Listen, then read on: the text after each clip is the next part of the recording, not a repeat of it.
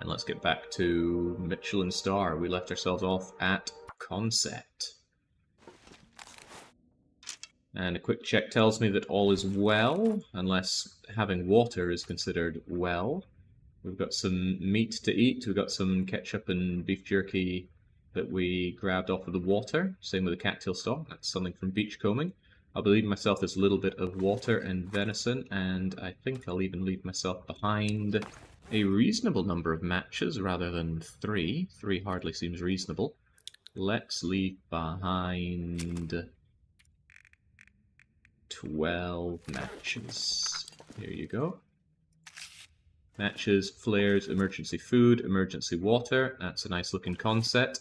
Looks nowhere near as nice as when we did Shopkeeper Run, but hey ho. I should have made some notes for today, because that's what a clever Jake would have done. Ah, here we go. My plans for today, and I wrote these up earlier. I don't trust myself to be able to think when I'm streaming, so I fired up the game earlier and looked at my menu and thought, what's the best course of action? And it looks like the best course is to collect burdock at CH and ML, that stands for Coastal Highway and Mystery Lake. Cook and deliver Forlorn Muskeg's meal and collect burdock there too. You might notice there's quite a lot of burdock collection going on. Bring fishing gear, cook and deliver at Ravine and Bleak Inlet. Bleak Inlet is a monstrous location, and our goal is to deliver its meal and loot the place. We'll do Ravine and Forlorn Muskeg as well. Alright, what does that include? Forlorn Muskeg, Bleak Inlet, etc. Forlorn Muskeg has a pretty hefty amount of requirements here. They want coffee and acorns. I'm not sure I can give them acorn-infused coffee, but we'll have to try. Acorns are really hard to come by, and that's actually probably going to be one of the bigger linchpins that we have. Tomato consomme, salty crackers with sardines on top of that. A cattail stock delicacy, some bannocks. We better remember that one, because we accidentally made them out of acorns previously. Thompson family stew is something that we're going to need to do a substitute for, because the Thompson family stew requires corn. And I'm just writing off corn now. Corn is something you get from the Buried Echoes, which is a fairly tedious addition to the game that I don't actually want to do in this run. So if corn is needed, I will be substituting. So I think I'll be able to substitute this with some venison stew. It'll be like for like on calories. Some reishi tea and some burdock infusion. Burdock tea, never made it. Well, I'm going to have to make it, aren't I? Rosehip Delight, Peach Melba Sensation, and Birch Bark Tea. Right, well, our chef, Spy Hunter, I don't think there were 2 P's in there, has really gone out of their way here. Oh, what if there were? And what was that for? That was for Forlorn Muskeg. That'll be the first one we do, and then we double back, and Bleak Inlet will be the main one to think about. Bleak Inlet is fairly simple. Coming in from Baron Von Owen, he wants the Fisherman Brews, but it includes a variety of fish: rockfish, rainbow trout, and red Irish lord. All of these are saltwater fish, so we'll need to bring our fishing gear with us to Bleak Inlet, increasing the burden that we're going to have to travel with going there. It'll also require me bringing the heavy hammer and lots of fuel so that I can get the good fishing expedition done. Red Irish Lord and rockfish are rare fish to catch, so we might be in Bleak Inlet longer than anybody wants to be there. He also wants 3 cooked potatoes. I'm not even sure if I have 3. I will try, though. It's not going to be a good run if I just shy away from every single thing people want. We have to try. Although I think we will reach the limits of what the map even has. He also wants a cup of coffee. Of course he does. Baron always wants some coffee. The other place to consider is that I want to do Ravine, since Ravine is on the way to Bleak Inlet. Ravine will be way down at the bottom here. LMNOPQ Ravine. A couple loads of porridge, some beef jerky, granola, 2 prepper pies, and 2 bannock desserts. Oh no, bannock. I think dessert is meant to be dessert peach pie here. 2 bannocks, that's fine, as long as I don't need to use my acorns for them.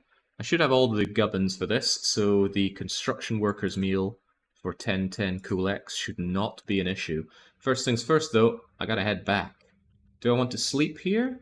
Might not be a worst idea to catch an hour of sleep. Depends on what the conditions are like outside. And you know what? I already don't want my fan anymore. It's kind of loud, just being right in my face. Let me turn off suppression while I'm at it. Let me also notice that I completely forgot to change my monitor brightness.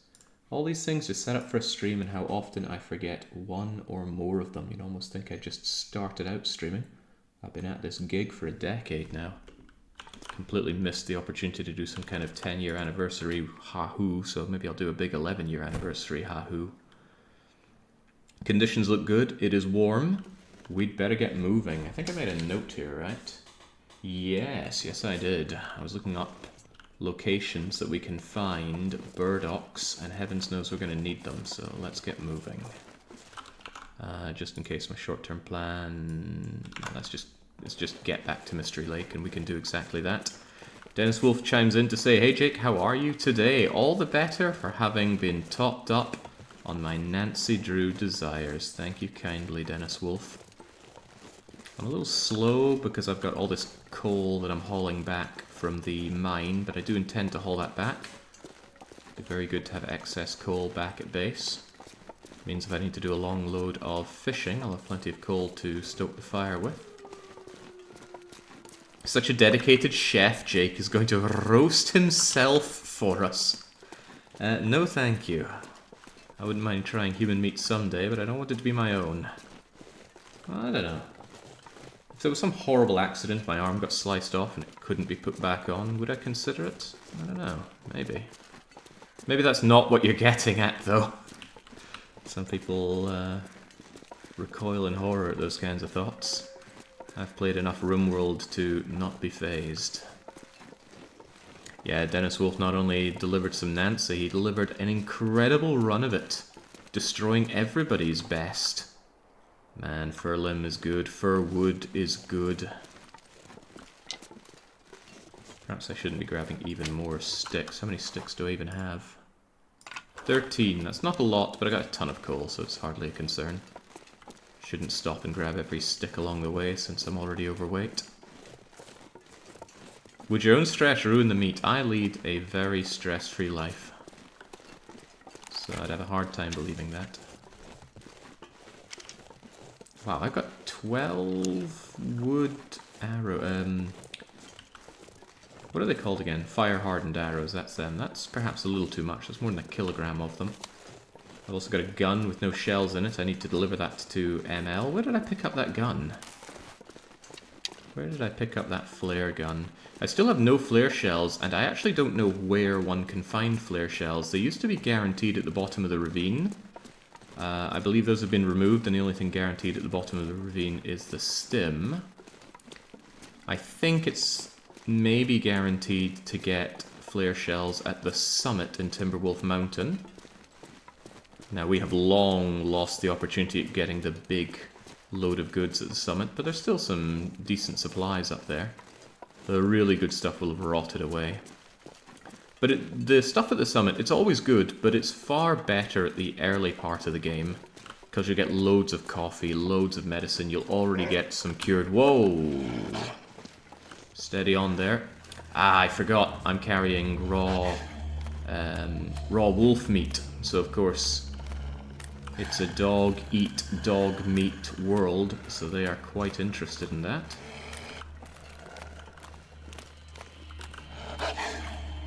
So I'm not too afraid of him. The dog is more afraid of me than I am of it, probably. They're guaranteed in Zone of Control in one of the locked offices. Ah, is that so? I'm very unfamiliar with Zone of Control, so it's going to be quite a dangerous place to go to. It also has loads of contaminated areas where if you walk through them, you take damage, your clothes take damage, and you can build up some kind of sickness affliction, although I'm not entirely familiar with how it all works. Good lord, that wolf wants a piece of me, and I don't want it to have a piece of me. It's okay, it's not too far now to get to the fishing huts, I can always jump inside those. Could jump inside that little shack over there. Just looking around the back to see if I can see some bardock over there, but I did not. Poison wolves are much more ambivalent about fire, is that true? Oh my. I would like to think that all the biggest danger points of this run being thrown away have already passed us, but Zone of Control could mark a bit of a difficulty spike. I'm gonna diverge a bit from the road here and go to that. I believe this rock is called the Tooth. Sometimes there's something of value around the tooth. Also, those birds indicating a corpse around here.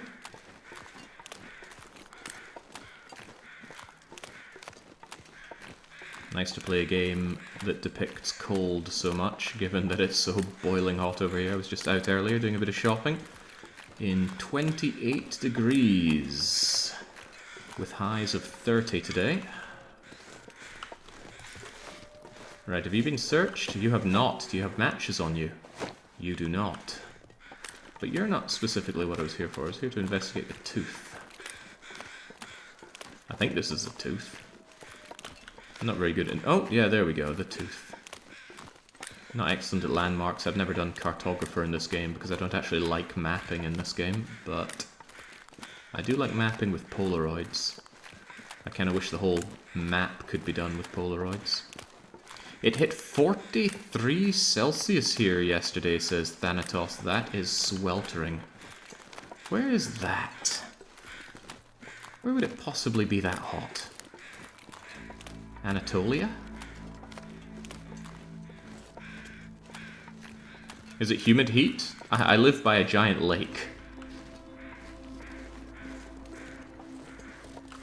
Oh, don't be foolish, Marvin. When we were playing Open Transport Tycoon, we all learnt that Arizona is a giant frozen tundra. Surely Chris Sawyer wouldn't lie to us. I haven't checked the trunk. I haven't even checked this. Yeah, it looks like I've already been in there. I can tell because I flipped the sun visors down. Laughs in Australian. -4 overnight is considered bitterly cold here. That's not even a one-dog night, though. Yeah, well, the argument about what weather is and isn't extreme goes on forever. I like the little chart of temperatures, and it compares, what is it, Canadians, British, and Australians about how they feel about the temperatures.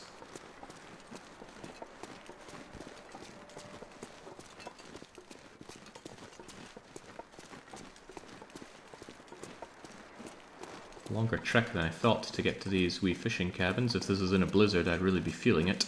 But it's not a blizzard. Why is there... Okay, I think the dog noticed me and then noticed that I smell of bear and decided to run away. This one, on the other hand, is more interested in the dog meat I have in my pockets. Those dog meats are emergency rations for the journey home. You cannot have them, but I better not eat them raw. That would be problematic for me.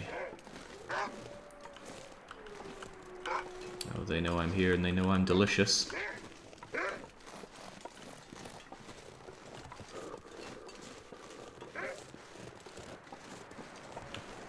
You know, I could probably go for a 1-hour nap and be okay. My main concern is my lack of water. I have none to drink. Shouldn't have left some behind. Briefly contemplating taking a nap here, but maybe I'll just... There we go. I just wanted to top up my warmth in that bed. You know what? Maybe I'll also grab some cloth. That guy who drank his own pee doesn't seem so crazy right now. Yeah, I feel like I've been taking a lot of cloth from Mystery Lake and not replenishing anything, so I'll grab a little bit of it, but then continue on my journey. I want to get out of here. Now, I'm under the impression there's some bardock around here. Ah, that's exactly what I need. This stuff, I never thought about earlier, but with my difficulty settings... Let's drop the meat so we're not noticed. With the difficulty settings I have on, that severely reduce natural ingredients, these things are now so rare. These and acorns are both exceptionally rare and used a lot in the recipes. And that's a dangerous combination for me. I believe one prepper pie requires 2 of those, and everything that needs acorns requires me to find 4 separate acorn batches. And it's hard enough to find 1 at a time with acorns. So when I accidentally used 8 acorns on somebody's bannocks, keep confusing bannocks and bardocks in my head. But yeah, when I accidentally used 8 of them, I really felt the sting from that. Is it clearing up? It is not clearing up. It's still too cloudy. I mean too cloudy to start a magnifying lens fire.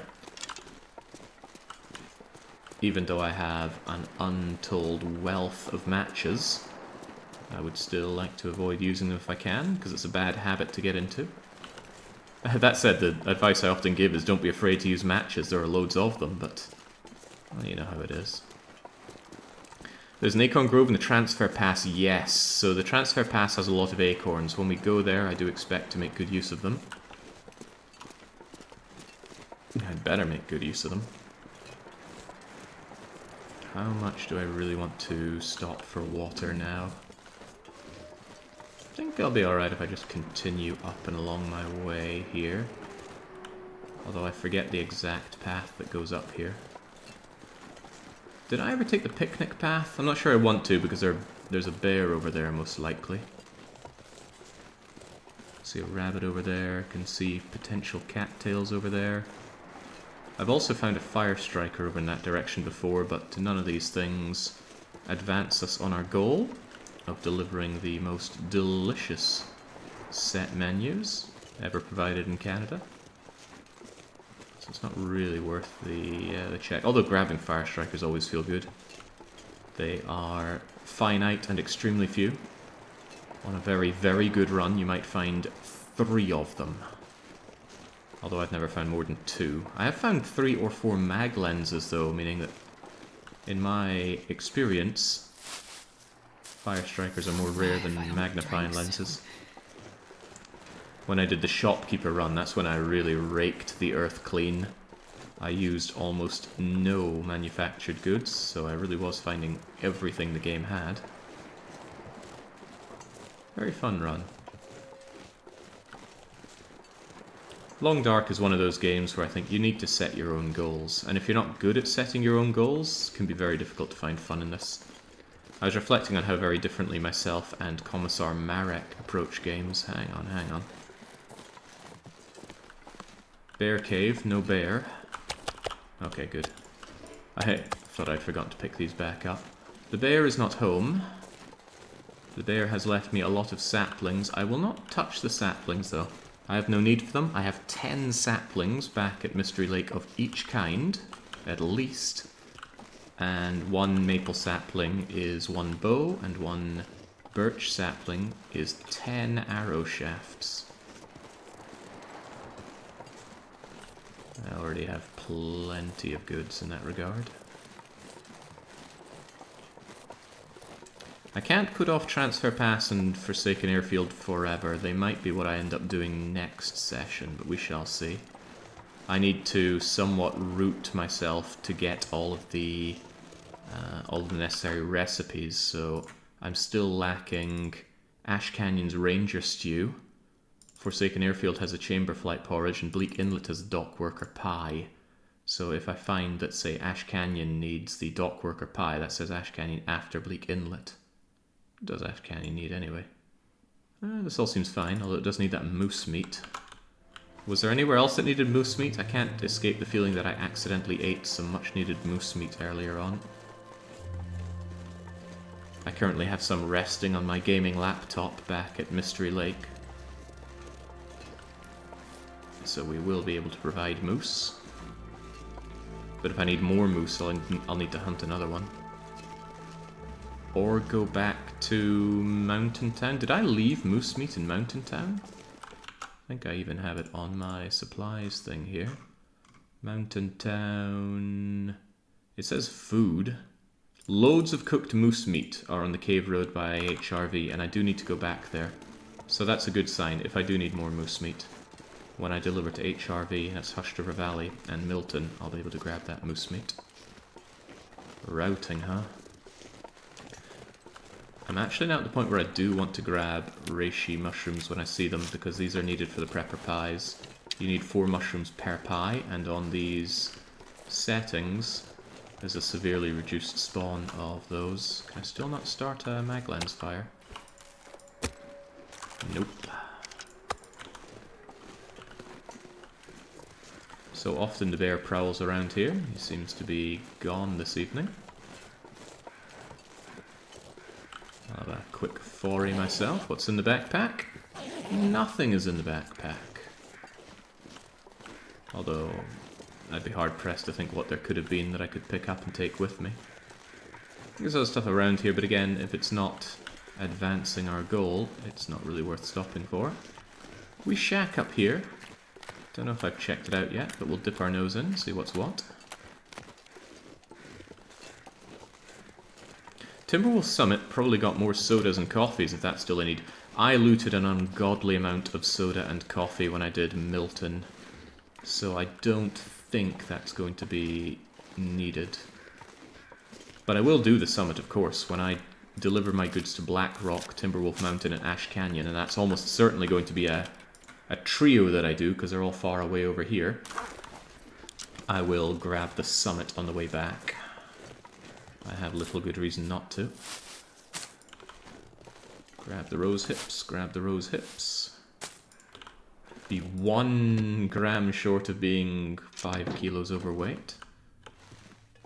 What do we have here? I mean, I'm fine with nothing. There's nothing that I really need, but it's more a curiosity. Doesn't feel right to leave places unmolested.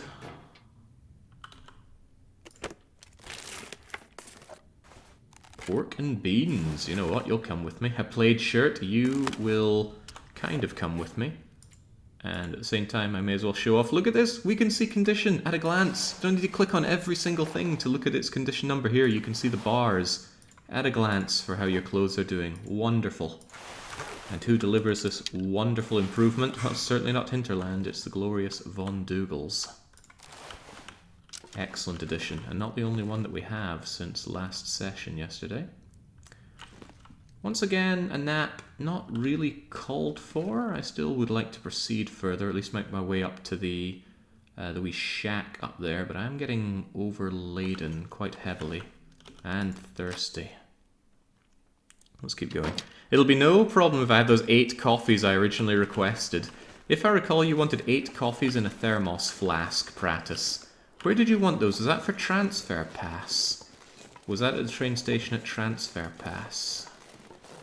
You'll have to forgive my inability to remember every... what would you call someone that makes a menu but doesn't cook it? They wouldn't be the chef, but they'd need some kind of name. Maybe the conductor. I think I can do that. I have a spare thermos in Mystery Lake, and I know that there's an additional thermos in... Pleasant Valley, so I do think... Patron, thank you, Baron Von Owen, that sounds much better. Not a waiter. A waiter delivers the meals. I am the chef and the waiter. This is clearly a passion project of mine. Ever been to a place where you get served and cooked by the waiter? I did one place in... Ooh, was it Riga? I think it was Riga. Exceptionally good. It was a 3 or 4 course menu with paired wine.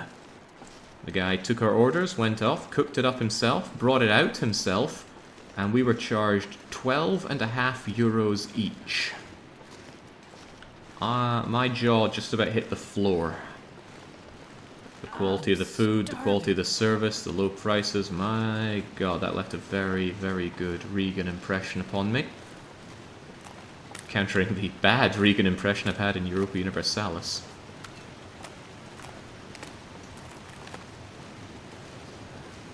Was I living in Stockholm at the time? Yeah, I think I was, making that kind of price all the more ludicrously good. I'm checking once again to see if it is... oh, hang on. It usually defaults to Maglens if it's possible with Maglens, thanks to, once again, Von Dougals.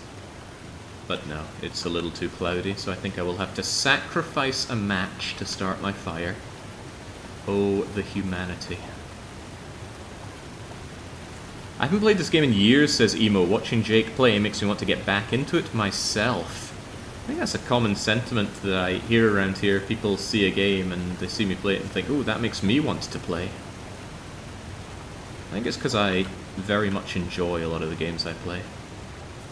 Then we hear from poor sourpusses like Legendary Marvin, who's lost his passion for games.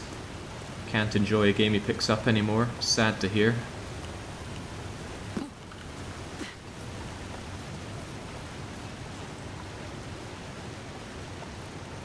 Yeah, it's rough. I know, Baron, we've barely had any matches. How are we going to make ends meet?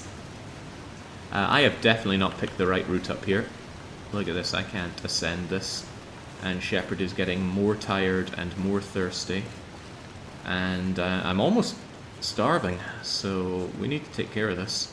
I need to find the route up. Shepard cannot climb this. And I'm overweight, tired, and don't have crampons on, so it's very likely I'm going to snap one of my delicate Canadian joints here.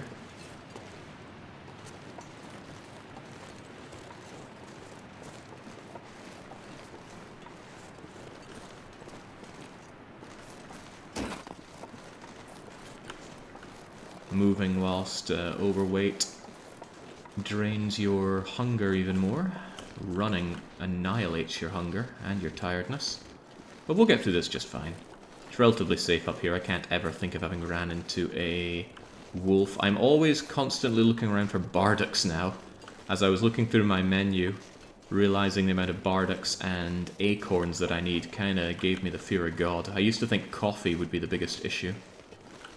But given the amount of coffee I've managed to find, and my lack of reliance on coffee, I don't think that anymore.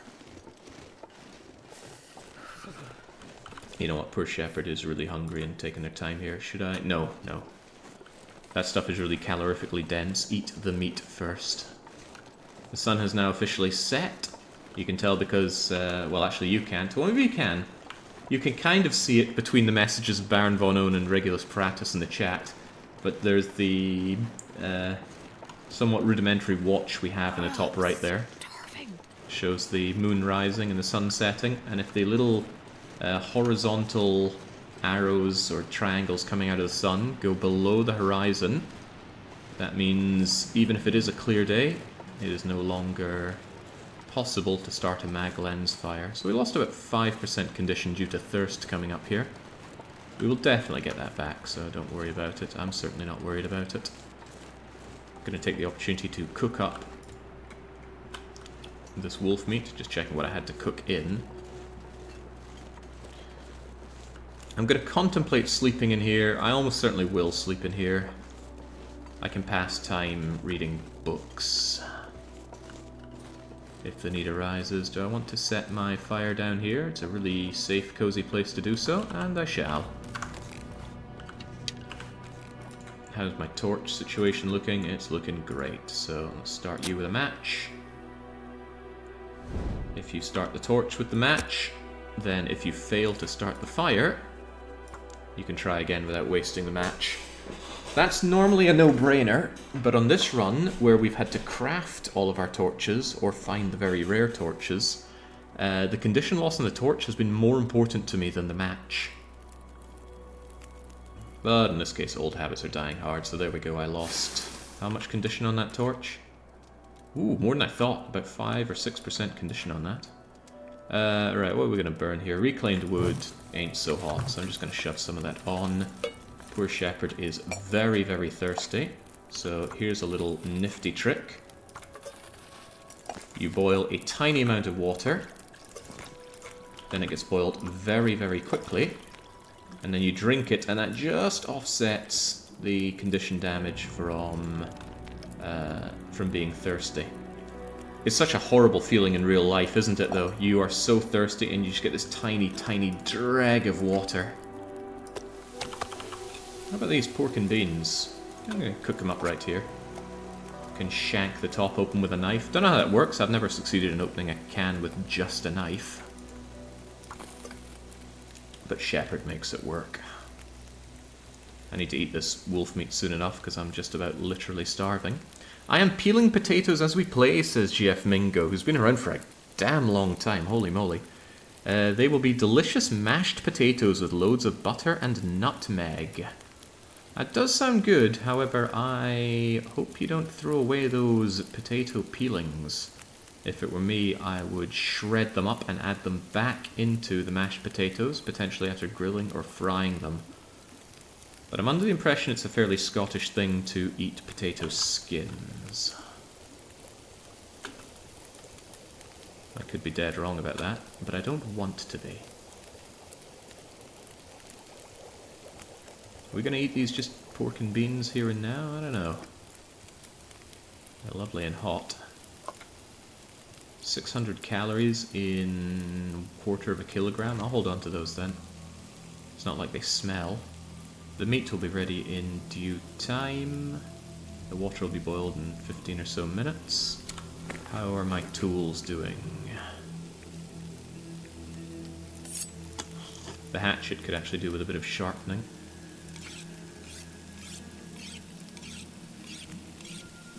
There we go, very close to losing well-fed. But we will not lose well-fed. We Canadians always put the skins back in. That's what I like to hear. Alright, there we go. Potable water get. Cook up the other wolf meat, please. 9 minutes until you're ready. There are only 92 calories swimming around in Commander Shepard's wee belly. But that's okay, this wolf meat is just about ready to rock and or roll. Roll down my stomach. And I think what I'm going to do is I'm going to make a big batch of water whilst reading. We'll read late into the night next to the campfire, and then we'll have a load of water just set out here for if we need it later. Also gives me water to bring back if needed. Come on, that belly of mine's getting emptier and emptier. It certainly will, Shepard. There we go, give me that wolf meat. And let's just eat that wolf meat straight away. Yum, yum, yum, yum, yum, yum, yum, yum, yum.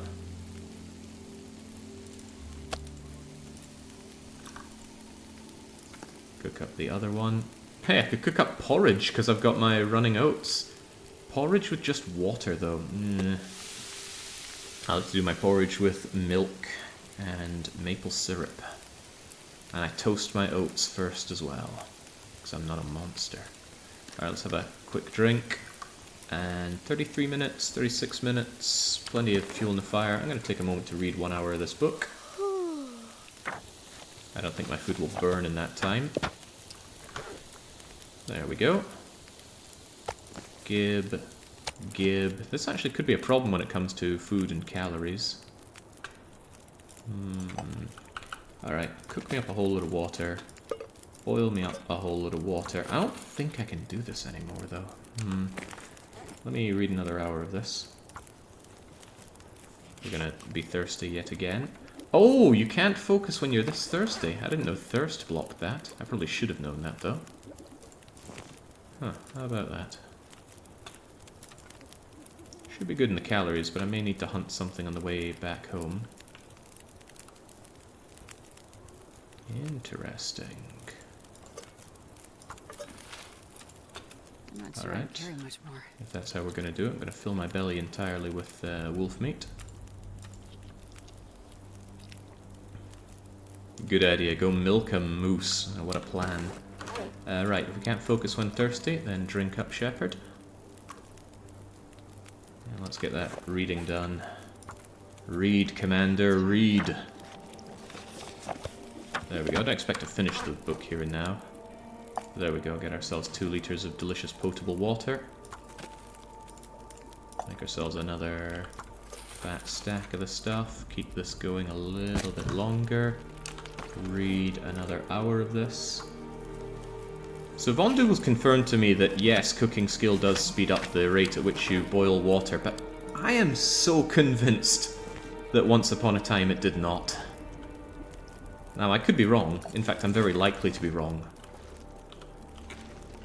I do take advice. When people tell me, Jake, you're wrong, I tend to believe them over me because I've got a terrible memory. But I just feel like even in the late game I was able to sleep for 1 hour but still make water in a can. Doesn't speed it up in cans, only pots and pans. Oh, it definitely sped up in that can though. Hello? Probably useful. It's definitely useful. You telling me I've never been in here? I certainly don't need this baseball cap. I stop in here all the time. How could I have not come in here and looted it?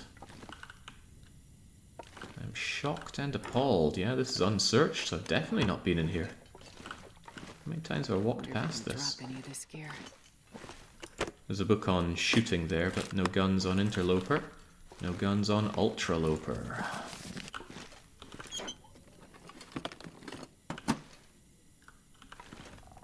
I couldn't find any information anywhere that substantiated my claim about cooking skill not improving the speed at which you boil water, so I'm almost certainly in the wrong here. I'm just... You know when you're sure on something, and then you're just given all of the evidence that says you are completely wrong, you fool? It really takes you back. Right, what am I thinking? What am I thinking? I want to fill my belly a bit more, but I can do that when I wake up, so for now I'm just going to drink this water and go to sleep. How goes the run, Jake? Good to see you back on TLD. It's good to be back on TLD. But the run goes very well. We've now delivered 3 of the meals? 2 of the meals? I think 2, actually. Crumbling Highway and Desolation Point have both been delivered. Right, let's eat up that nasty granola bar. It might be really nasty, but it's still calories for the calorie god. Need water. Quit your complaining, Shepherd. Eat your pork and beans. We have loads of pork and beans back at Mystery Lake, so I know I don't need more of that. I'm going to drink up. I'm going to sleep up until I'm completely good to keep going. And I'm going to leave behind this recycled can. Actually, maybe keep the good condition can. Leave behind the one that's damaged. You might think, how does a can get damaged? If you boil water in a container and you let it completely boil out and disappear, you will damage the can or the pot. I don't know if that applies to burning food in a pot. It might do. It's not often I burn food in a pot. Oh, that does not sound good out there. In fact, it sounds very, very, very bad. Okay. This complicates matters because I don't have a lot of food on me. I can't afford to be pinned down here for a long time, but I certainly can't really afford to go out in that weather. But I'm glad I brought a book, so let's pass the blizzard time by reading about how to sew. And we'll use our senses that tell us the blizzard is still ongoing, but I'll still check. Yep. I love this view. It reminds me so much of childhood. Look outside. Oh, it's a blizzard. Oh well, time to stay indoors and play video games. One last read of this book and it should be done and dusted. Does anybody have a go-to winter game, or a game that winter really makes them want to play or evoke memories of? Because for me that game is Lilat Wars, also known as Star Fox 64. Don't know why. But just when I think of horrible snowy winter time, I think of that game.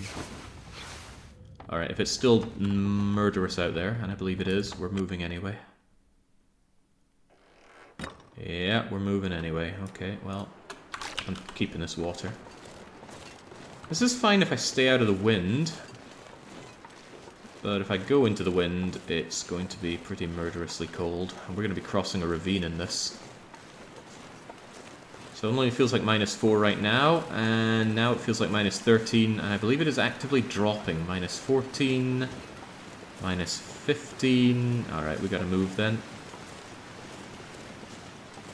Did I leave all that meat back in the ravine? Now I really hope that I did. Super late game in this, you set up pretty much everywhere that one could take shelter in. You make sure that there is water, food, and potentially other supplies there. Just so you're always able to stock up wherever you go. I'm putting little bits of supplies in major areas in each region. Conset, for example, had some emergency food, water, matches, flares. But mostly we bring everything back to camp office at Mystery Lake because it's the central location. I think I was always a read-by-the-window kid when the weather was miserable. Oh, that has a nice feel to it as well. I read a lot more as a child than I do as an adult.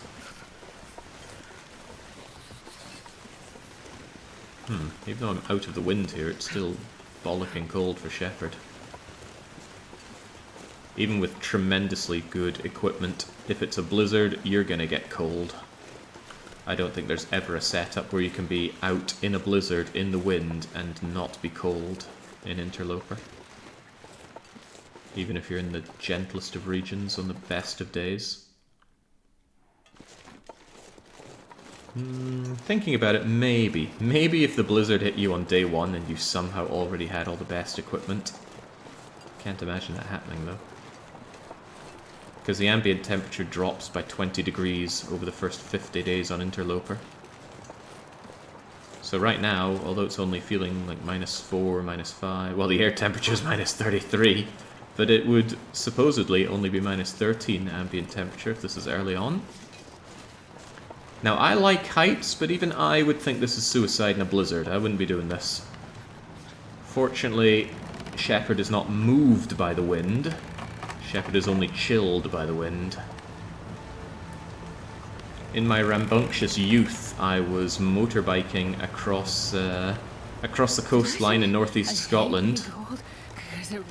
Passenger on the back as well. Good times.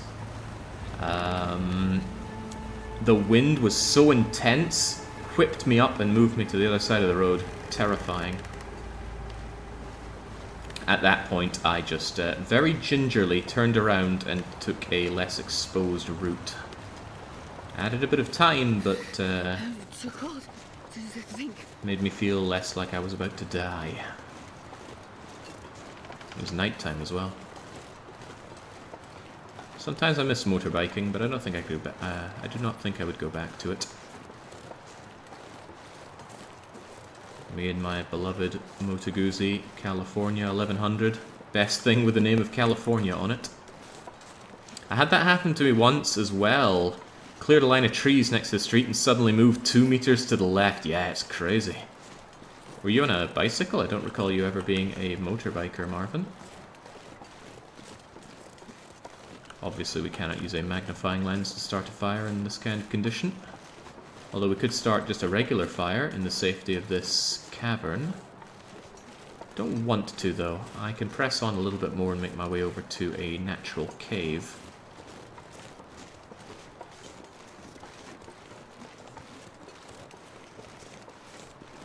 Be nice if you could turn cans into scrap metal. I imagine cans have a very different makeup from what you're wanting out of scrap metal.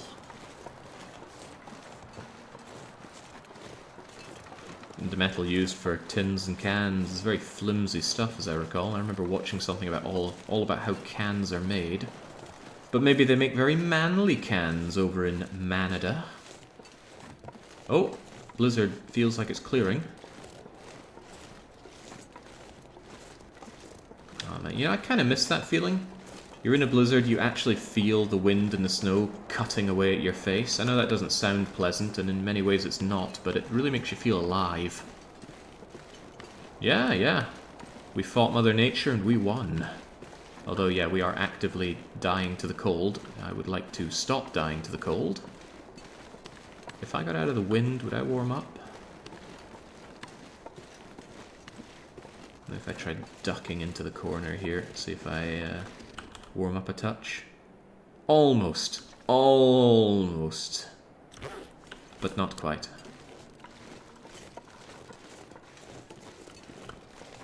Are we so sure about that? What if we went here? Nah, not warming up at all. That's okay, we just need to push on forward a bit here. And by forward I mean to the right.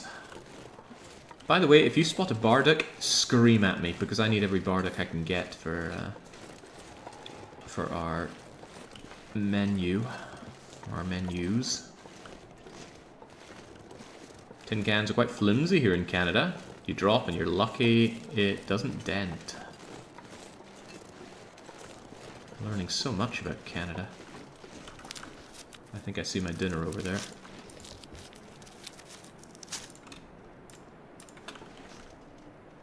And it is cleverly hiding in the tall grasses like a Pokemon.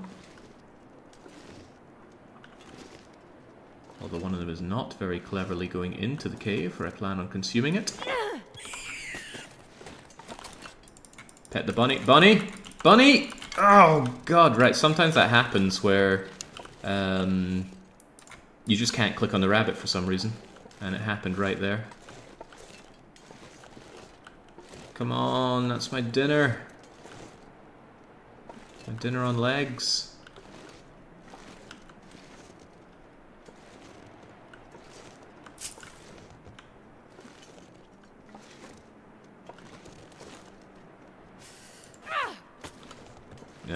Okay, well, you know what? Before we bother with any of that, I need to go and warm up in this cave.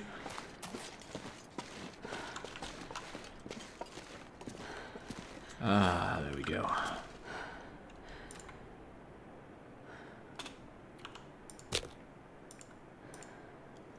Just lay down a match and a stick, sure thing. I've lived my whole life within a 2-hour drive in New York City and haven't had a proper blizzard in years at this point. It's saddening. All of that sentence would be saddening to me. I was not made for big city living. Oh, yeah. That's a good one. It is not a bad one, Shepherd. Let's prepare some water.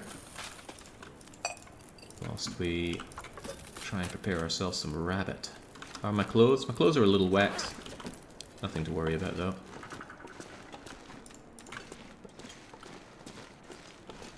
I spy that wood. I'll take that wood. I'm going to need quite a bit to burn where I'm going.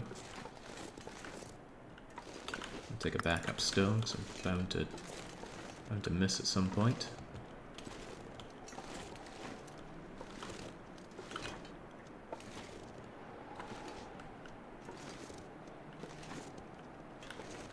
Yeah, I see you, you rabbity guy, hippity hopping around over there. Glad I moved out. If I'd stayed pinned down, I would right now still be all the way back at that little... what do you even call that thing? Portable office kind of place. There we go. Now you won't escape. Pet the bunny. Oh man, I'm petting the bunny with gloves made out of bunny.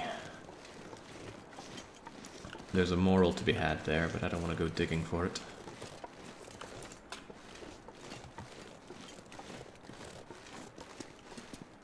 Alright, back we go. I want to warm up. I want to drink up and eat up. Melting, melting. Where's that bunny of mine? Just give me that meat. I want it as soon as possible, but I'll still hacksaw it out. The moral is don't be a bunny. Might seem kind of terrifying, you know, everything's there to eat you, but your entire world is made of food. I like to imagine that is the upside to being a bunny. Boiling dry, almost boiled. Let's cook up that tiny morsel of rabbit. That'll be done in 12 minutes. Do I want anything off of you? It's not even worth getting that hide out of you. I have no real need for it, and I have hides back. Well, actually, I don't know about that. I think I will take the hide, because rabbit hides are one of those things that kind of creep up on you. You don't have them, suddenly need them. Getting rabbits becomes a bit of a pain. The guts, I think, are never worth it out of a rabbit, though. It's just one gut, it's not worth the effort. Alright, let's have you lovingly made, lovingly consumed. What about you?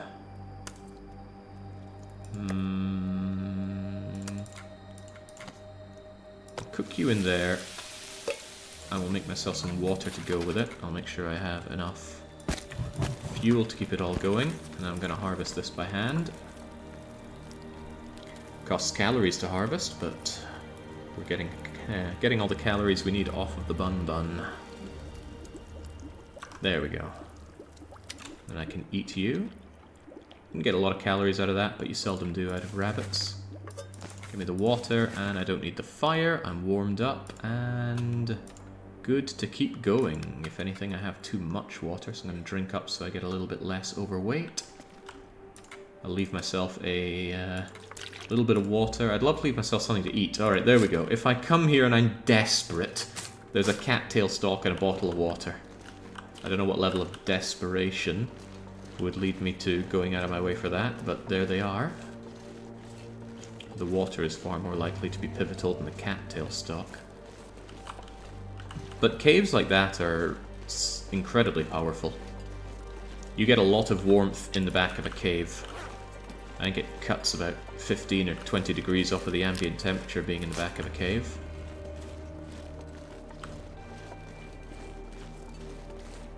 Negative temperature, that is.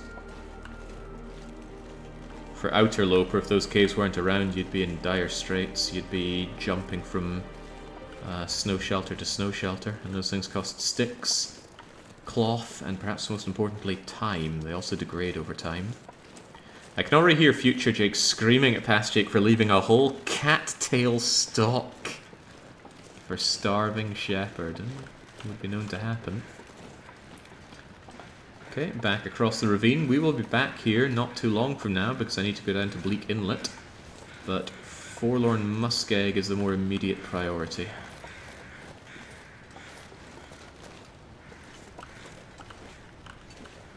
That's strange, I'm walking on nothing here. There we go.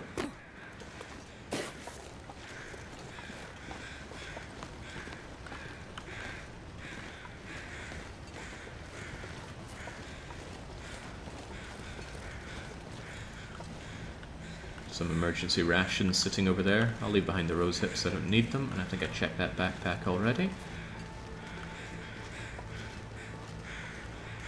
Another reason the ravine is so good is that there is so much birch bark here.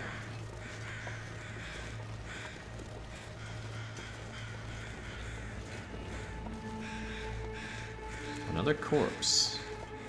I think you're a standard corpse there. If you interact with a corpse that the game has placed by default, then it'll start degrading. But if you leave it there and don't interact with it, it'll be there forever.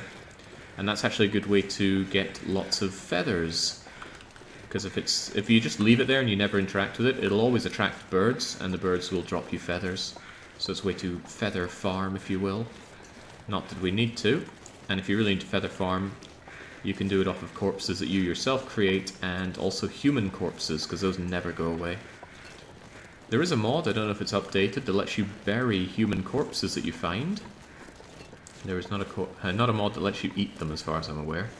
But it gave birth to some people doing runs where you have to go around the world, find all the corpses, and give them a proper burial. It's quite an inviting idea to me. But as I said, I don't know if the mod is updated. Also, you'd need to know where all the corpses are, so it's hard to get a definitive answer. Well, I suppose if you had a number, like you're told there are 30 corpses in Great Bear. But oh, could you imagine being on 29 and not knowing where the 30th one is, combing across the whole game? I can imagine it, but I don't want to think about it. Why are there feathers here? There's not a corpse here.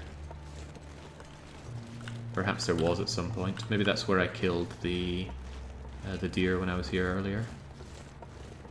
Yes, exactly. I left the cave rope right here, Pratis, and I'm going to deploy it right now because it's a really good time of day. I'm not going to get cold doing so.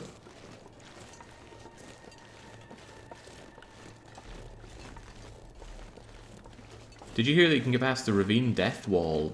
No. Doesn't seem like something I want to experiment with. Sudden death things in games always give me the willies, so I'm not keen on just embracing that. Alright, before I grab you, what's the capacity of a backpack? Oh, there's the meat that I'm after. Sadly, I would have to use another torch if I wanted to light this up, but I might want to do so anyway.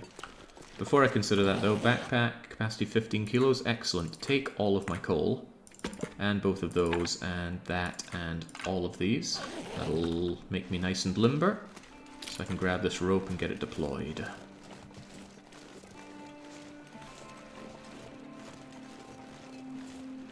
I have heard that you can jump off the ravine and grab the rope and not die.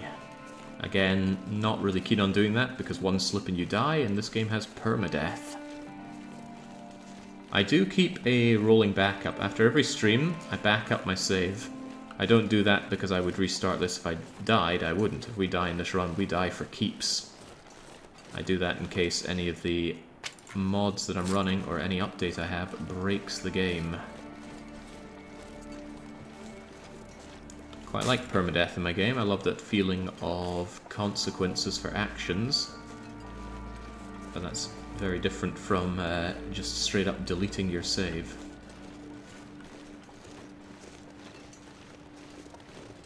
Man, Dragon's Dogma 2. It's one save slot. I really felt antiquated. Loved that game though. Strangely enough, after playing it for about 70 or 80 hours and beating it, I have no intention of going back and playing it some more. If I was able to go back to the Unmoored world, I definitely want to spend more time there, but You have to go through all of the storyline again, and the story and the story quests in that game is just the worst, so... Never going back to you, I don't think. Unmoored was cool, though. Really cool. Finally some challenging fights in a game that severely lacked challenging fights.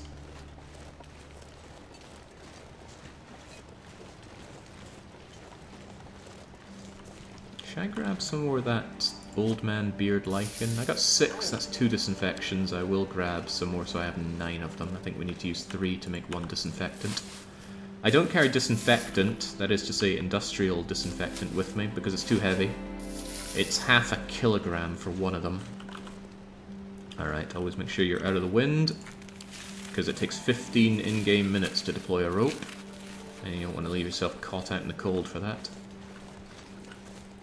Surprised it's not getting much colder. That's right, I said I wanted to grab 1 more of these.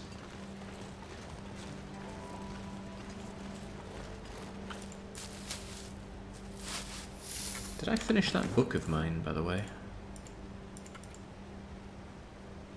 Research completed. Good. And I can burn it.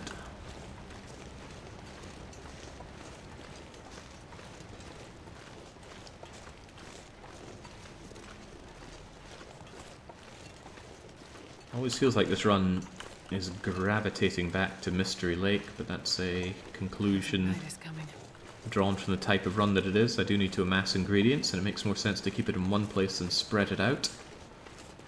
Distributions like this, I can't help but think back to playing Patrician 4 of all games.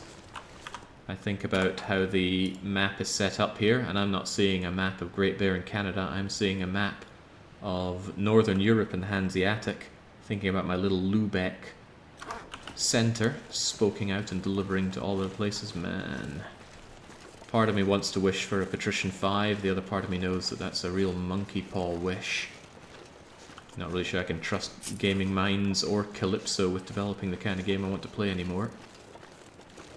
I just want to keep cranking out more versions of El Presidente's Tropico and memes. Oh gosh, even more of this stuff. I might actually grab more of this stuff. It's very, very light. I kind of wish the Long Dark map was more interconnected. Yes and no. True enough, it would make doing long pilgrimages a lot less painful, but I feel like the fact that some areas are a bit of a trek to get to and a bit isolated makes them feel that bit more special, and it severs that safety net that you have, and that can be a good feeling. Well, I think it's a good feeling. Right, give me back my backpack full of stuff. And this meat that I left behind, I'm going to cook up. I'm obscenely heavy now, but that's okay. I don't even need to start a torch for this because I'm going to use my book as the starter, and books give a bonus to success chance of starting the fire. So, let there be light, let there be life.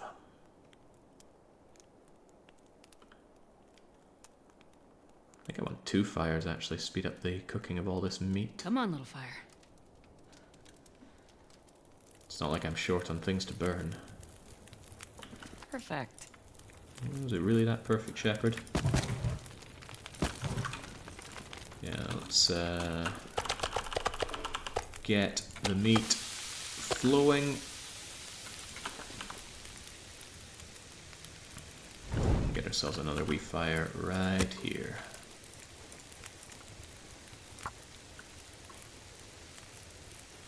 There's a 5% chance of failing this fire, that's why I lit my torch. I just did some quick testing in game. Turns out cooking skill in fact does increase boiling speed of water in cans too. Yes, that's what we've seen.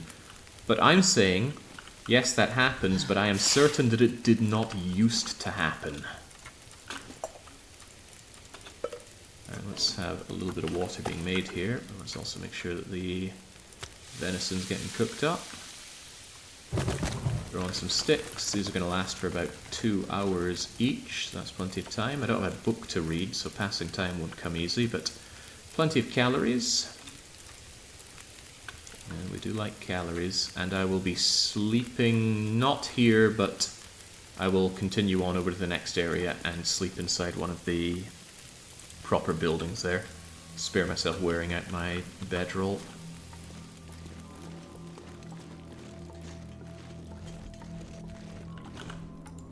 Cedar limb. Could chop it up. It's not what I'm out here for, though. I was more interested in grabbing some loose sticks.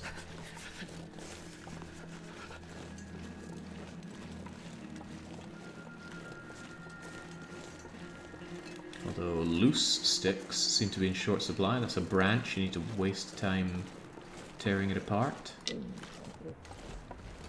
Shepherd's belly is grumbling. Consuming an entire rabbit was not enough. To fill the belly of this beast. God, I love how dark this game gets. Dark in terms of light versus dark, not dark as in setting fire to orphanages.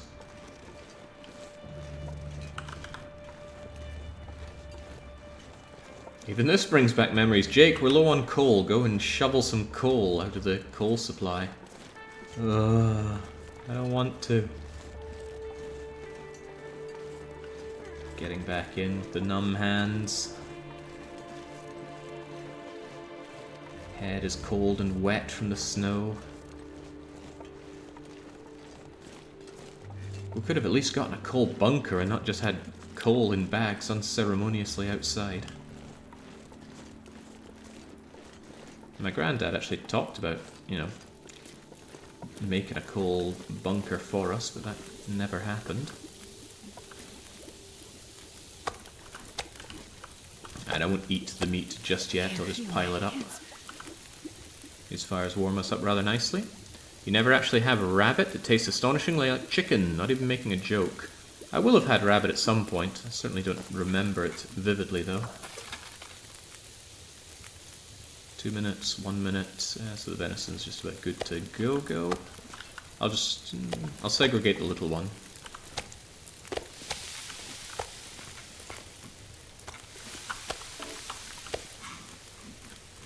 As is often the case, I do want to leave behind some food here. It's always nice to have emergency rations to come to. Something worth considering is, will we be crossing the ravine again? The answer is yes, because Coastal Highway's food has not been delivered. So it's quite likely that we end up crossing through Ravine into Coastal Highway. Do you go to Pleasant Valley from Mystery Lake? Yeah, because you go up through Carter Dam, out through Winding River into Pleasant Valley, right? But where does the... there's another exit out of Pleasant Valley, and I forget the name of it. And it's got a north and south name to it. How does that connect up? Why can't I remember it? Does the Winding River lead to Mountain Town or to Carter... Oh my guess, I've forgotten the layout of this map, despite the many hours that I have now played on this.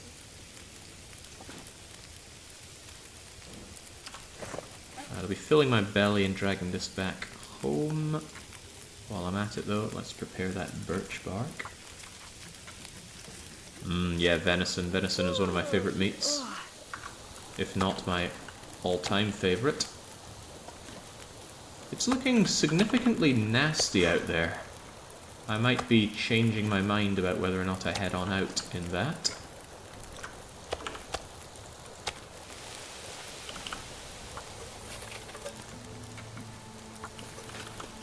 We just had a blizzard, but what about second blizzard? I don't think this is a blizzard, though. I think it's just a storm. What's the difference between a blizzard and a storm? I don't know. There might not even be one, but I feel like there's a more intense and less intense version. 34 minutes for you, and then we will make a judgment call on whether or not we step out and all of that. Blizzards don't... blizzards cause animals not to spawn. That's an important distinction. And yeah, regular practice also backing me up on that one. Storms don't cause blizzards. It's not they spontaneously cease to exist. If they've already spawned before the blizzard starts, they will still be there. But they will not additionally spawn if a blizzard is active. Whoa, I think it is a blizzard because the temperature in here just dropped.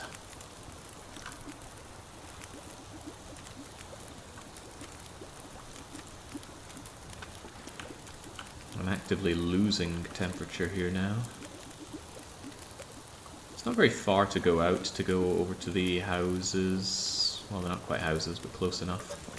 So I might head out anyway. You'll be done in 3 minutes. You'll be done in 27 minutes? That's a bit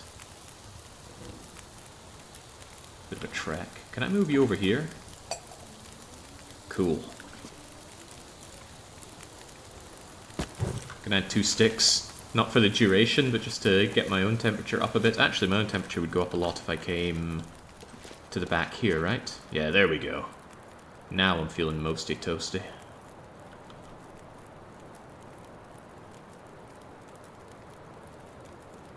Breathing in all this smoke can't be good for Shepherd, but it's surely better than freezing. Yeah, Timberwolves, I believe, are immune to the despawning effects of blizzards. Alright, time to carbo load. Eat the little piece. Eat the bigger piece. Take 3 pieces with me. Leave behind some water.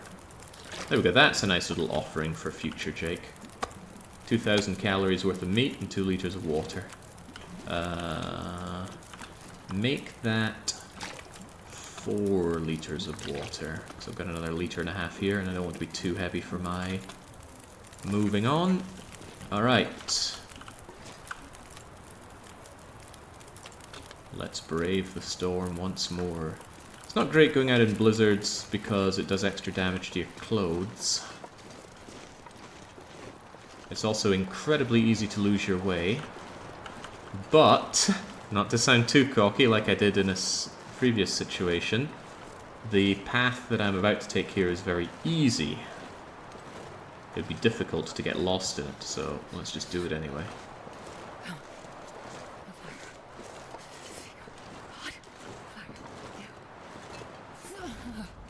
Definitely going to take some cold damage along the way, but nothing we can't handle. And like I said, I don't want to waste time in that little cave over there. Hug the wall here, see if I can't get rid of some of the ill effects of the blizzard. And then Jake died after getting lost in the ravine. Yeah, one of the most linear areas in the game, and I would get lost in it. Glad I set up the rope earlier now. And did it while the going was good. I'm so cold, I'm warming up a bit. Quit your complaining at me, Shepherd. If things do go horribly wrong, I have a lot to burn. That's a big difference between this and last time. Oh, hello. I can hear a deer over there. That deer had spawned because I was walking around here earlier, so the blizzard did not despawn it. That poor deer, though. This cannot be a pleasant time for it to be around. Despite the conditions of trying to keep my eyes open for any bardocks that I've missed previous. I'm seeing none, though, which is a growing problem. I do know some bardic locations, and I'll be checking them out. Otherwise, though, it's just keep your eyes peeled. Is the extra UI a mod? Yes, I use Von Dougal's Quality of Life mod. In fact, I can show that right here, right now, in a very flow-breaking moment. Lots and lots of largely UI options, although there are some gameplay changing things here. Like you can edit the amount of meat that drops, only downwards though. You can make things have less meat on them. Reduce cattails, spawnings and stocks and calories. It remembers a bunch of things on filters, so it'll default to a mag lens if you can start a fire with a magnifying lens. It won't default to using birch bark as your tinder. Lots of lovely little things here. Like I said, quality of life changes and things that make the game more difficult, which are 2 things I was crying out for in the game, so I'm very grateful that Von Dougal has used his expertise to improve the game. He did the same with Avorion as well. Such talent.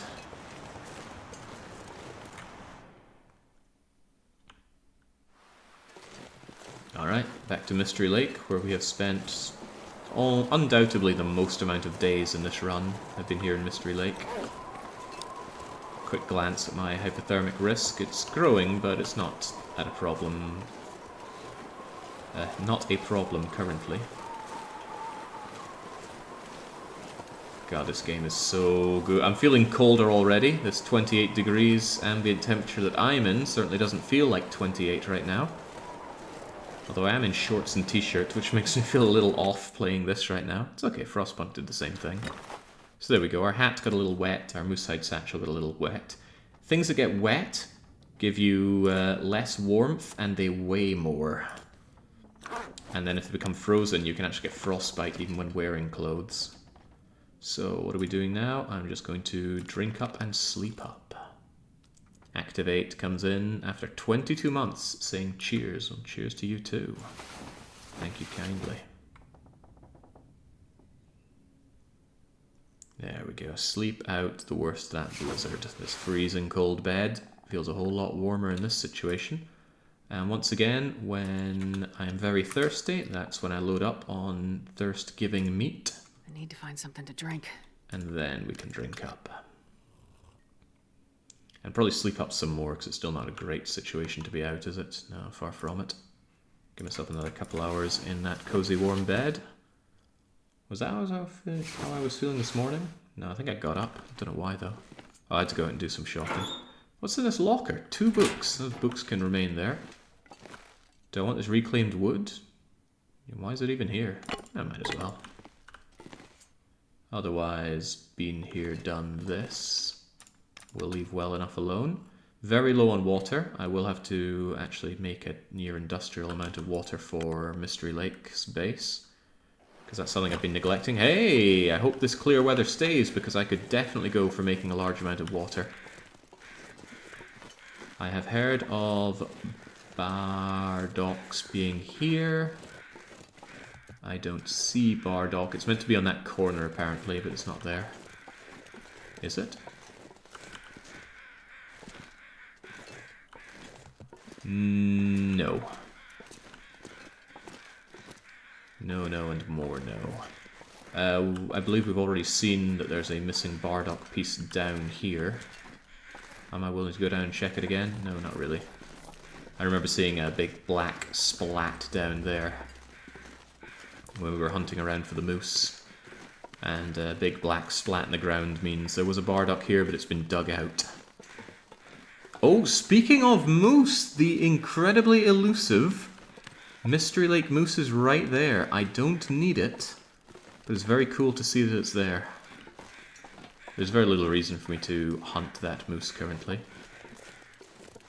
Although very little isn't no reason. As we can see, we've already dug out all of these acorns. I'm in dire need for acorns. It's Burdock. You're saying it like Goku's dad. Isn't that where he got his name from? All the Saiyans are named after vegetables. Trunks is only a half Saiyan, so he doesn't count.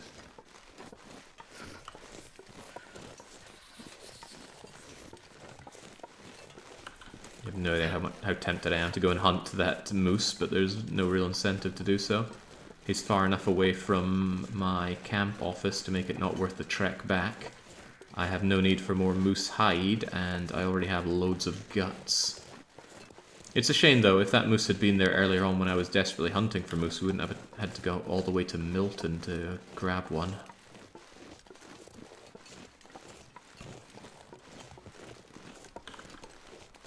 Lovely day. Really hope the weather stays clear to get back to camp office, because I do need to make a lot of water. If I set up 2 campfires outside and I bring out all of my pots, I should be able to make 8 liters of water per go. And we should have plenty to burn as well. And again, fires last longer outside, because fires last longer depending on the ambient temperature around Commander Shepard. Ambient temperature is minus 39, so they're going to last for, I believe, twice as long.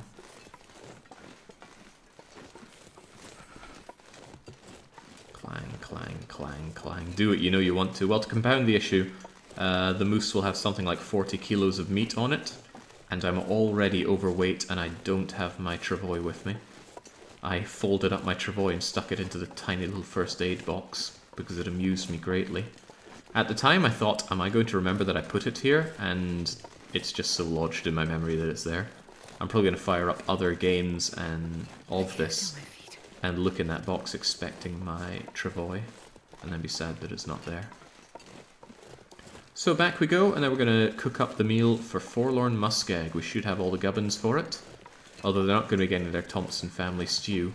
Ooh, but I need venison for venison stew, don't I?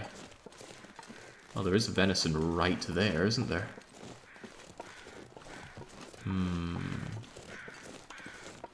Considerations.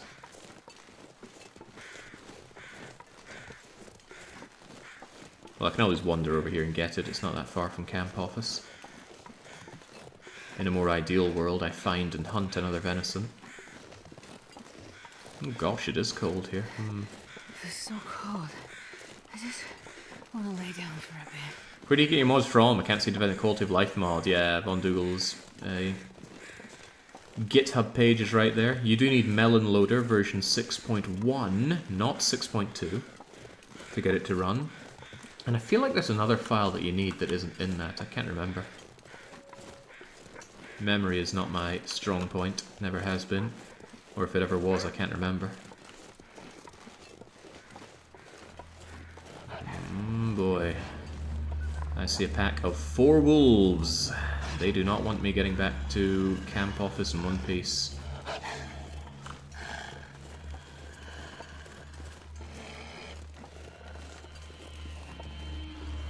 That said, this could work to my advantage if I can drag any of these guys over to a walking venison, a deer if you will. And all these acorn trees, and they have virtually no acorns around them, and what few they have I've already dug up. Tragic.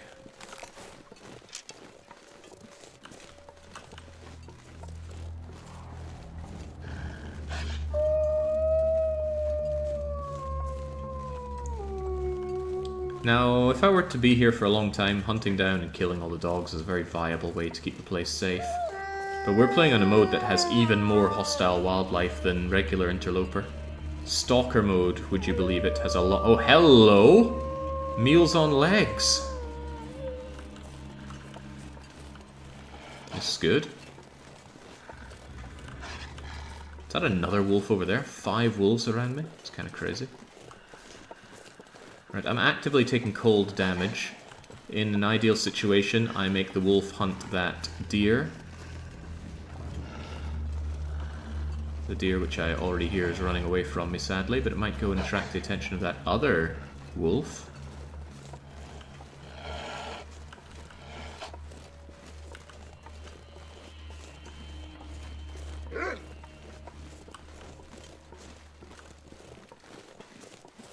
I'm cold, but I'm willing to do this. Because I want that deer. Oh, that deer's running miles away. This might not be worth it anymore.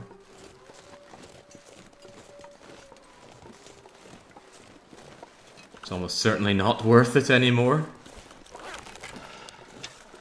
And I could lose the clear weather for my mag lens fire as well. I suppose that wouldn't be so bad. Why in the world did that wolf not go for the deer?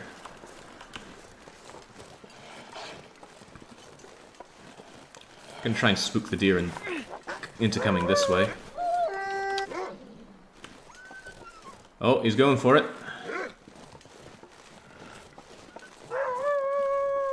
He's failing to go for it. What the hell is with these guys?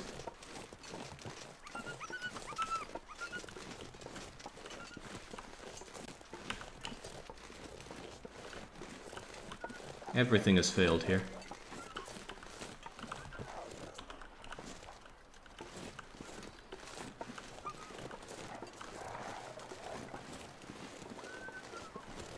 Okay, so I wanted that deer. Following it over here and trying to get it for free has just cost me, like, everything.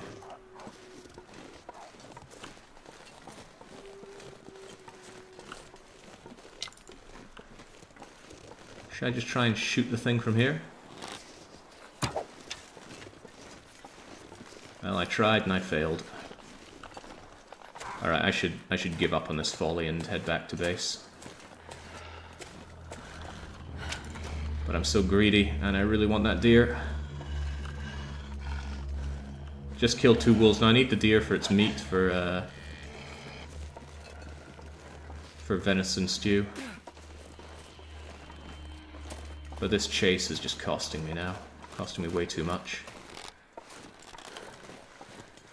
Unless I can somehow chase it into another wolf that's just hanging around down here.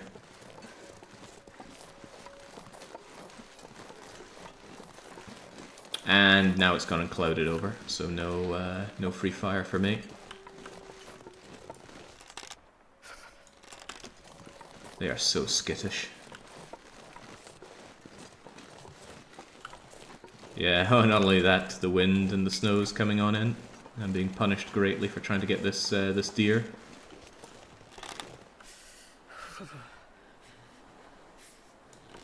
Not worth that shot, I'd miss it, definitely. And I don't have high enough level to shoot whilst crouched.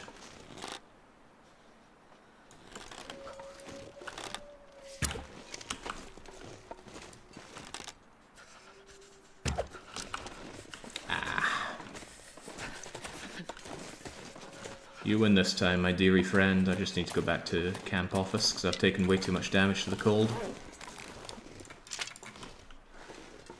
Got greedy, failed at everything.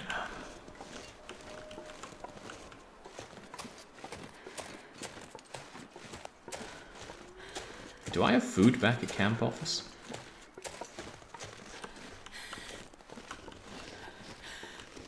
I just killed 50 wolves, then you can crouch shoot. How much level up do you need for level 5 archery?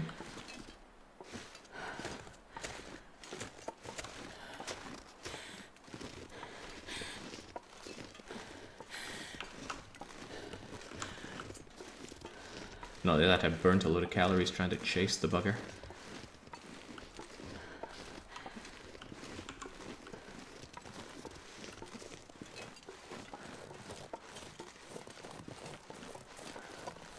So I didn't get best outcome, I instead got worst outcome. Well, I suppose slightly worse outcome would be I got mauled by a wolf.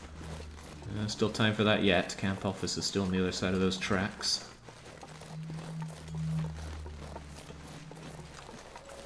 Additional sprains would, I suppose, also be a bit of a pain.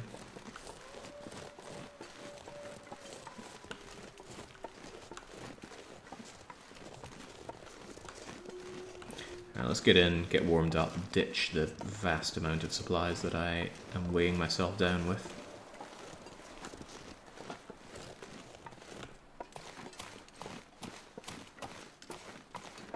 Shepherd could even do with a nap after all of this.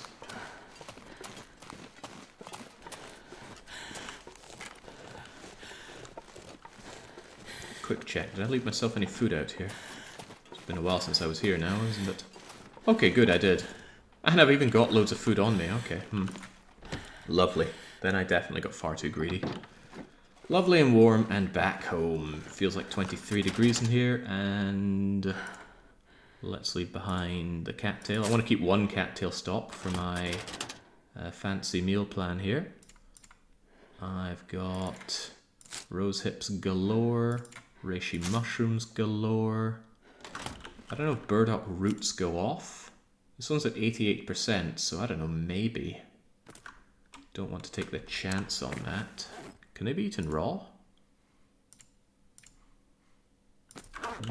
Doesn't say eat me Seymour, so let's assume not. What else, what else?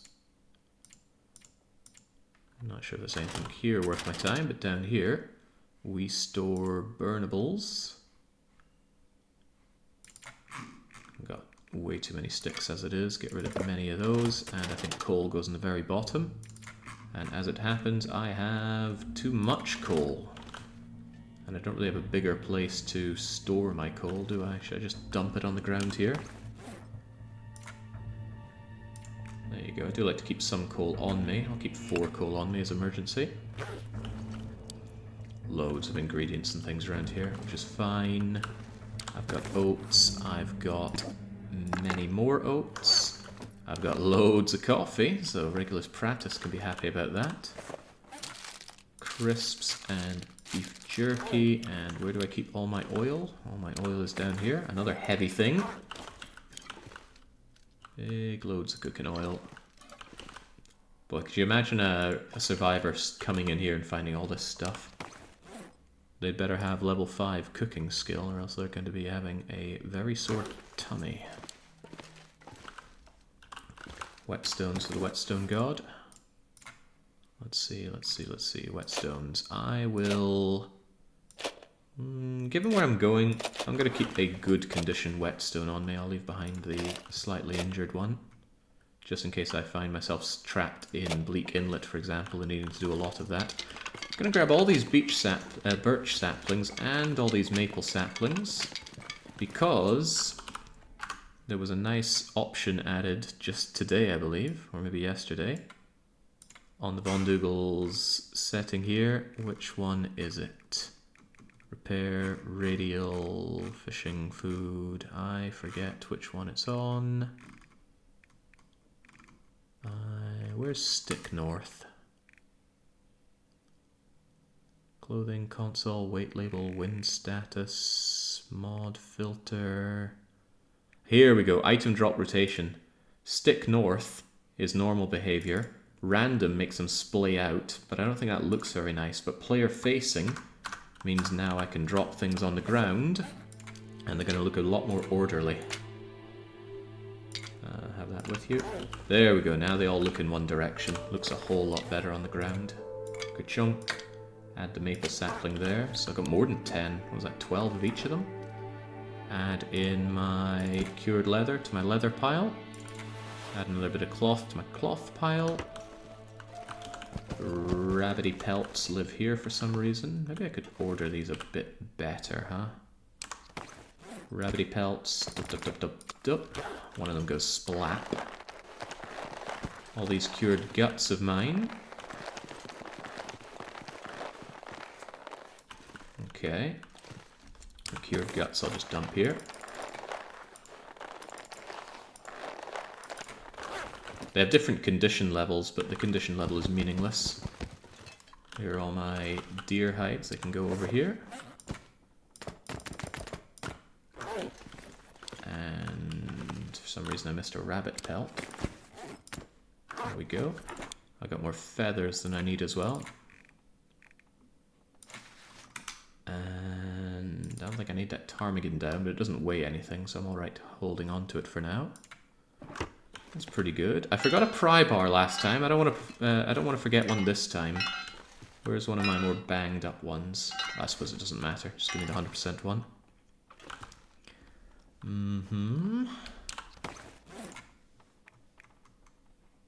Don't know what I'm doing hanging on to these wires. Although I don't know what I'm doing dropping them in with all of my guts.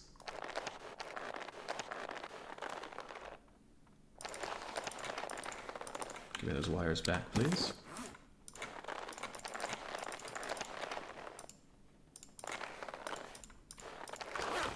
There we go.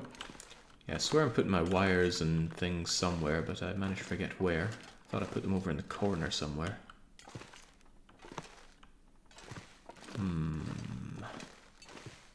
I suppose if it mattered, I would remember. But I don't remember, so it doesn't matter. I'll just put it here next to scrap metal then. Donk. Need to make a replacement bow. That's something that I should do while I'm here. What does my to-do list even say?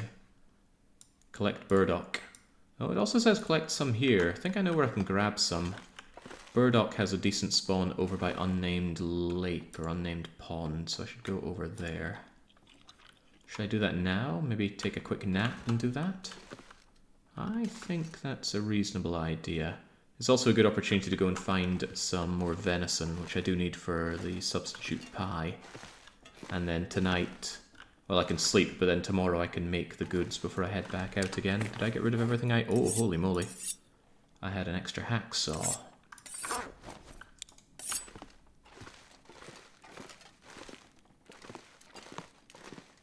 Extra hacksaw is a pretty excellent find. Keep that over there with the rest of my tools. Anything else I've been holding on to that I should probably be getting rid of? I got more arrows than I'd like. Fire-hardened arrows. They do weigh a little bit too much, don't they? 5, 6, 7... Yeah, 7 of them is fine. It's good if I find ptarmigans, I can fire firehead arrows at them to take care of that. Extra arrowhead that I don't need. I'm pretty okay on arrows, right? Yeah, I got 8. Scurvy risk! Oh ho ho! Delightfully devilish, look at that. You are low on vitamin C. Well, that dictates what I have to do now. I need to go fishing. If I don't get fish to eat, scurvy's gonna kill me. I mean, there's other ways to get vitamin C. Notably, these tomato soups have a lot of vitamin C in them. But the best way to go about it in a more renewable fashion is to go fishing. So I will go fishing, but after I take a nap. Who needs this many painkillers? Get out of here.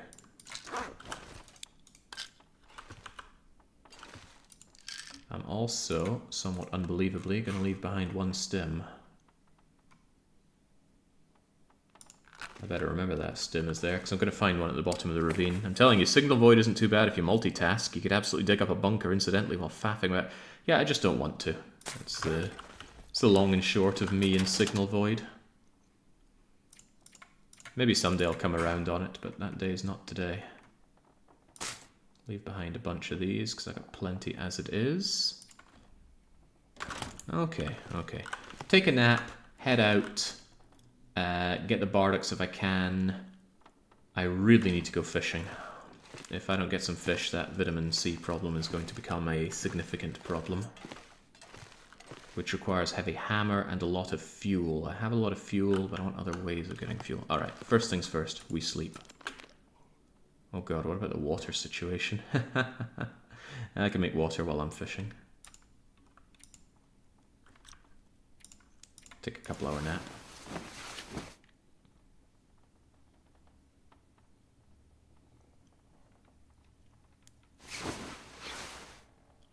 There we go.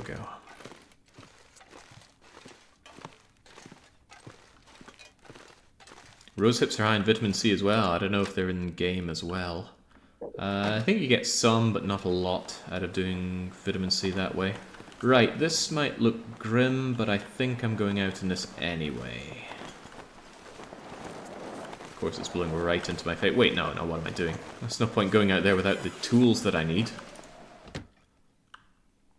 No point at all. Oh, but one of the things I wanted to do was gather up more burnables. Because you need to burn quite a lot when you go out for a long fishing expedition. I don't really see that as being enough.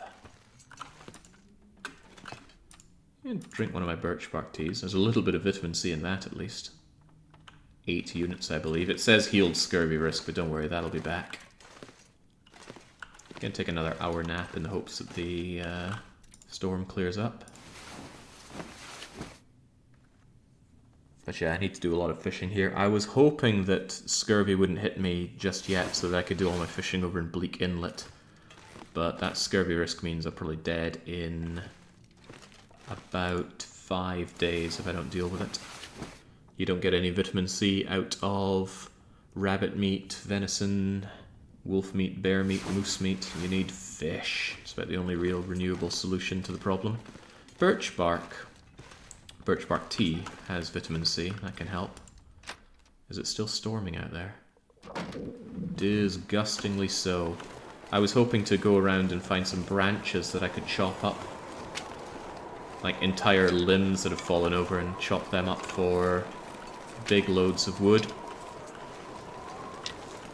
Am I sheltered from the wind here? Yeah, I am. Tell you what, give me this branch. Bear livers famously have a potentially lethal dose of vitamin A. The bear liver challenge.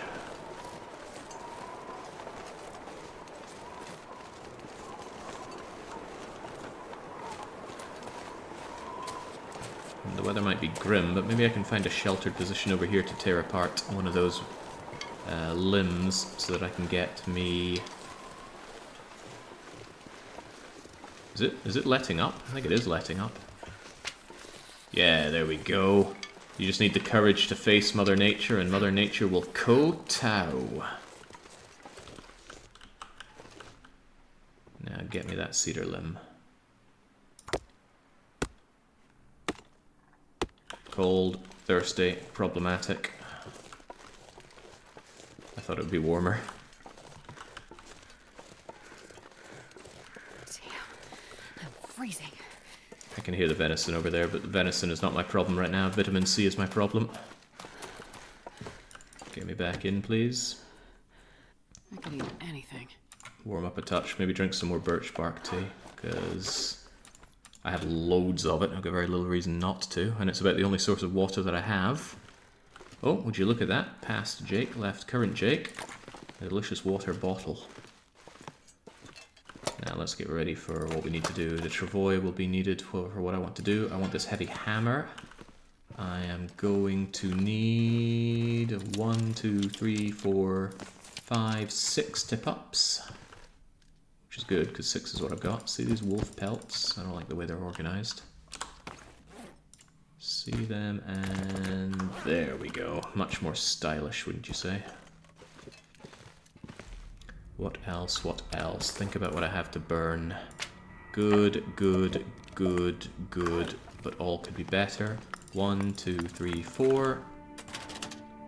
1, 2, 3. Give me a bunch of these sticks as well. I'm not sure I can carry much more. You'll be fine, Shepherd. What's that? That's many, many hours of fire, but I'm thinking of making many, many loads of fish.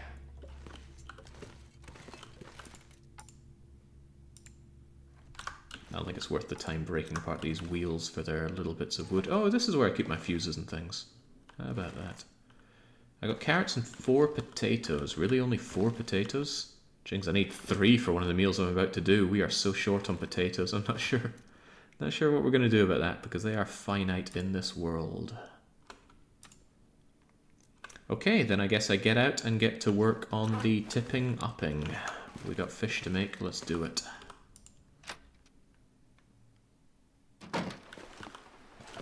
Nowhere near bright enough for a mag lens fire, but that's okay.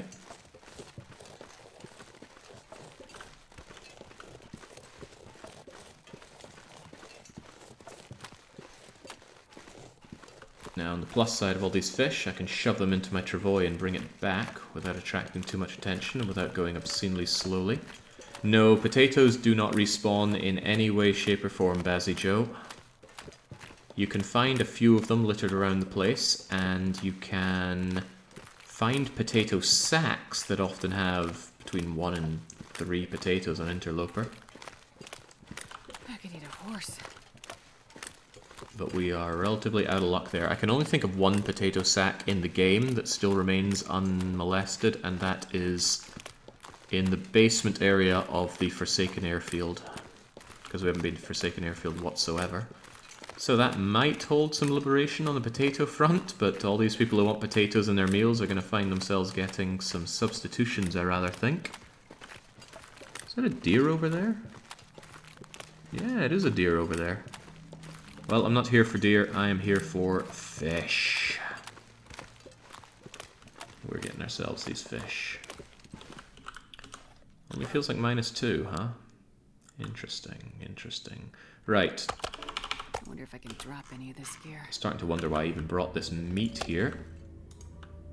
Should have left it back at base. I suppose it's emergency rations if I need it. But what I need to do is open up these fishing holes and set up tip-ups. And I don't need a fire just yet, but I'll set up a fire when I do. Whew. Sure getting cold. Oh, she's not wrong, it is getting colder, not warmer. There we go, good enough. Now let's go and throw in that tip-up. And let's start ourselves a fire here. Wood matches, yeah, I'm sure we'll be fine. 5% chance of failure, that would cost me a match, but come on, that's only 1 in 20. Come on, little fire. Cataclysm, DDA, oh boy. If I don't warm up soon. I didn't have great experience with that game. I tried it a few times and I really saw potential in it, but not potential for me. There we go. Now we know we need water, so let's get to work on that water. I need water. There we go. Quit complaining about your pea shepherd. Now, that's going... I want to make sure that I have a place to sleep while I'm here, because I may need to sleep at some point. It's getting dark out here. And now I'm going to smash these down and get loads and loads of fish. Hopefully. I got loads of stuff to burn. I should be good in a lot of ways here. So we just heavy hammer our way through the ice, and whenever the tip up goes,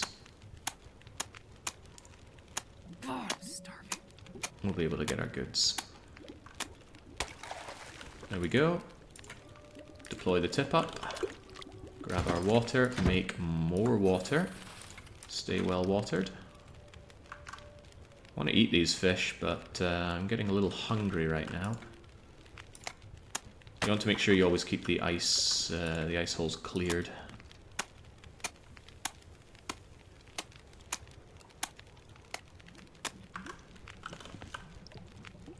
You're not boiled yet. Smashy, smashy. Smashy, smashy. I think tip-ups have a minimum time before they actually catch you something, so you have to be patient. And I'm getting too hungry to not consume a bunch of this venison. And I just dropped it underneath my bedroll, what a shame. Looking good. Looking good. Let's start clearing the other one.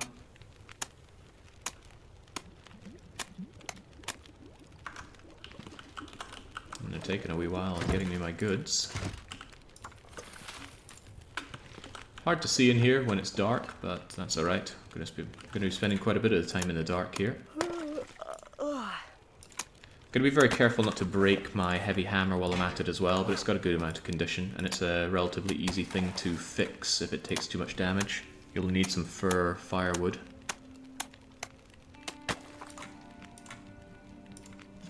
Gosh, oh, well, here we go. This tip-up's actually got me something, and I missed that.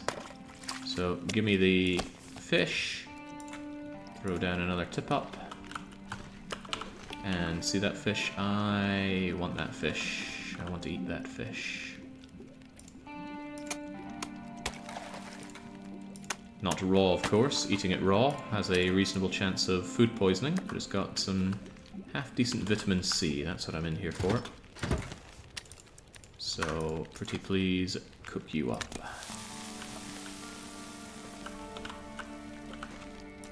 And the water that I am amassing, let's keep it over here, lest it weigh us down too much. Looking good, looking good, looking good. So, keep on smashing. You can do... oh, hang on. Oh, there we go. You gotta break through the ice in order to get the fish. And set you back up. How's this looking? It's looking delectable. Give it to me. 500 calories and a whole load of vitamin C. I need it, I want it. And this will probably spend most of its time just cooking fish for me now. Provided we get the fish. I've mentioned before that I really don't think this is very fun, the fishing with the tip-ups. But it is so superior to regular ice fishing by just dangling a hook yourself. The amount that you get compared to regular fishing is something like 3 or 4 times the amount. And that's a yield that you just can't say no to. Well, I can't say no to, evidently.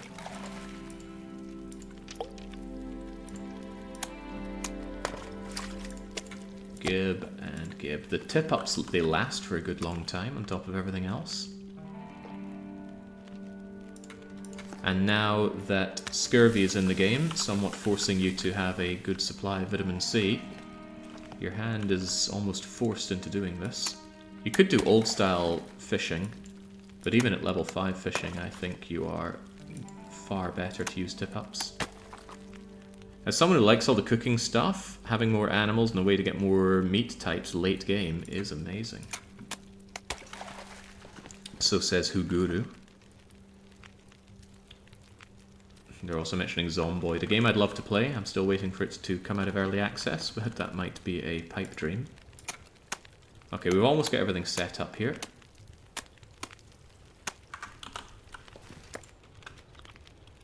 Yum, yum, yum, yum, yum, yum, yum, yum, yum. That's good fat stacks of vitamin C for Shepard.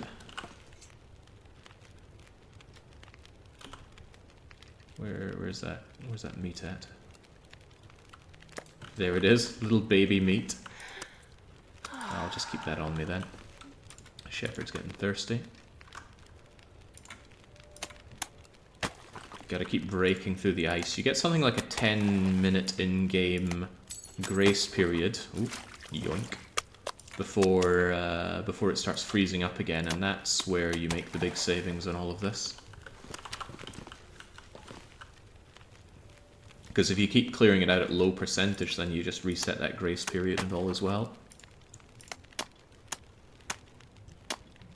Yeah, I know, Zomboid in early access. It's a tall ask, isn't it? But I refuse to play or stream early access games, at least of my own volition.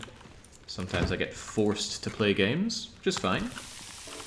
That's almost invariably because I have failed some level of challenge. Hello, I saw you tip up. Clues in the name, tip up there. Now, I need fish for Baron's menu down in Bleak Inlet, I believe.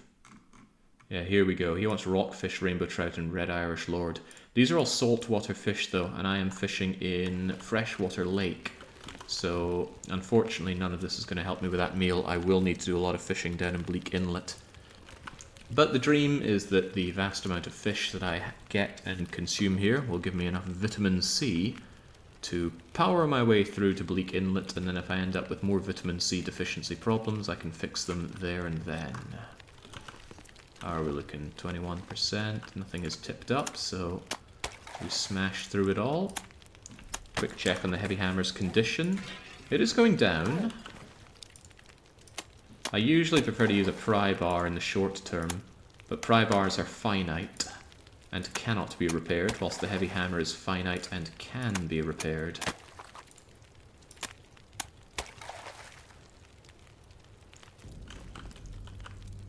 I think I would like these more if they worked like rabbit snares. Because rabbit snares, you set them up, you go away, and when you eventually come back, hey, there's a rabbit for you. Whether you come back in 1 day or 50 days.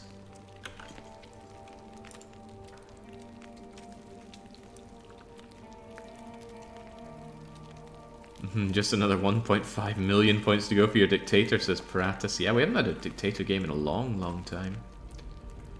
Oh, that's an Aurora. Anyone spot any Aurora wolves? No, not that I think they would get me in here. They wouldn't be scared of the fire, but in my experience, wolves don't come into these little shacks. Although that would be a funny turnaround, wouldn't it, if they did come and get me? Was Gollum the last one? Ooh, could well be.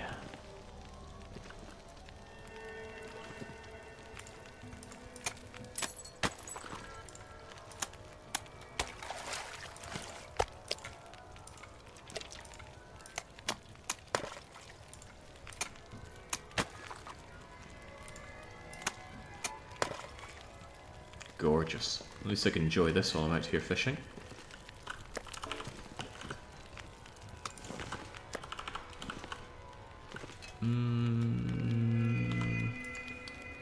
I'd actually take a 1 hour of sleep while I'm waiting. Poor Shepard is rather tired. Make myself a fat stack of water. Myself 1 hour of much needed sleep. We're going to be warm right here. This fire's going to go for aeons. And we can hear our tip-ups tipping up. Hi, good morning, Indarius. I'm in what must seem like a familiar situation here, doing some fishing. Keep this fire going. Get that water boiled and stored. And get those fish cooking. We hit scurvy risk. Don't know if you played around with scurvy much. So my hand has been somewhat forced here.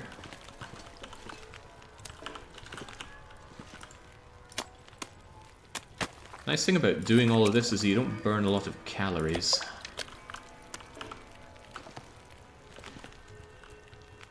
Well, not just calories, but you don't exhaust yourself either, so you don't need a lot of sleep when doing this. Normally Shepard's running around the map so much that she gets very, very tired. Needing lots and lots of sleep, especially on these higher difficulty settings.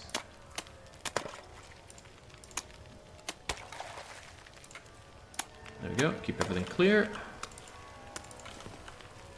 This pack is getting kind of heavy. She does love to complain about the pack, though.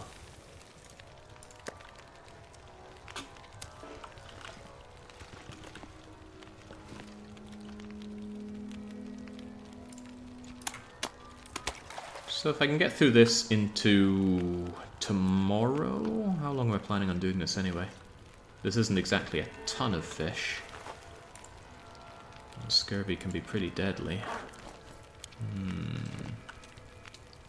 Happy 62 months! Ecstatic. What did I leave in here? Oh, a single can. I don't think that's of terrible value to me. Now, I'm contemplating how long I plan on doing this for. Was that a golden eye? Yeah. PP with the other golden eye. Golden eye is a rare spawn. And they're not exactly very calorific, so I'll just keep them around because I think somebody wanted golden eye for their meal. Hope they did, because that's what I remember. Looks like freshwater fish are underperforming compared to saltwater fish. It could just be that I'm not getting the bass very often here. Bass, bass, the big one.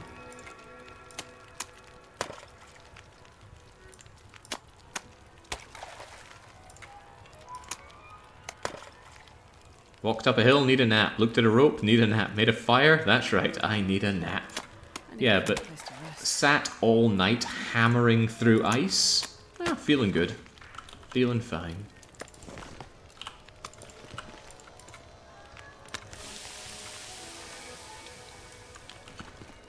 It's mechanics like this that make me wish I could see what my level of vitamin C was, so that I could know how high I am. But even with console commands, I've not found a way to view vitamin C levels. You'd think there's a way. Hey, that's what I'm looking for. Big old bass. And I'd already cleared it out, so it's trivial to grab.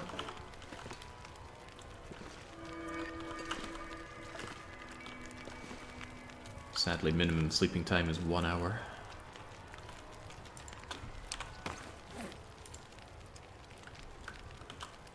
Might make myself some birch bark while I'm in here, aid my healing progress, because I'm not sleeping much while doing this. Not to mention there is vitamin C in birch bark tea. Have we maxed out all the skills? No, but here's our skill level. Maxed carcass harvesting, maxed cooking, level 4 fire starting. Pathetic ice fishing, we only have this level from I think doing 1 bit of fishing and reading 1 book. We'll never get rifle, revolver or gunsmithing levels. We could read for some, but it's pointless because there's no guns. Close to level 4 archery, and level 3 mending is already better than one could expect. Mending is very difficult to level up, because you only level it up on successful mending. And if you want it max level, you have to do, I believe, 350 successful mends, or maybe 250. More successful mends than you want to have to do in one run. It's quite brutal. Right, I said I was fancying some birch bark tea, so let's have that birch bark tea. Then I think I will create some more water and take another 1 hour nap, because poor Shepard's a bit tired. Make me that water. Clear, clear, clear.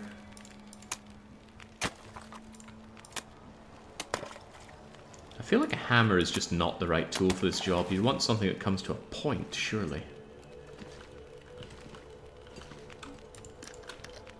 Well, what do I know?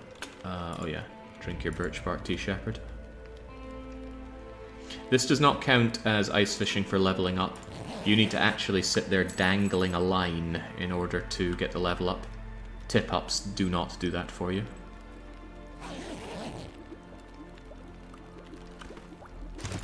Go, go. Keep those fish cooking.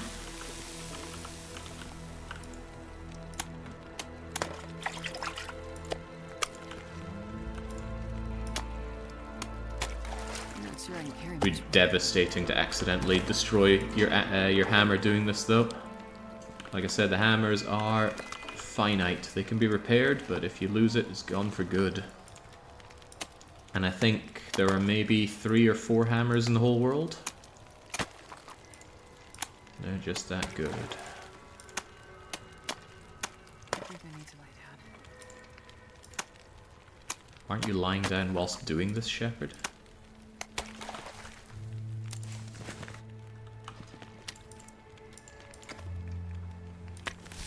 One of the issues with replenishing vitamin C is that you can only eat so much in a day. Shepard won't eat if she's not hungry. Nor will she drink if she's not thirsty. So if you are desperately trying to get that condition back from scurvy, you somewhat need to plan for it, because you can't just shove your mouth full of raw fish and call it a day. Well, we know where Spare Hammer is, don't we just...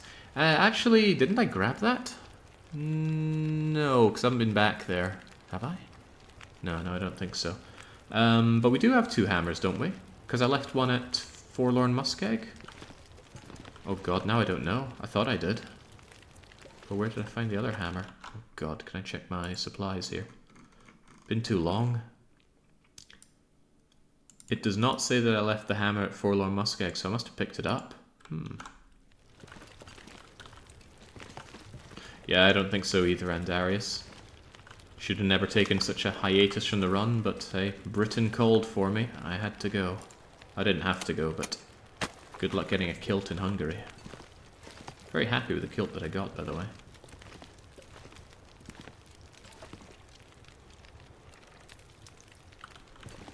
Well, dawn of a new day, a glorious day.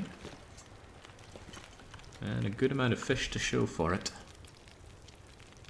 Good luck getting a decent meat pie off the island.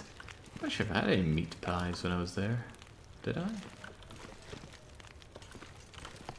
Might seem like a terrible waste of opportunity not to, but I was more interested in getting haggis and white pudding. Man, some good white pudding. I mean, they do white pudding over here, but it's just not quite right.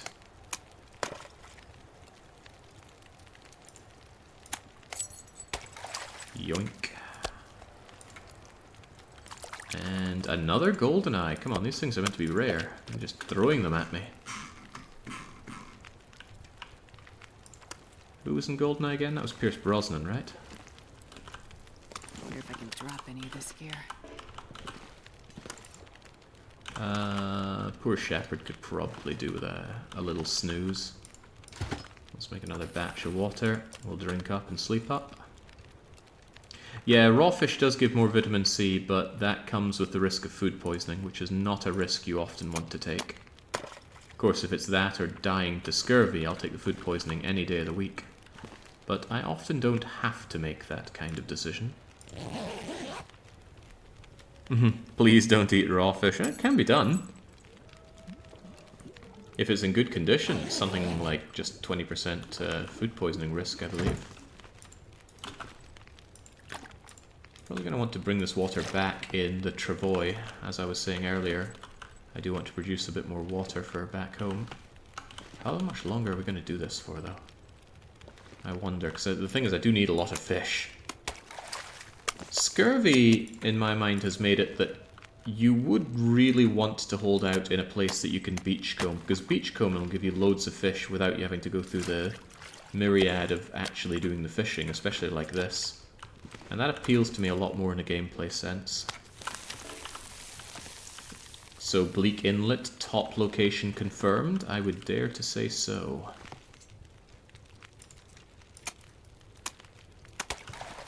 Okay, I don't want to spend literally forever doing this, so I think from now on, when a tip-up tips, I will just take it out and not replace it. You, for example, are coming with me, and we'll just leave that hole as it is. There was a hole here, and well, it's not gone now.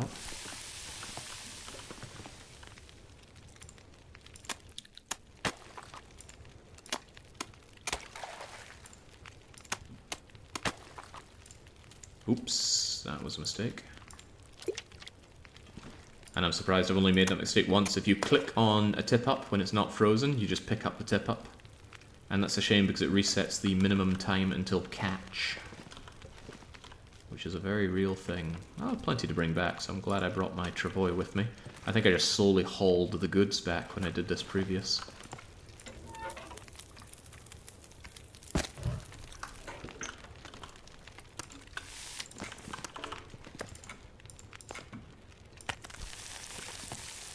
Pierce Brosnan starred in GoldenEye, but both GoldenEye and Casino Royale were directed by Martin Campbell.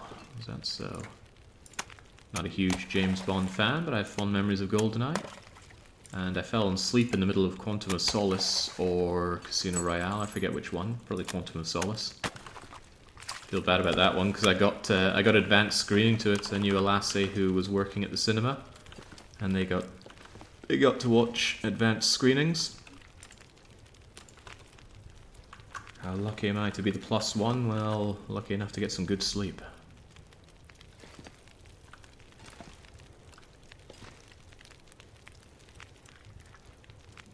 Alright. Now it's just cooking up this fish. Doesn't really matter if I cook it up here or there, but I've got the fire going, so I may as well put it to use. And I need that fire to survive out here. How's that heavy hammer doing? It only lost about, what, 15% condition on this trip? That's fine.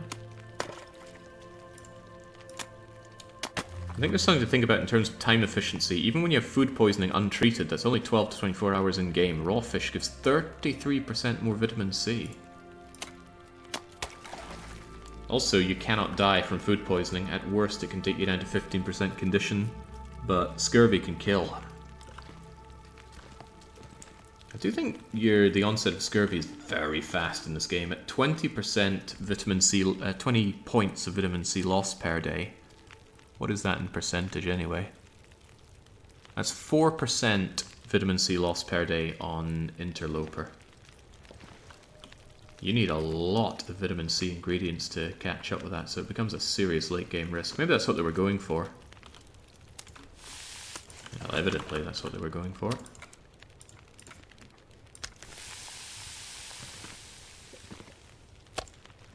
Wonder if I'll leave this here. Nah, there's no real point. Get rid of that tinder plug though, it's doing me no favours whatsoever.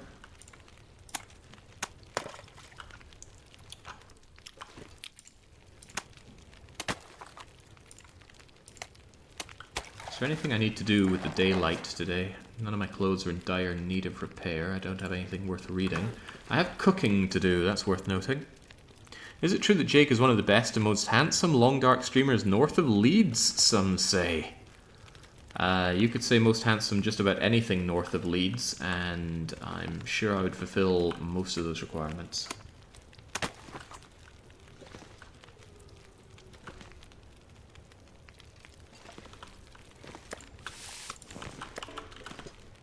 I was in Leeds just a few weeks ago.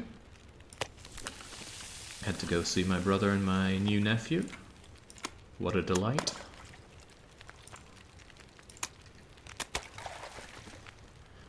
Lake whitefish has the most vitamin C, followed by rainbow trout, 16 and 15 at cooked. Is that per kilo? Because fish have irregular sizes. This one was 1.24 and this one was 1.02. And it just says minor vitamin C. How dare they do that to me? Per kilo, yeah. Yeah, so you got to eat about 2 kilograms of fish to offset, well, maybe 1.5 kilograms of fish to offset vitamin C loss. It's pretty intense. This GoldenEye says he doesn't have any vitamin C in him at all. Getting duped.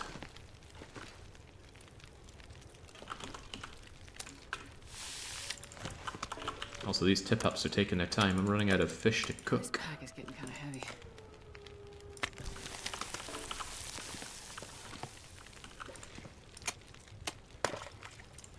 And poor Shepherd is getting very, very tired.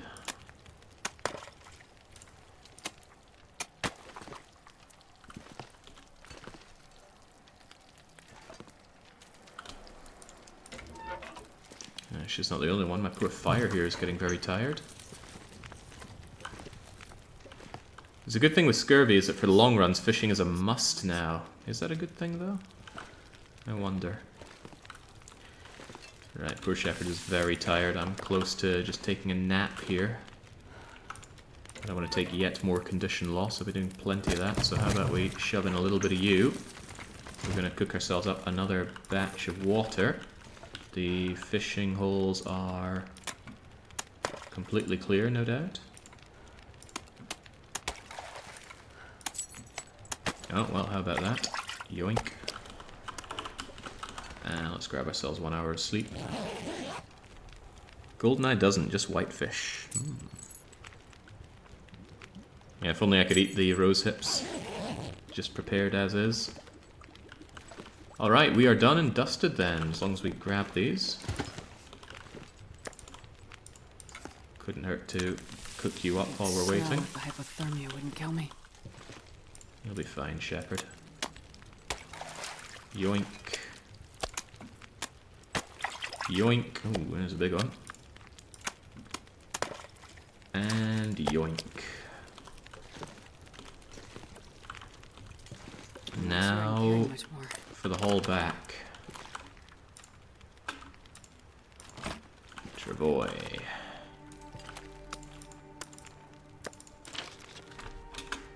Well, actually, thanks to Von Dougals, we can do this in a much more sensible way.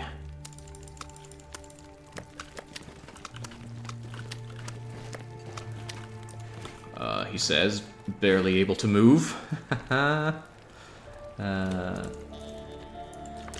Perhaps I picked up a little bit too much fish.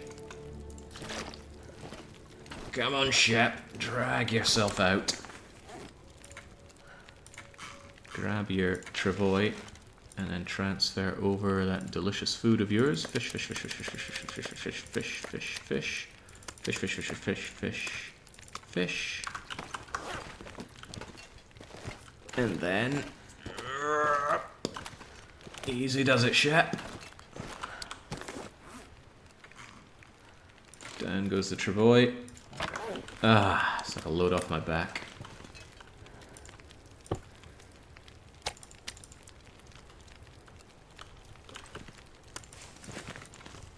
Nice fire, but I think I'll leave it be now.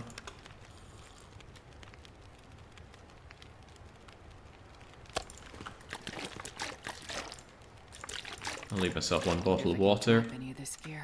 And, I don't know, maybe this crappy little bit of venison, in case I come out here when I'm starving. Travoy.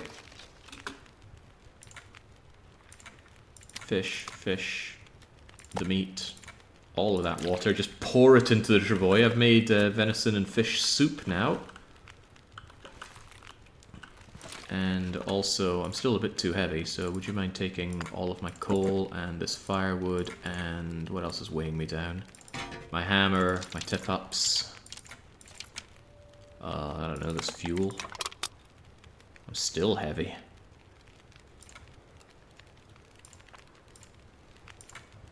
Take all my sticks as well. Alright, now we can go.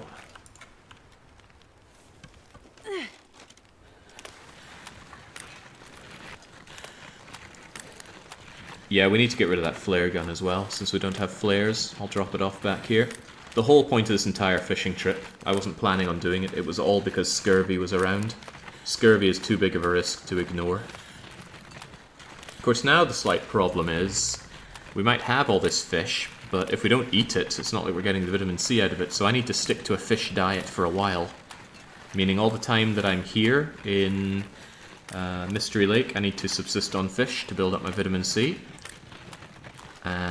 Vitamin C, fish rather, is a terrible good for traveling with. It does not have a very good calorie to weight ratio, so it's not ideal in that regard. So that means while I'm traveling, I'm still probably going to be quite a bit vitamin C deficient. But when I get to Bleak Inlet, I will have another similar opportunity to do a lot of fishing, and indeed I will have to fish because I need to fish up the Red Irish Lord and a rockfish for Baron's meal. So I'll be forced to fish anyway, no big deal.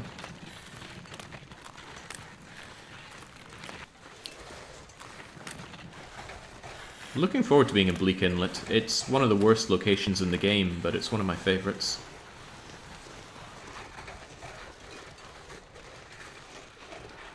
Those two facts are unrelated. What's the best non-scented scurvy deterrents? Tomato soup, I think. Alright, there we go. I would take it, but I can't actually pick this whole thing up, so... Give me my tools. Give me my sticks. And give me my water, wherever that is. Oh, right, you can give me that. I think water's under food. Give me that. Also give me some of this fish, because I think it'll spoil. Actually, you know what? You could just give me all of this. And then I can just ditch the food. Mashing the number 3 here. Move the venison to the venison. Keep the cooked fish distinct from the not cooked fish. There we go, and I could do with eating more fish right now. Yummy, yummy in my tummy. Lovely, although unpleasant eating sound effect. The travois is empty, so I'll just take it with me. Oh yeah, with the quality of life mod, interacting with the travois is just so much better.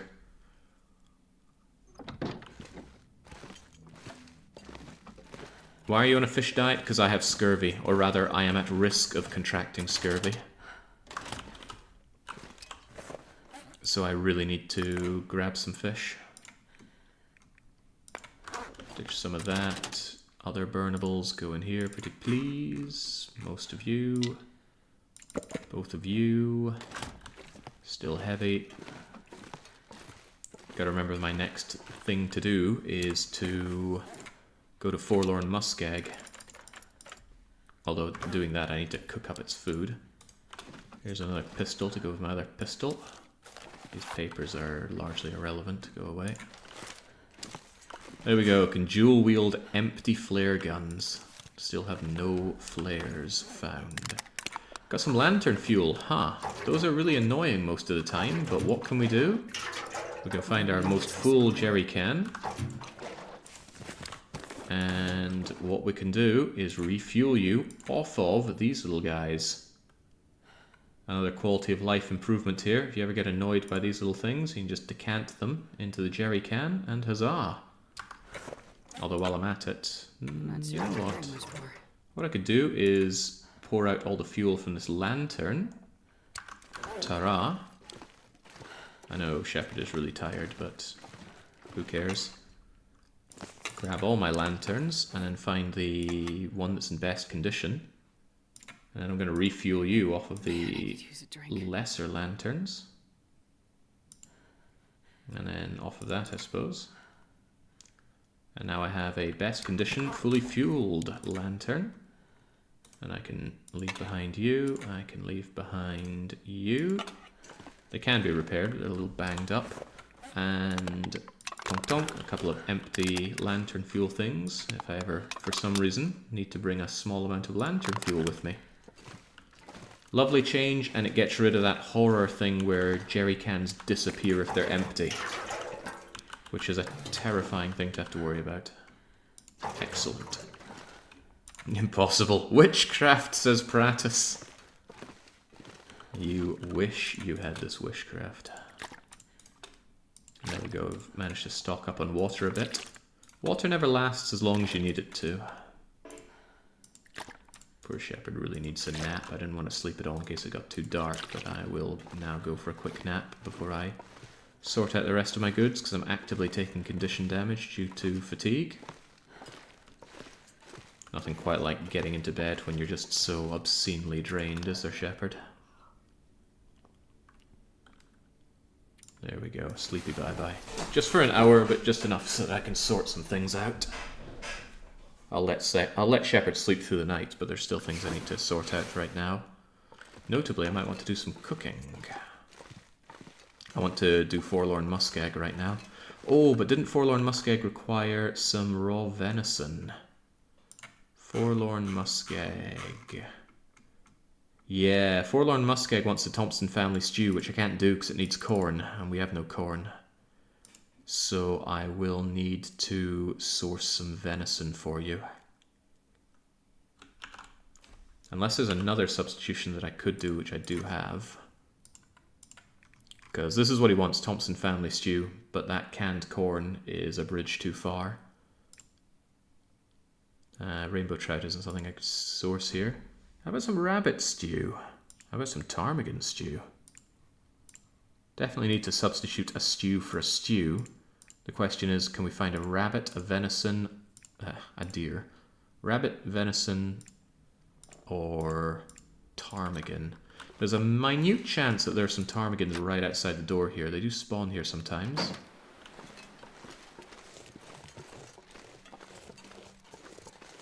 But I don't see them.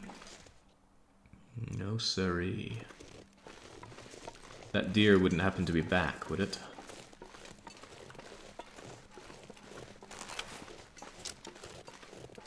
Ranger stew. Do I even have ranger stew? No, that's over in Ash Canyon, so I don't have that recipe. This chef needs to think on his feet, and my legs are shaking like a newborn calf because I am so tired right now.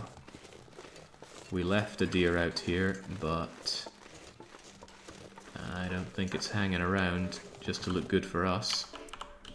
Oh, I had this tiny little fish. Which is making me a little bit interesting to that wolf over there.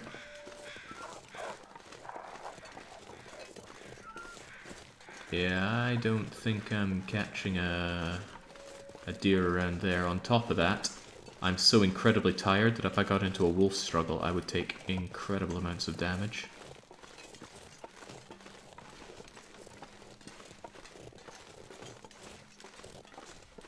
Shame about there being no ptarmigans here, and it's a... Oh, hang on, I tell a complete lie.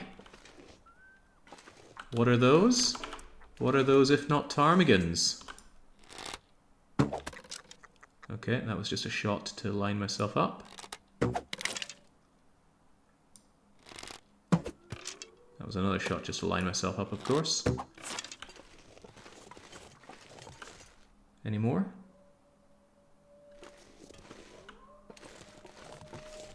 Yoink. Yoink. Yoink. Yoink. Yoink. And a bit more yoink. Ptarmigan stew it is.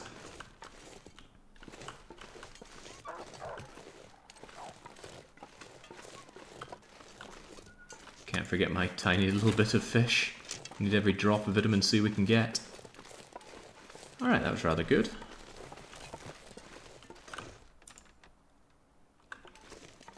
Make sure I'm carrying a bit more fish on me so that I can eat that for yet more vitamin C. Do archers usually do bracketing fire to find range? Yes.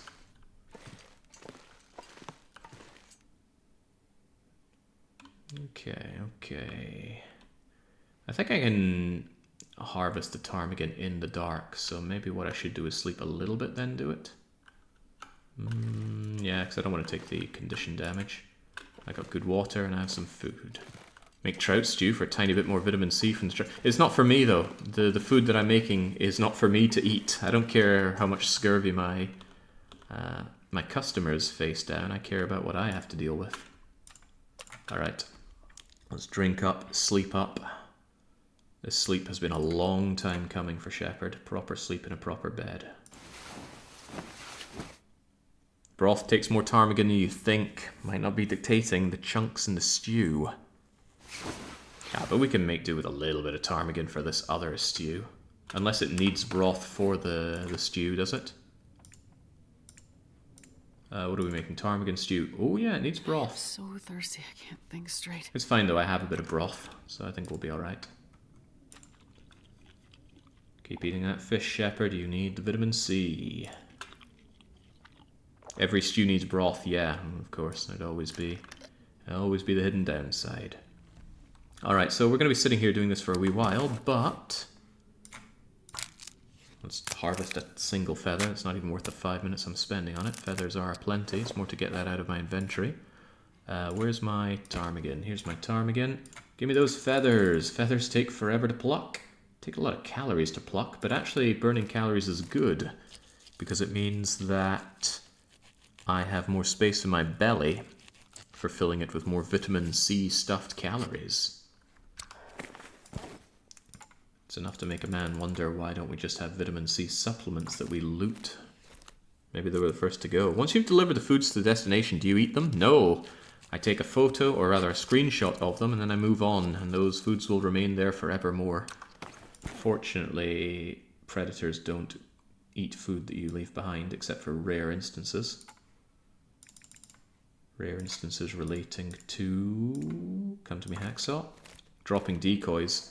I earlier asserted that the decoy functionality basically doesn't exist in the game, but I've seen footage that tells me maybe it does work and I'm just not using it right. It's not easy to admit when you're wrong, because I don't have much experience in being wrong.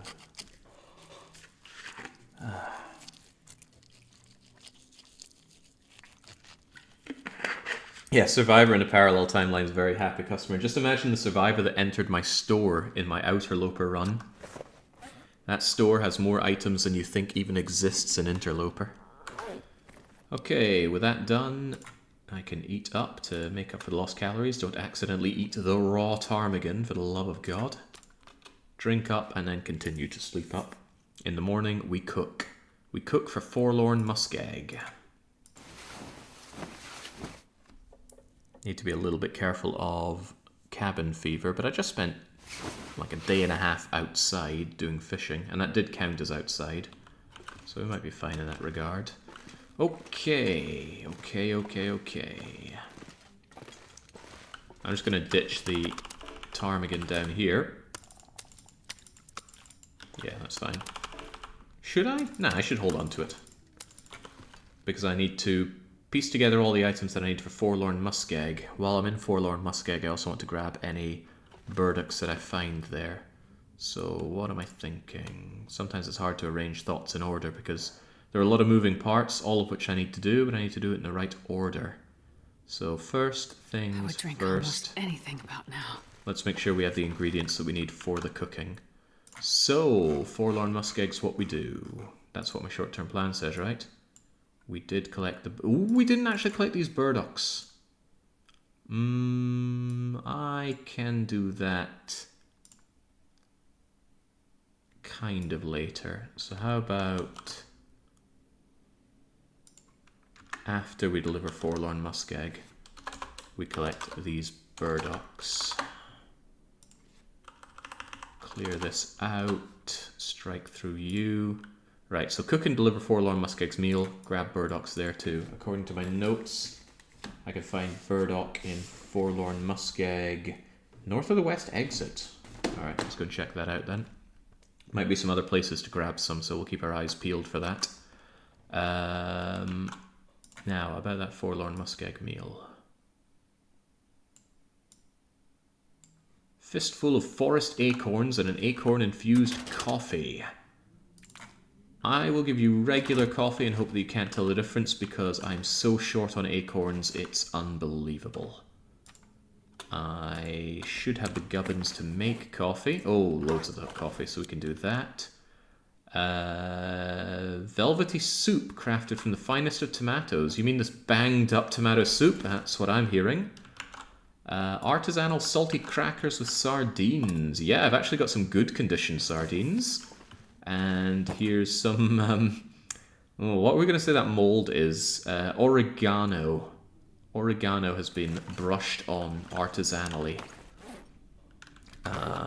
What else are you wanting? Cattail stock delicacy. We've got a very special cattail stock right here. Wilderness bannock. So I need to make bannock. Bannock requires flour and oil and does it need salt? No, just oil and flour. I swear there was one of these flour things I've already used up a fair chunk of. Yeah, that's you. And how about that oil? Handy. I'm sure one of these is partially used. Yeah, you come with me. Alright, great. The stew, well, I'm going to pass this off as Thompson family stew. You're going to be getting ptarmigan stew. Needs broth and ptarmigan and flour. I got that. Where's my broth? There's my broth. Good, and it's more than I need. I didn't make this broth, I found it, but, you know, don't tell my customers that. I need my Michelin stars. I need them for business. 1 reishi tea. I think I'm still carrying around the makings for reishi tea. I thought I was. I thought I had prepared reishi things on me. Yes, yes I do. Right, so I can make the reishi tea. Burdock tea. I only have 2 burdocks, but I guess we'll be taking one then. And there was a mistake I made when cooking earlier. What was the problem? It's that I hadn't prepared my acorns. That's not a problem this time. So let's get to cooking. The skillets shouldn't be down here, should they? They should be upstairs where I do my cooking. I also need some burnables to cook with. Firewood, and something like 20 sticks. If conditions are good, I'd like to go out and get some more wood. But right now I need to get cooking. Alright, you're about to see an artisan at work here. Hands up those in chat who have actually seen a Michelin star chef at work. I wonder if I can drop any of this gear. Not counting, obviously, my earlier work. One of these is going to need a pot as well, isn't it? I did, says GF Mingo. There we go. Right. Get firing up. In Amsterdam. Never spent any real time in the Netherlands before. Just been through the airport. Is that true? Yeah, that is true. Never been over to Groningen to see Nitro at work. Alright. Take some firewood, take some sticks, and let's get to work, shall we? So we need bannocks, and this time we're not making acorn bannocks.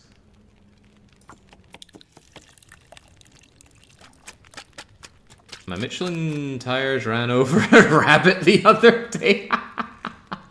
That's very funny. Alright, ptarmigan stew, let's go. Wait, it takes an hour 18 to cook this stew? Are you joshing me? Are my bannocks going to burn in that time? Let's hope not.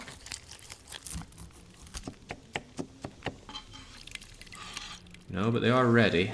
Give me those. So, in order... Right, we need to make that coffee as well. We're going to cook coffee in the bannock pan. I would actually quite like making 2 coffees, because I love having an emergency coffee on me. It's going to take an hour till that's ready. Madness. So, yes.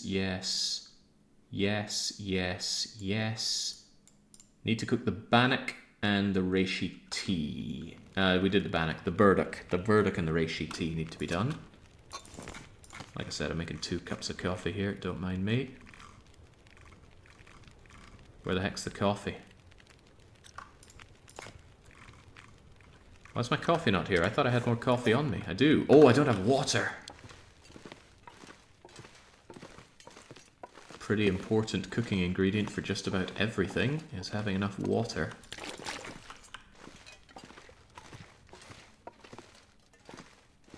Did you make Tarmassian stew with the rabbit? No, I just ate the rabbit.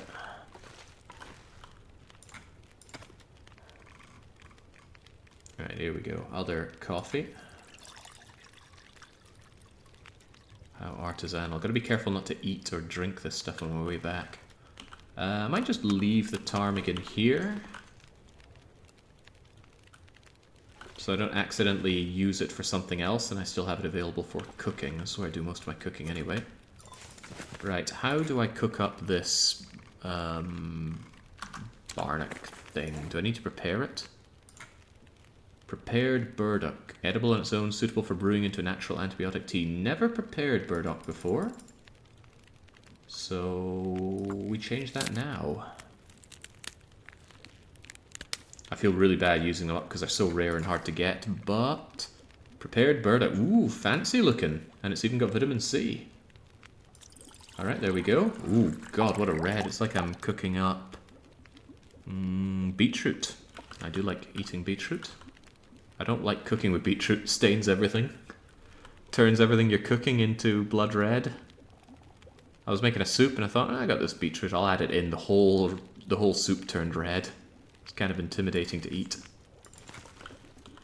Alright, with that I think we have what we need here. So we've got your bannock, your artisanal cattail stock, your bruschetta with tinned sardines, your hand-selected acorns, your coffee, your burdock soup. The ptarmigan stew is almost ready. Contemplating if I should think about making more broth. I think I overfueled this fire. What comes out of you also turns red. Haven't noticed that. Yeah, sandbox, it's the Frostpunk 2 waiting room.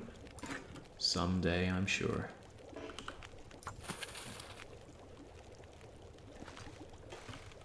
I may as well use the rest of this fire for cooking up water. I have little reason not to. And I'm going to spend the rest of the day... I might actually go and get those burdocks today then. And I'll also be on the hunt for another venison. Just have some more venison meat hanging around here. There we go! Definitely the Thompson family stew. 42 minutes? No, that's not good enough. 32... That is good enough.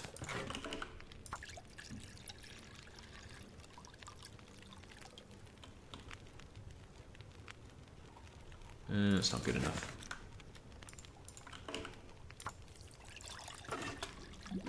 Give me that water, and make me 1 liter of water. Then that'll be done in the time that this can burn for. Chunk. Now we're good.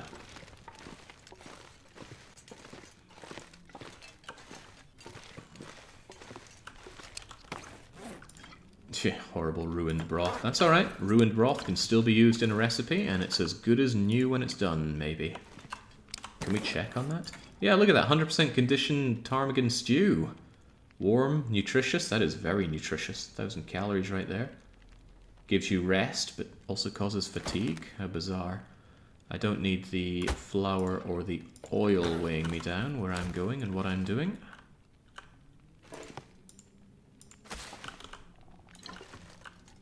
There we go, I'll have that closer so I know that's the one. You know, conditions aren't that bad for just going over to Forlorn Muskeg. It's pretty close. I can always sleep in the... Can always sleep in the... Prepper's cache over there. I really want to make sure I've got everything. I have those acorns, I have the coffee, I have the tomato soup, I got the salty crackers and sardines, I have the cattail, I've got the bannock. Actually, I have 1 bannock too many, so let me leave 1 behind. Gourmet bannock. Oh, wait, hang on, something ain't right.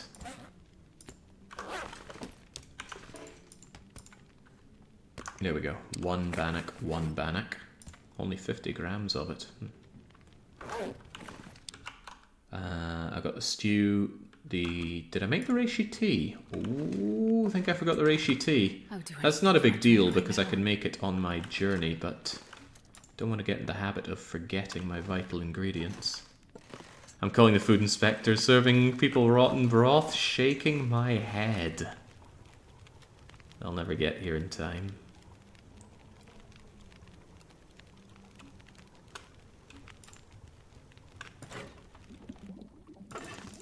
Alright, I need that tea ready, please.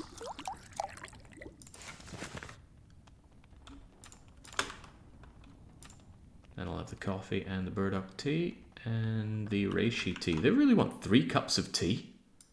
I guess it's paired, isn't it?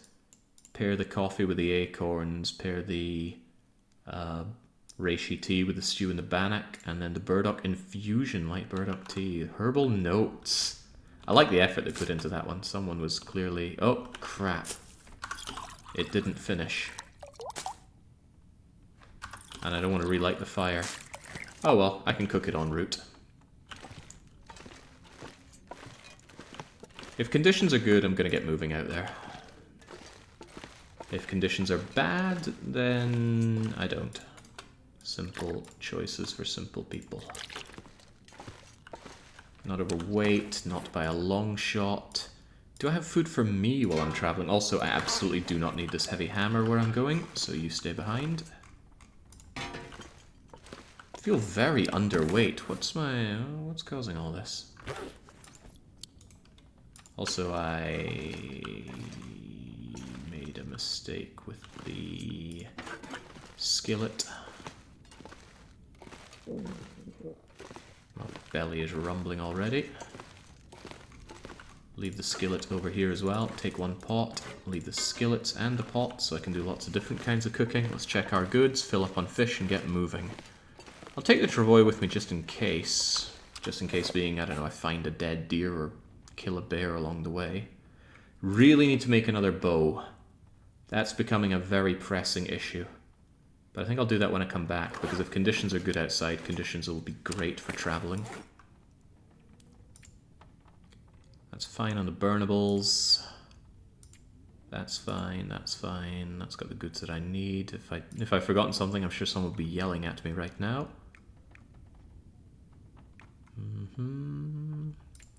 Yeah, I got enough space to bring the travois with me. This is what one could even call fine. Let's go then. Has the mousepad improved your aim? That's the mouse, not mousepad. Oh god, I guess we're not going then. Alright. Forget me then. Anyway, I'm going to just say yes, it absolutely has. As in, I've made one shot, and I blindly shot the wolf in the head, so that's gotta be good. Also, I shot those ptarmigans earlier, didn't I? I guess I'm a great shot after all. Yeah, I like braving the outdoors, but these conditions say do not.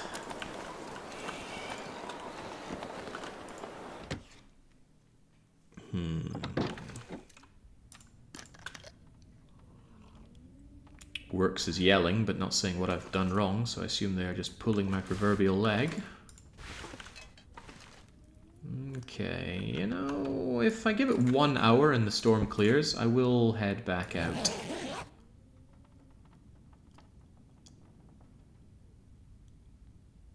That sounds like it hasn't changed at all, but let's take a chance. Peachy.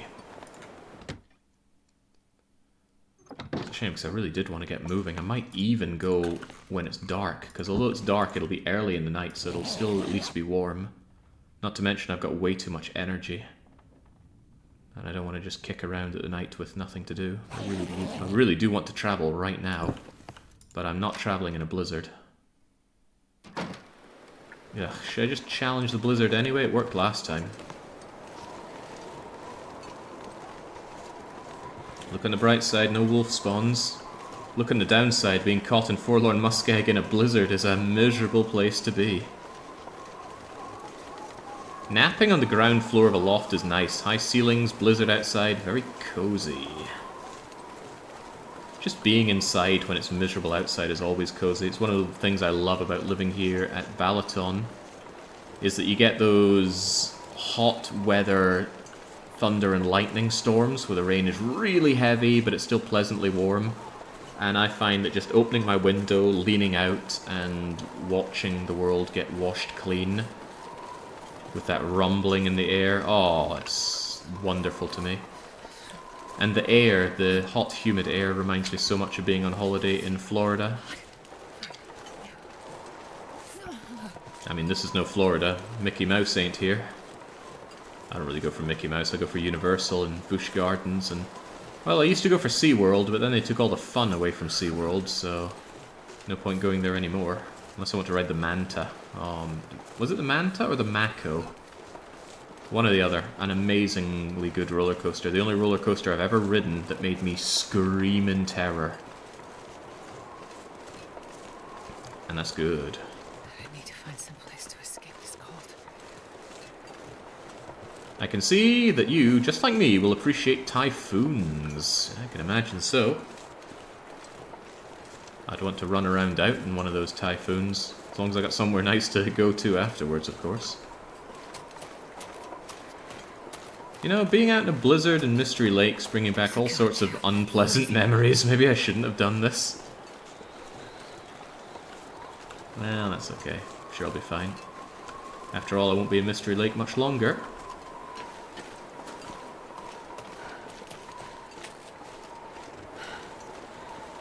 You have to get away from the peak of the typhoon or at your risk of hurting yourself. Let's see. But that's where the thrill is.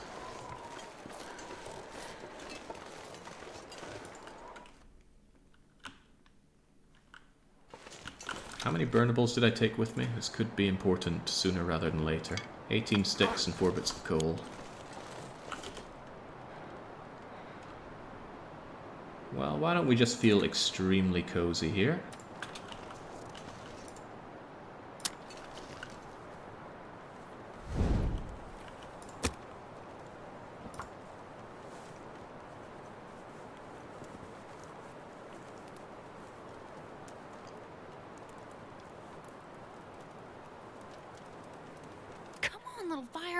Ah, the fire is fine, Shepard. Quit your pinging. You get a lot faster at starting fires at fire starting level 5 as well, which is great. 1 bit of coal will take care of all of my temperature needs. I will add some sticks as well, just to add a touch more to the temperature.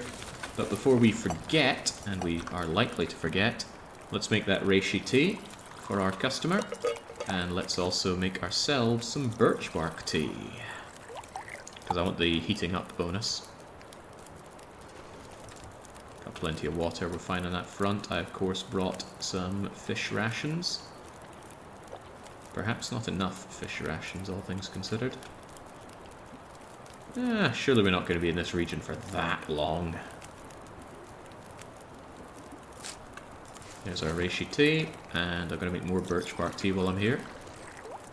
While the going is good, so to speak.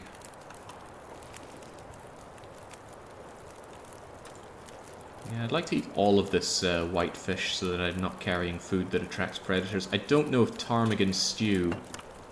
Ah, I think this does attract predators because I just dropped it when I pressed number 3, which drops decoys. Does that mean that dogs would eat the stew? Plate and all? Probably.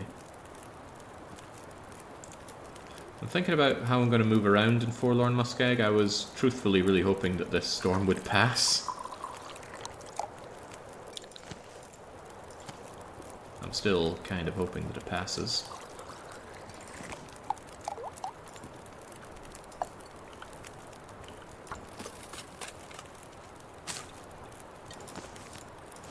Well, it isn't passing, so the obvious thing to do is to just take a nap. Yeah, who's gonna stop me?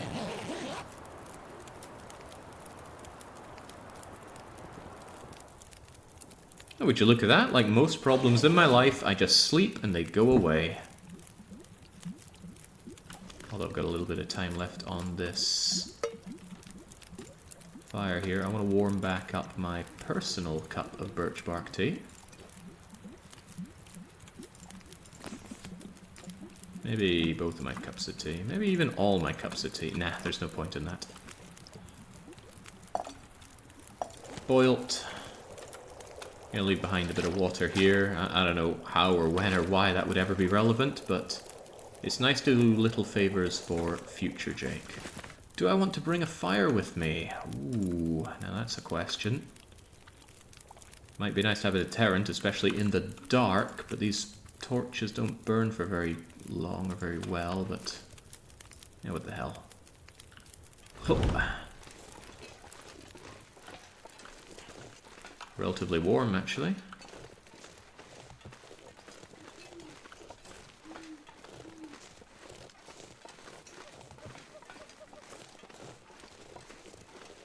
I'm going to be even warmer if I chug down my cuppa. I think I will hold to the left here. Where are we meant to deliver this food, anyway? Where the hell is Marsh Ridge? I have no idea where Marsh Ridge is. Marsh Ridge Alcove. There's a lot of ridges in Forlorn, but which one? I think Marsh Ridge is the place that's on the route towards Mountain Town, but I'm not sure. And since I'm not sure, we're going to explore that together. Hold on just a momento. Where is my Long Dark Tools folder? Maps and forlornmuskeg.png. I've been running this without maps, and I'm not planning on using this map to find my way around, but I do need to know where I'm actually meant to deliver this dang thing. And if I grab this and then... Can I get paint.net on screen? I think I can. Hey, that looks a lot like paint.net. It's my go-to image manipulator. Let's change this to move around and zone on in. So we are over here. We've just entered. We just set up our little fire here. We're sitting here. Marsh Ridge. Okay, I thought this might be... No, that's not what I thought Marsh Ridge was. I thought Marsh Ridge was here. And that's exactly where it is. Okay, so I do know where we're going very easily. Don't need the map, but I did need to know that that indeed was where Marsh Ridge is. Thank you. Kindly go away. And go away some more. Don't worry, if I really wanted to cheat, I have printouts of all the maps. Need to set my my noise restrictor to get rid of any sounds of paper shuffling. Yeah, it's where I got stomped, where I got double stomped in my Ultraloper run. Very fond memories, but not for me. Alright, if that's the way I'm going, then I think my best bet is actually walk all the way along the train line and then take a right. Did I ever set up the rope up to Marsh Ridge? I don't think I did. But I might have. If I did, I might even take the rope as a shortcut. If I didn't, it's only another 5 minutes of walking or so to climb up towards the...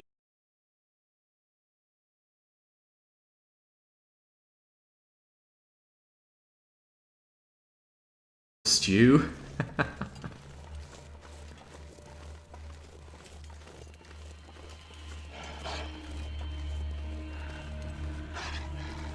I'm being told that the stream is dead. I have nothing on my side indicating a dropped stream.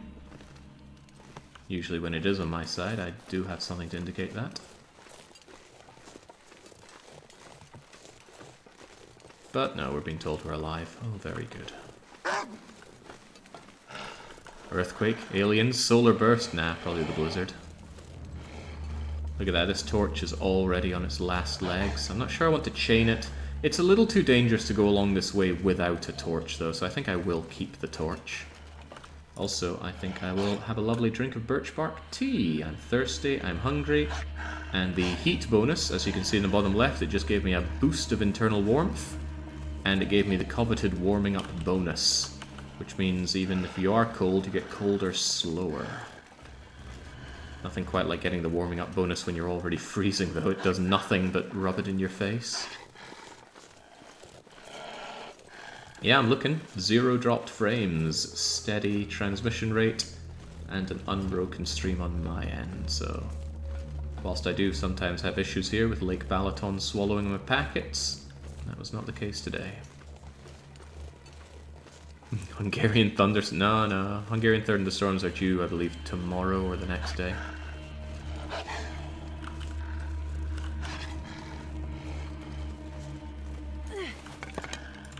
What day is it today, anyways? It's Saturday? I could well do with just going down to the beach for a bit. Ah, but it's already 5:30. Maybe that can wait for tomorrow. At only 5 hours, it's a relatively short weekly one-shot tomorrow with Time Splitters 2, provided I can get that operational.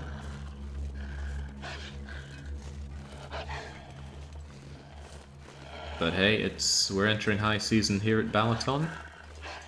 So we've got all the hottest specimens from Germany, Austria, Hungary and Romania swarming over to this lake.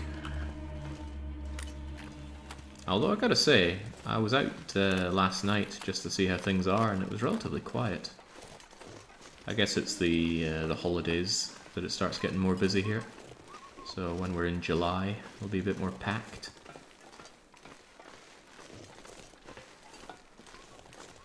Not that I'm going to be dancing the night away down at the Balaton Strip, but I just think it's nice to have a bit of hustle and bustle here, because for half of the year it's dead.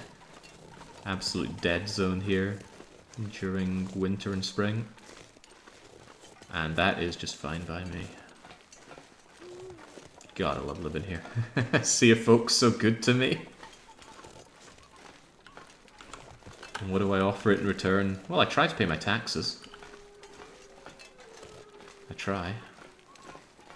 Euro 2024 starts in less than 2 weeks. What is Euro 2024? Is that football? Both Germany and Hungary are playing. Okay, so it must be football. Interesting with all the tourists there. Ah. I haven't seen any big screens down there, but maybe they'll bring them out. Yeah, Budapest is just a hop away, and it's not uncommon for me to take the train over to Budapest and just spend a couple of nights there. I do love going out in Budapest. It's a very happening city.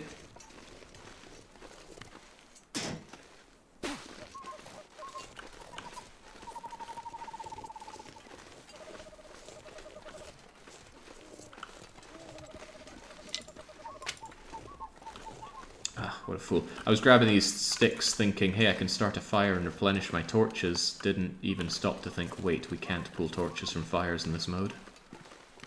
Alright, this has been a bit of a trek, and I've actually overshot my destination, but I'm under the impression that there's going to be some bardock over here. That rock over there should have bardocks. It might not, though. But it should. It will. Let's believe that it will. It's not an Aurora. I saw the gleaming green eyes of the dog and thought Aurora wolf, but no. Just regular wolf. Yeah, you get away from me. The fire spooked the dog. I didn't even need to draw my weapon to spook him though, which was weird. Don't actually know what caused that.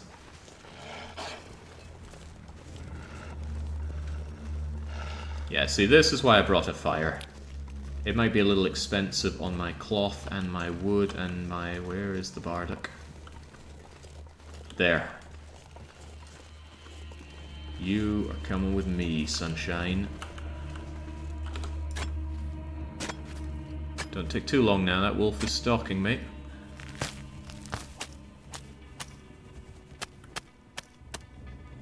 There we go.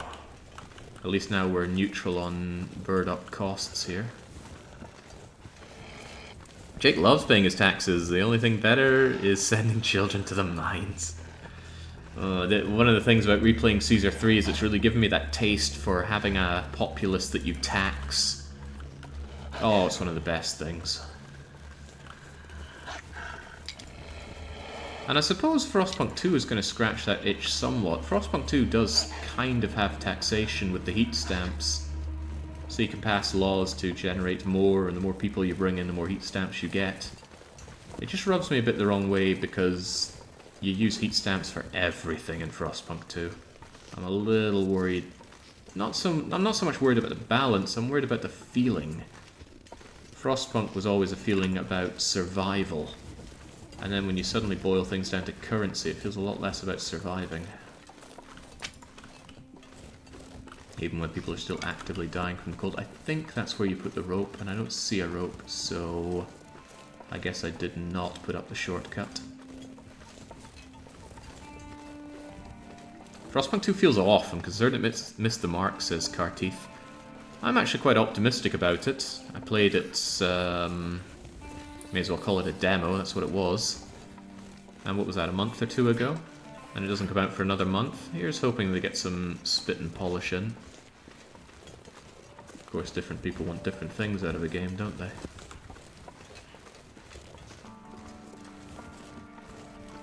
I'm going to be torchless at the end of all this. That's slightly concerning. I might douse my flame when I start climbing up this because wolves don't... Oh, lordy, okay. That's what I get for saying anything.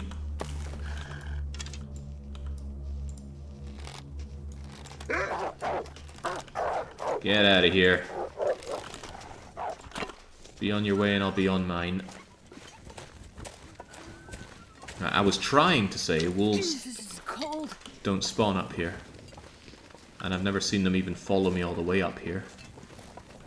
I'm missing the mark though.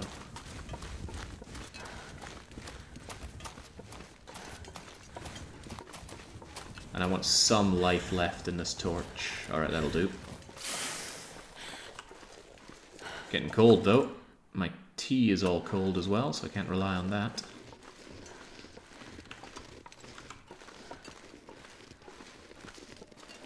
You might have noticed the temperature went down when I put out my torch. If you are carrying a torch or even a lantern or a flare, you get a passive warmth bonus from it, about 2, maybe 3 degrees.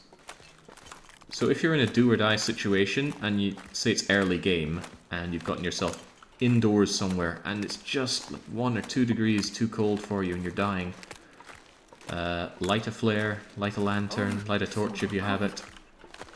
It'll warm you up just that little touch.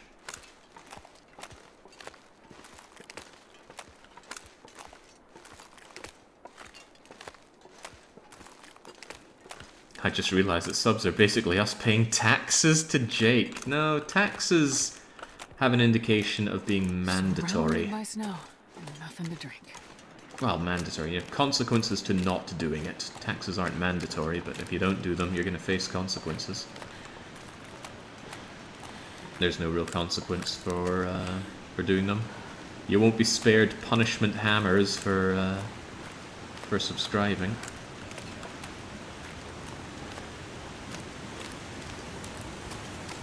Alright, cave should be right around here.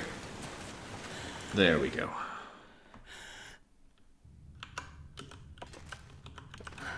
Consequences ads. Well, look up Twitch ad solutions. Never see ads on Twitch again. Although sometimes they get defeated and you gotta pray for an update. Okay, there we go. Improvised bedroll is down. I don't want to sleep here all this time. But it is the dead of night now, huh? I'm trying to think what my best option here is. I could sleep for 1 hour and bring the food out. Where is this meant to be going again? Marsh Ridge Gastronomic Expedition at the Marsh Ridge Alcove. Right, I know exactly where that is. In that case, I'll take a 1 hour nap. Will I? Yeah, I will.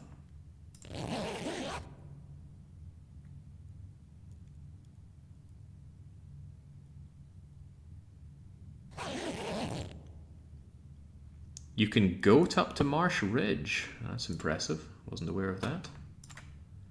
Yeah, calories could actually become an issue here. I didn't bring enough fish with me. I should have noted that my carry weight was so low. I don't think you can fish in Forlorn Muskeg. It is, after all, a swamp. Or a muskeg. I'm sure there's a difference, but I couldn't tell you what. Just west of the cave, you can scramble up the large rocks. Ooh. And here I thought I was already the Goat King.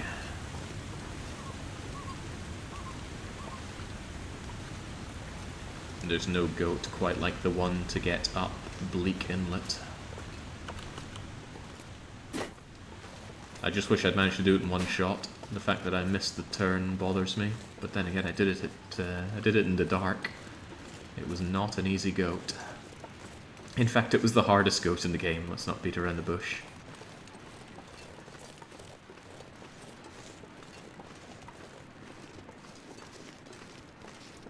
Really? There's no reason that I have to hang around here much at all. I could just turn around and leave once I set this out.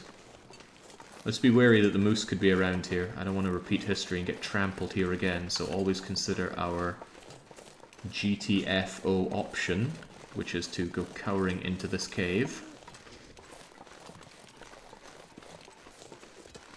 I missed this cave once trying to run away from the moose, and that's when it got its second trample on me, if my memory serves.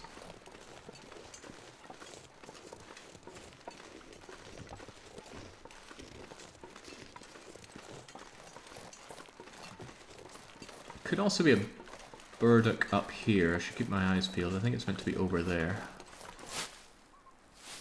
Let's grab a bit more view.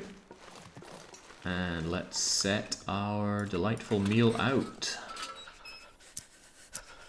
Quit complaining about the temperature, Shepherd. You're going to put off our guests.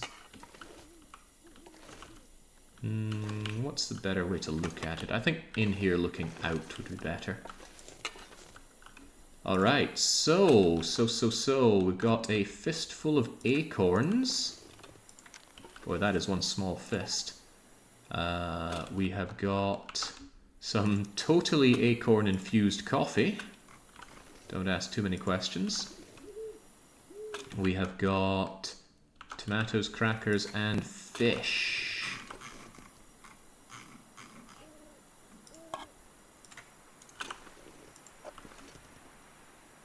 Where are the crackers at? There we go. Delicious. We've also got the cattail stock delicacy. We've got totally the stew, totally the correct bannock this time, and reishi tea and the bardock tea.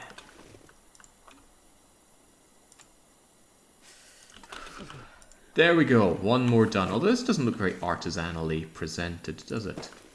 You are with the sardines and the soup. Your drink, your other drink, your other drink, acorns to dunk into your coffee. The cattail stock just immeasurably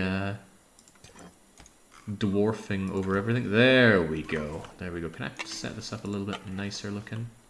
I feel it might be nicer if it... There. Oh, yes. Hell yes. Stop breathing, Shepherd. Stop breathing and stop talking. Just stop. There we go. Nice. I like it. I like it a lot. Alright. Done and done right. This is an excellent place for getting birch bark, but I suppose that's not a priority. I'm also not seeing... I think around here is where the burdock's meant to be, and I'm not seeing it. You can turn off the UI, that's fine. I just crop it out in the screenshots. Besides, if I really want to see it again, I can always just fly over for a redo of the screenshot.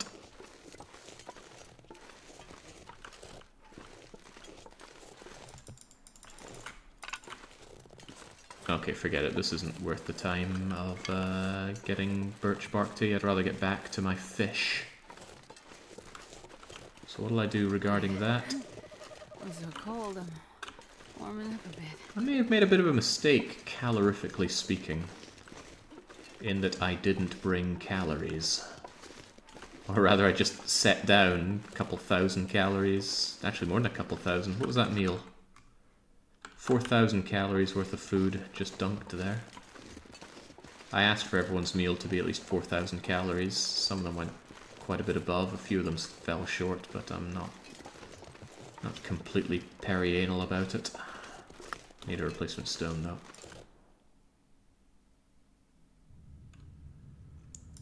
Be the YouTube scrub who rewatches State of Decay masterpieces. State of Decay, don't get me started on that. Could always go for more State of Decay, but the world doesn't always want you to have it. Good to have you back, says Top the Muffin. I'm one of the YouTube scrub viewers. I've been forced to watch your EU4 replays. Any thoughts of EU5? What EU5? There is no EU5. But, completely unrelatedly, there is this Project Caesar, isn't there? I'm quite excited about that. You know, you always want to temper your expectations. It's Paradox, right? You know, I've actually been away from Paradox longer than I ever worked there. And I've been away, I think, for twice as long as I was ever the director there, so... it is now so far in the past for me. That's neither here nor there, though. I've been firing up Crusader Kings 3 recently. It was because of that Caesar 3 map that I was playing in the UK. Maybe I want to fire up Caesar 3 and play in the UK. But oh my god, the additions to CK3 are just so poor in my opinion. So very poor. When I was playing it, I suddenly felt that it was a parallel to browsing the early internet without an ad blocker. Because you just keep getting pop-ups that you don't care about. you click to dismiss him and it just comes back. It's like, oh, about that hunting party, this guy stubbed his toe. It's like, piss off, I'm trying to invade Mercia. I'm so disillusioned with that game because it was so good. And yeah, I was there at the time. There was so much of Paradox poured into Crusader Kings 3. That game got a lot of time, a lot of budget, and a lot of talent. A lot was riding... might be the wrong thing to say that a lot was riding on it, but a lot went into it, and it came out so good. I was amazed. And I just feel like it's been horribly mishandled since then. Now, it could be that I'm wrong, right? Maybe they are making what people want or what sells well. I'm gonna take another nap here. We're already quite cold already. But, nah. The game has not become more strategically enjoyable. It has just become pop up, pop up, pop up. Every DLC is just a fat load of events I don't care about. What in the world did we get out of Wards and Wardens? Supposedly that was voted on. Yeah, I remember that. It was a strange thing in my opinion to do, hold a vote for what next DLC to do, but Wards and Wardens came out on top, and who has ever cared about Wards and Wardening? Maybe I'm just not the kind of player that CK's made for, but I loved CK3 on release. Oh, it was so good. I was really hopeful, like, okay, right, this is what modern Paradox is doing, and it's really good. And then, well...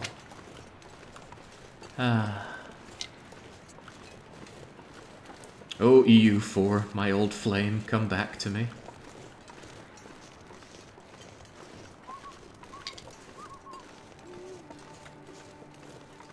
Soon we'll be able to be landless. Can't wait for that. Wonder how that'll play out. Be like Dwarf Fortress Adventure mode, maybe. There are more...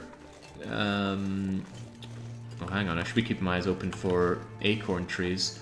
I was looking at those thinking those are saplings. Normally saplings are something you go gaga for. You're like, yes, give me saplings. Nom, nom, nom, nom. But we have a bazillion saplings. We don't have any need for more, really. I am interested in burdocks and acorns.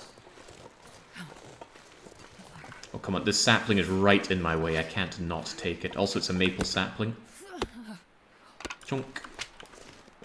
The balance of priority between maple saplings and... Hello, you are interesting to me. I could sit down, make a fire, and carve you up.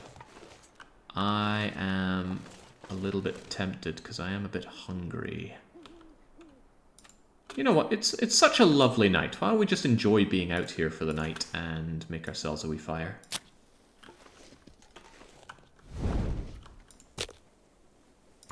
Of course, a blizzard will roll in and make me regret my decision, but when I saw the view over there, I wanted to just sit back and enjoy this for a wee bit. I played in India a while ago. Ah, what a coincidence. Myself as well, Tarthur. It's just like you said a while ago. There's no difference playing in Europe. Same old boring stuff, blog too much, and there's nothing. Yes. I played through a lot in India, and other than the cool little music you get from holding court, it really has no difference to playing in Europe, and that's kind of scathing. There's not a lot of meat on your bones, but I'll be taking them anyway. Some people ask me why is there no harvest animation playing.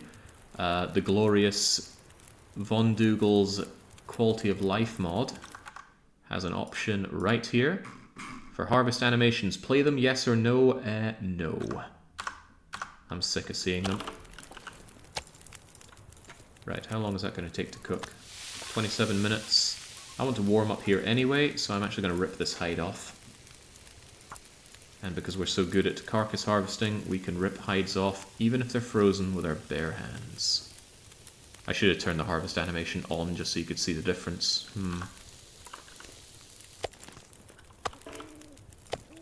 I think I'll just eat this. I don't want to lose well fed on the way back. Lovely night. It's only going to get colder a bit more, but... I don't need these guts. I won't take these guts. I will, however, heat up a birch bark tea, and I will prepare a... I already got a cup of coffee. Okay, that is good. I don't need herbal teas either. I'll make another cup of birch bark. No, I won't. I will make a small amount of water. Smaller than that.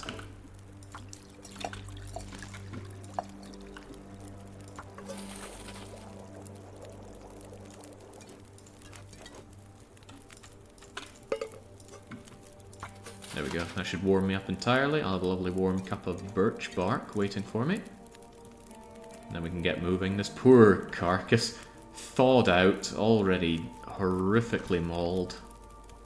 Sorry, Bambi. In this kind of situation, what could you reasonably do with these antlers that you couldn't do with, say, a tree branch? If you hack those antlers off, is there any purpose that they could reasonably serve you? I suppose you could wear it on your head and act like a madman. It has a certain temptation to it. I feel as if CK3 is remaining stagnant while Vicky 3 is slowly improving, slowly in all caps, coming from top to muffin. So what, I played Vicky 3 on release, I thought, and I decided to outsource my thinking about the game. I'm not a Vicky expert. I want someone else to tell me when Vicky is really worth playing, and even the most die-hard Vicky fans still tell me, oh, just wait, the next expansion, that'll be the one that'll make it really worth playing. It's gonna have, I don't know, client states or whatever. And the next expansion comes out, no, the next expansion will surely make it a good experience for you. For now, it's a bit, you know. Well, I don't know, so maybe someday I will. Give me the water, give me my pot, give me my tin. Give me my birch bark tea. Will I drink it? No. I'll drink some water, though. We're getting a little tired, but let's grab that and go. And again, we cannot pull a torch. We have pulling torches from fires set to off. And it is one of the best improvements in difficulty in the Long Dark, in my opinion. Fire is very powerful. Fire will dissuade wolves. Fire will warm you up. Fire will allow you to set down a campfire just about anywhere. But if you have to craft your torches, suddenly you have to stop and really think, because it's no longer just free to take your fire with you. And this is one of those things where you could just say, don't pull torches then. You don't need a mod to stop you from doing that. You could just not do it. I feel it takes up a certain level of headspace to have self-imposed challenges. And if you put on too much, I feel that it detracts from the game experience. So actively not being able to pull it out is actually important, even though functionally it's the same thing. Nothing stopping me going into the menu and just re-enabling them, right? Wrong. Anyway, I am freezing my bits off here, so let's drink that lovely warm birch bark tea. We warm up a touch, we get the warming up bonus, but it still feels like 20 below. Even under these two bears that we're wearing, the ambient temperature is minus 44 with 15 degrees wind chill. But we're pretty much out of here already. It always feels like walking back along Forlorn Muskeg feels so much faster than walking from east to west. East versus west, anyone remember that one? Anyone play that one? East versus west did get leaked at one point. And I will say, as terrible as it was, it had really good music. Did Andres Waldtoft do those? I don't know. I'd have to check. Hang on, I have the power to check. Music be my go-to music solution. Please tell me... where in the world is all my music? God, I'm so bad at navigating this thing.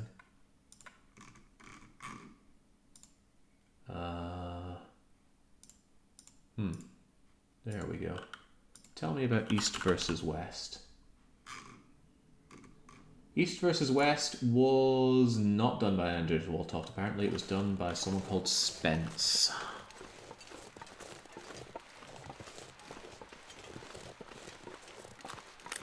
Oh, Magnum Mundi.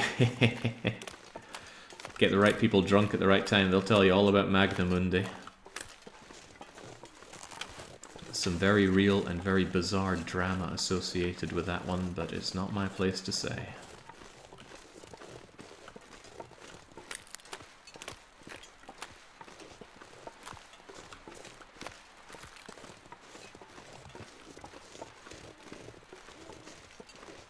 Blizzard is claiming that Vicky was reasonably fun for a couple of games. Yeah, we have a fair few people in the community that have enjoyed Vicky 3, but the fact that they don't actually recommend it at all doesn't speak very well for it. Apparently it's a good numbers go up experience.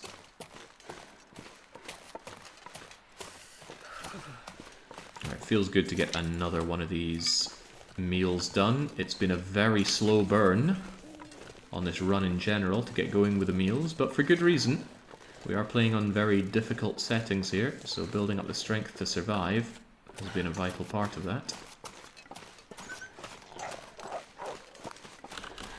Normally that's the sound of a wolf coming to eat you, but the whimpering means that he got spooked by me.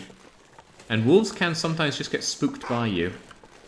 You're fortunate it occurs, but sometimes you jumping them spooks them. Never rely on that though, it's something very low, like 5 or 2% chance, but it does happen. Did I say I hate being cold? Because I really do. Yeah, good luck with that, Agaris. I hold my liquor very well. But, you know, if you're going to be buying me whiskies, I'm not going to turn them down. I like just about any spirit, and I love mead. I don't drink beer, don't drink ale, I just don't like bitter flavors, so... You know, just throwing that out there. If you're gonna buy Jakey a drink. Be like Nicky, rock up on my front door and present me with an already half-drunk bottle of Powers Irish whiskey. That was a real power play from Nicky. Especially when he pairs it with his squashed sat-on egg roll that he got on the flight. A man after my own heart. No. Coffee is... So I boldly claim that I will eat anything. There's no food that I would outright turn my nose up to. But I don't drink coffee, and I hate the flavor of coffee. But I would say coffee isn't a food, so that's okay, I can still make my claim. Just don't serve me tiramisu. Alright, we are a bit chilly getting back, but we are on our way back. So, hang on, did I miss anything on my plans here? For some reason I can't click on this anymore. Okay. I think Steam's little note feature bugs if you tab out at sometimes. Quick question, Jake. My wife recently asked why you always play Nancy Drew if it's a bad game. Although I know why, I have a hard time explaining. Can you educate her? It's a difficult thing to put into words, really. I first played Nancy Drew because it was a punishment game given to me. You know, it was seen as a bad game, play through it, haha. We all had a good laugh playing this bad game. But something about the experience just stuck with me, so I ended up playing more Nancy Drew games, and then we had a big Nancy Drew marathon. So you could say that while Nancy Drew is pretty bad, it's something you get a taste for, and you can appreciate the badness of it better. It's also become a bit of a community staple. One of the best things that I hear are people who want to join in future events that we do in the community because they regret missing out on the Nancy Drew marathon. Oh, those poor souls. Alright, we're going to be sleeping through a lot of today, but that's fine. Gives me a chance to go out and get some more burdocks.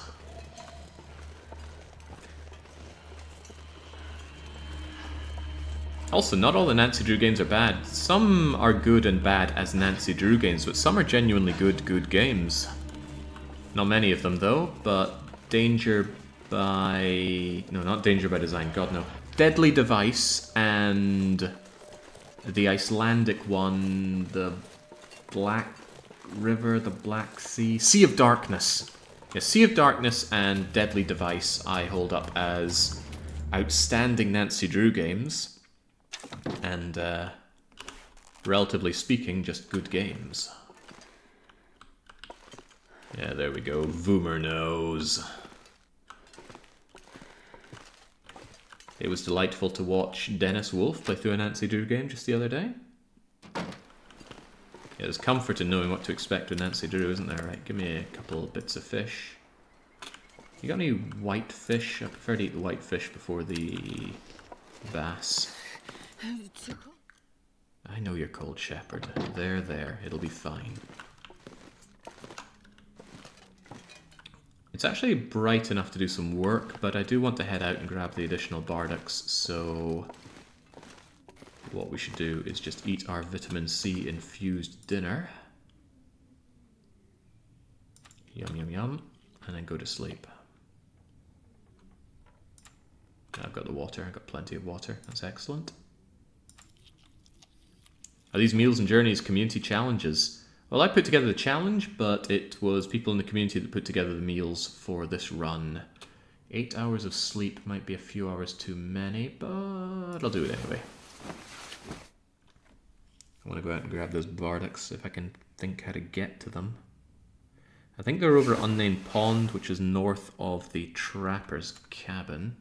I didn't drink before I went to bed, did I? Terrible mistake. And it was a follow-up mistake to drink instead of eat the moment I woke up, but well. I think we'll be okay. Just fill my belly before I leave. Also, it sounds like murder out there. Let's see. Ugh, looks even worse. Was there stuff that I wanted to do in daylight time here? How are my clothes? Clothes are largely okay. I mean, I could stand to fix my socks and my thermal undies. Thank you, Marvin. That's exactly what I need to do. I need to make a new bow. 1, 2 guts, 1 cured maple sapling, 1 set of tools. Survival bow takes 6.5 hours to make. It's a bit of an undertaking, but we do it anyway. Just chunk 3 hours into it. With any luck, we'll get an aurora that'll allow us to continue to work into the night, but I wouldn't count on it. Man, we could almost finish it off here and now. But no, it got a little bit too dark for us. It's amazing how quickly you can burn a day in this game if you have stuff to do. I didn't drop the new sapling, good call. Just let me eat this white fish. And is there another white fish next to it? Of course there is. Always like to eat when I'm thirsty. And then you take the drink after and you save yourself some water.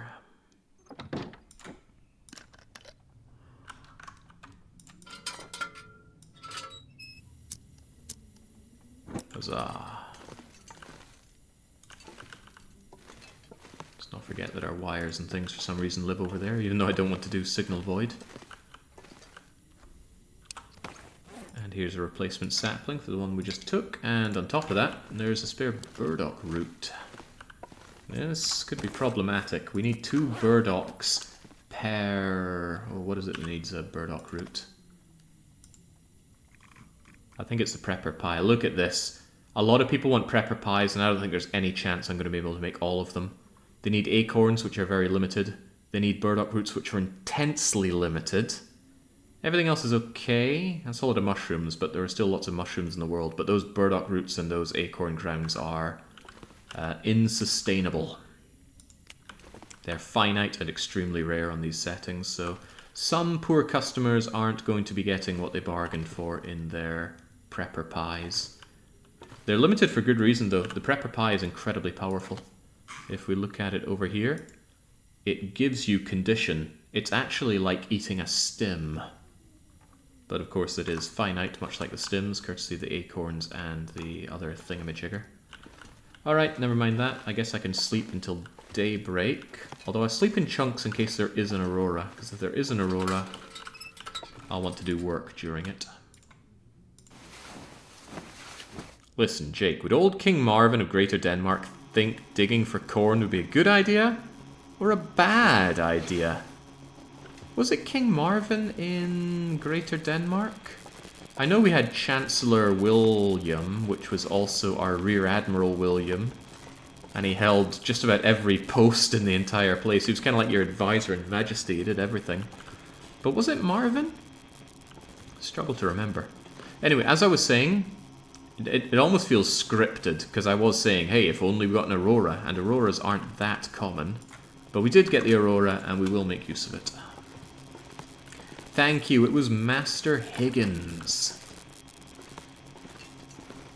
of Adventure Island fame. Alright, survival bow, let's finish you off. Very nice. Eat up our last little whitefish, because we're super thirsty.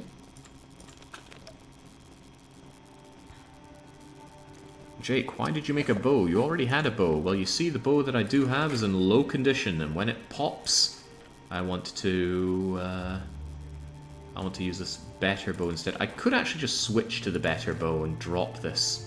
I think that's a better thing to do. So see the survival bow, I think I'll just shove it in this drawer. No, it's more comical to me if I shove it in the first aid kit. You ever seen a bow that can just fold up and be shoved into a first aid kit? Oh, now you have. There we go. Should I shove the travois in with you? Maybe. The travois opens up a lot of opportunities, but it's also 1 kilo of carry weight.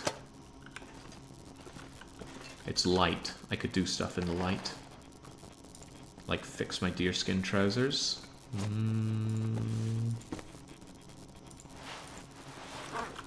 I don't think any of my gear needs fixing, even if I am on my way to Bleak Inlet. Radical, though. No, I think the more clever and definitely less sadistic thing to do is sit in the dark sharpening my blade. But not with this whetstone. Oh geez, I'm very glad this game doesn't have grid-style inventory management. I generally don't like those in games that you find them in. It was pretty cool in Resident Evil 4 because it felt very new and fresh to see that in a third-person shooter game. But now it feels like everyone and their donkey is doing grid-based inventory systems, and sometimes you just get tired of it. It was a great thing that the RE4 remake actually gave you an auto-sort button. That was incredibly welcome. Right. Let's sit in the flickering lights and sharpen our bladed tools. That would give a real spook to anyone coming in. So now my hatchet is completely sharpened, and time for the knife. As I alluded to earlier, I've actually got a whetstone on its way, should be arriving in a couple of days. Reflected on the fact that the knife, or the knives I've had in my kitchen, I have literally never sharpened. And I was reflecting the other day on how my big kitchen knife was struggling to cut through a tomato. I thought maybe I should sharpen this thing. Let's fully sharpen you. No great loss to me.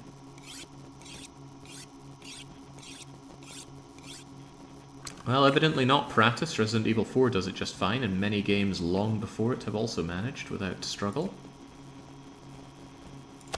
I need to drop that deer hide. Okay, all this buzzing is driving Shepard bonkers, and probably myself too. Let's drink up and sleep up.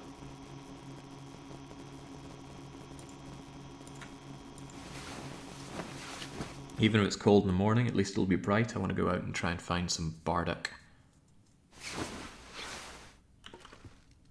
Okay. I am assured it's going to be cold out there, but that's alright. Let's carry this pelt down here. That guy who drank his own pee doesn't seem so crazy right now. That was Bear Grylls, right?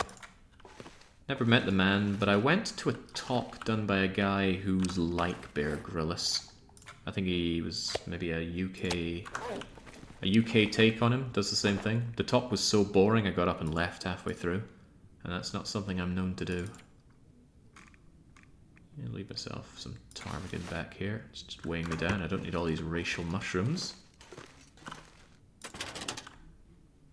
Yet more mushrooms for the mushroom god. They never go off, so I'm happy to store them in a container. Normally I don't keep food in a container because if it goes off it disappears. Right, now comes some questions. Why can't I click on this? I need to read my notes, but I can't see it there. Hang on, maybe I could open it via Steam. It tells me to collect burdocks at Mystery Lake. Yeah, we're going to do that, and then we're going out to Ravine and Bleak Inlet. Unfortunately, I'm on the correct page for knowing what I need. What did it just try and open there? I'm always a... Oh, okay, can I... Okay, well I can scroll on this at least. I can't seem to click anymore for some reason, but I can scroll. Ravine and Bleak Inlet. Ravine is easy except for the prepper pies.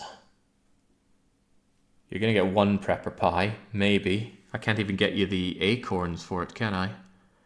And Bleak Inlet.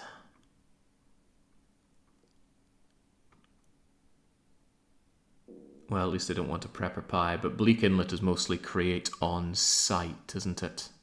There's the cooked potatoes, sure. I've already got a jar of broth for you. So as long as I take the carrot and the cooked potatoes. Okay, so Bleak Inlet is not the concern. The concern is Ravine. LMNOPQR, Ravine. I'm going to need a substitute pie because 2 prepper pies is not manageable. What kind of pie can we make? This ain't me wussing out. There are simply not the ingredients to make them. Acorns in particular. And yeah, I've only got 2 burdock roots and you want 4 total. What kind of pie would they like? I don't know if the person's around. 1010 Cool X? I don't see them in the chat. What kind of pie would you like as a substitute for prepper's pie? Some lovely venison pies.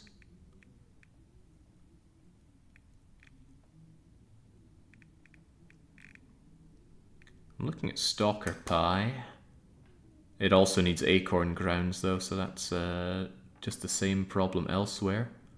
I do have spare ptarmigan for ptarmigan pie, although I need ptarmigan for broth later on. Did you already want rosehip pies? No, you're going to get some rosehip pies then, because I haven't cooked with rosehips, I think, this entire game. And surely rosehip captures the same flavour notes as acorn, reishi, burdock. Alright, that's what we'll do. But still, first thing I need to do today is go out and find some more of that burdock.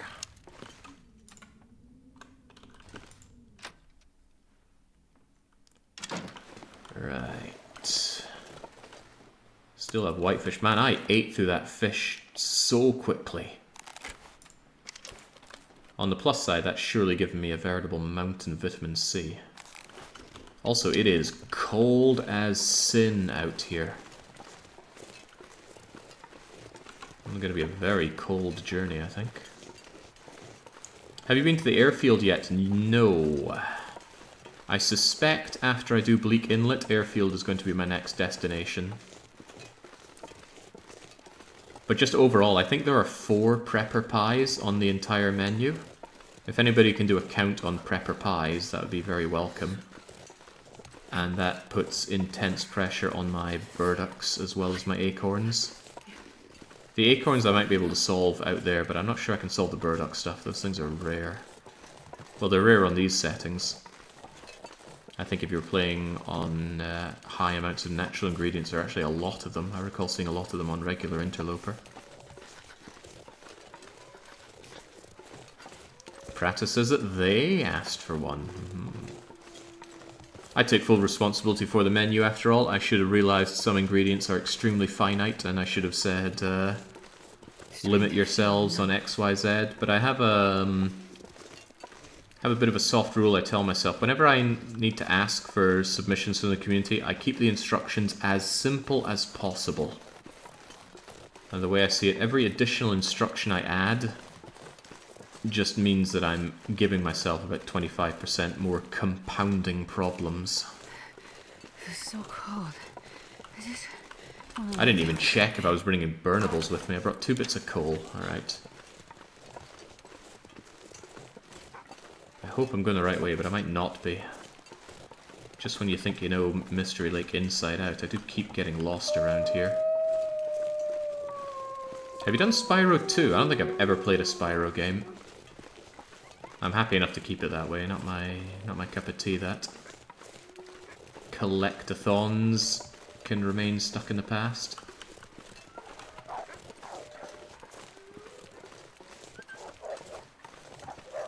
So yeah, Spyro is a beloved childhood game for many, but That makes it quite indigestible for people playing it in the current day. I think I'm going the right way. Certainly hope I am. Am I? Oh, no, I'm not so sure. Let's pick up the pace. Cold is killing me more than tiredness will. Although wolves will kill me more than both of those put together if I let my guards down.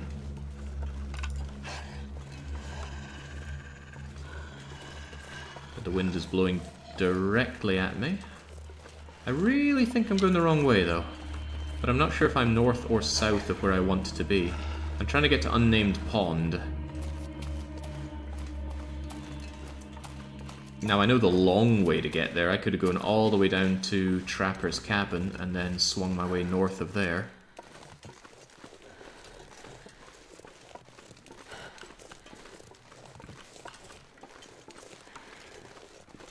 But I'm not familiar enough with the region, even though I did single region survivor here. Which means at some point I knew my way around here, but my memory is just bleh. Is this knowledge esoteric enough to creep someone out? No? Well then out of my head it goes. This corpse will be a nice sign of whether or not I've been here before. I have, okay. It said empty, meaning I've already searched the corpse. And either I found nothing or I already took what he had.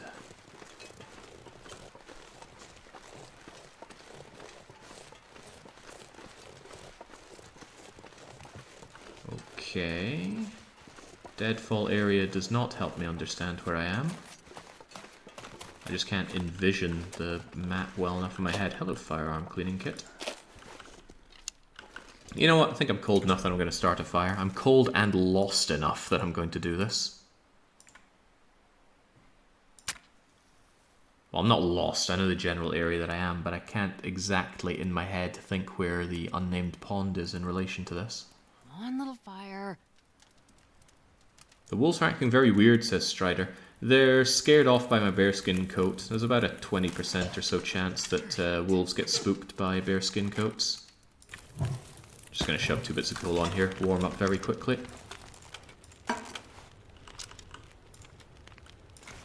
Cook myself up some birch bark and... thought I'd put you away. Go away. And you know what? Make some more birch bark. And let's warm up very quickly by climbing into my cozy wee... come on. Pass a bit of time in there. Lovely jubbly.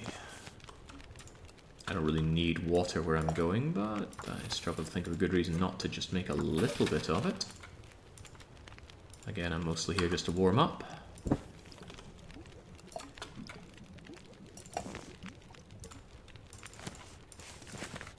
Who needs thermoses?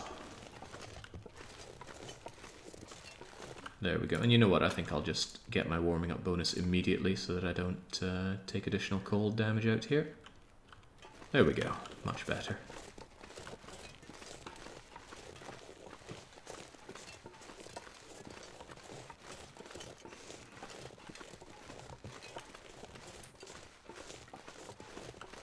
Trying to puzzle out in my head where I am and where I'm going.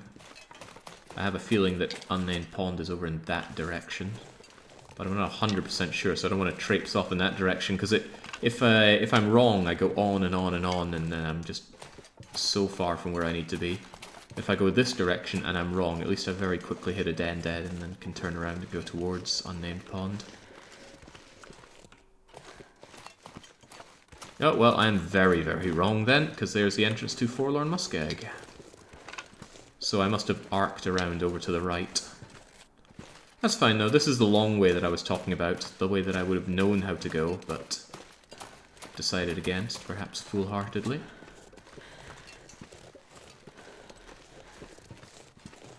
I don't typically leave the train tracks on this map. The woods are haunted. Yeah. Things can go very wrong in the woods here. On the plus side though, birch bark aplenty in this part of the woods.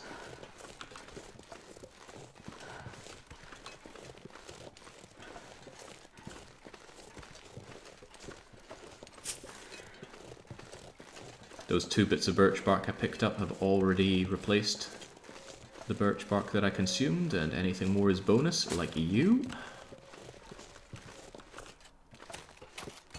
Birch bark is great. If you want to increase difficulty even further, you can disable birch bark. You do not even need a mod for that. That is simply a gameplay custom mode setting. Of course, you could also just not use birch bark. But I love birch bark too, I wouldn't want to turn it off. Even if you take away the healing aspect of it, the fact that you have a renewable source of the warming up bonus is just too good to pass up. You don't warm up from drinking hot water, you need to drink a tea, or a cup of soup, or a tin of baked beans, you know, something with a bit of chunkiness to it.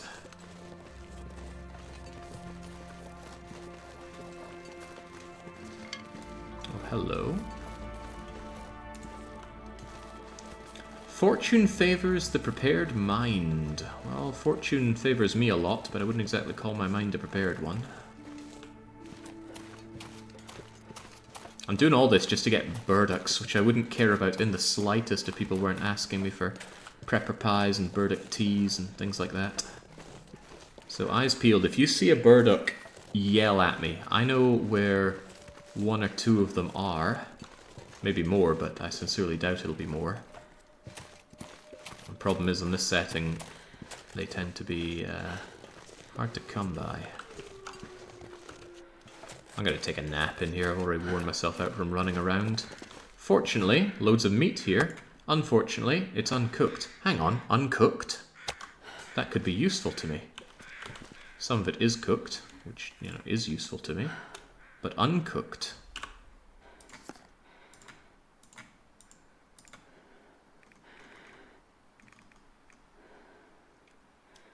Oh, right, stalker pie still needed acorns. There is Briar House, but nah. Does anybody want any of those? Oh, of course I can't. Can anyone check if anybody needs Briar House pies? It might be worth keeping a note that I have bear meat over here. I can keep a mental note, can't I? For all I know, I already made a physical note for it. Shooting guide, water. I've left myself a few bits and bobs here. Very nice of past Jake. But current Jake will take a 2-hour kip. I think the Mountain Town one needs it. Okay, good to keep in mind. Bears aren't exceptionally rare, and they're not that hard to put down either. I have an uncanny ability to kill a bear in one shot in this game.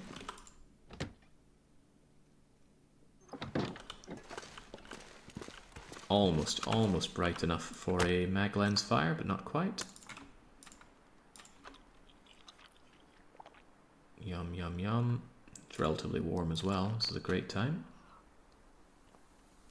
Don't think I'll take any of that bear meat though. I know it's here, and this is an easy place to get to, so I can come back and grab that for any future meals.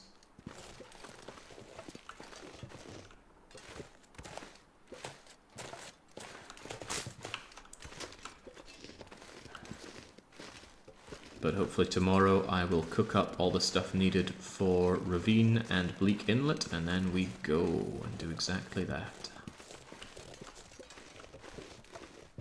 What in the world is that icon next to you, Bad Stuart? Looks like a diamond pickaxe.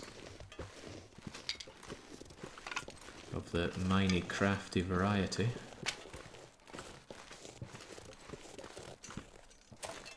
Such an influential game. Even Factorio took influence from Minecraft. Although if there's one thing I wish wasn't taken so from Minecraft, it'd be the inventory system. I've never really liked Minecraft's one, but loads of games use it.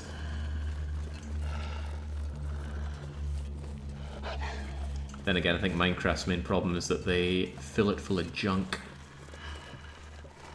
How many different kinds of the same wood would you like in your inventory to clog it all up? Shouldn't complain too bitterly, it's not like I play Minecraft these days. Could you spare a moment and summarize the game lore in a few lines? What happened? Where is everyone? What are you supposed to do? This game does have a story mode, but it's long and elaborate and honestly quite terrible, so I'll give you the free play mode. There is a mysterious geomagnetic storm that has shut down electrical equipment here in this remote part of Canada. We don't know if it's worldwide, but we know that it's here. This was already a remote place that had friction with the mainland of Canada. So already it's sparsely populated, but now the lack of electrical equipment, the incredible cold, and the already hostile wilderness means that this is a deadly place. We have crash landed here because our plane got knocked out by the storm, and now we must survive. But we start out with no skills and basically just wearing t-shirt and jeans when we arrived. Am I going to kill you? Probably not. I'm going to guff this shot. Is what a lesser person would say.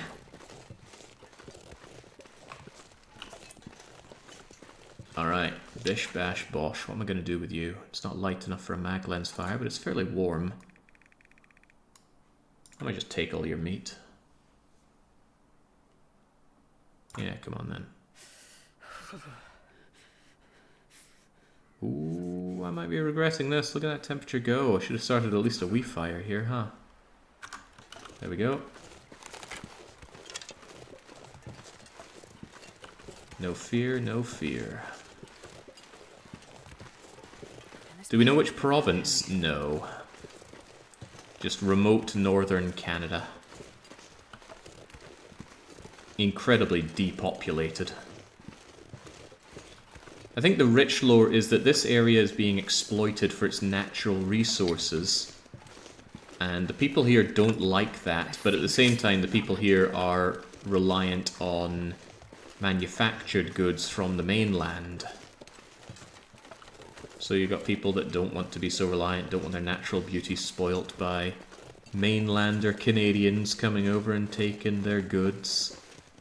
And then the people who are like, no, if we don't have their goods, you know, we die, because we got diddly squat here in our I've never felt so cold in my life. Frozen wasteland. Well, it's not frozen all the time, but evidently it's frozen now. Also, there's Lord Barrington, if I wanted more bear meat. I don't need more bear meat. He can smell me from a mile away, though, because of all that venison I just picked up. Just going to give him a wide berth. This is unnamed watery place, so eyes peeled for bardocks. I think they're over there.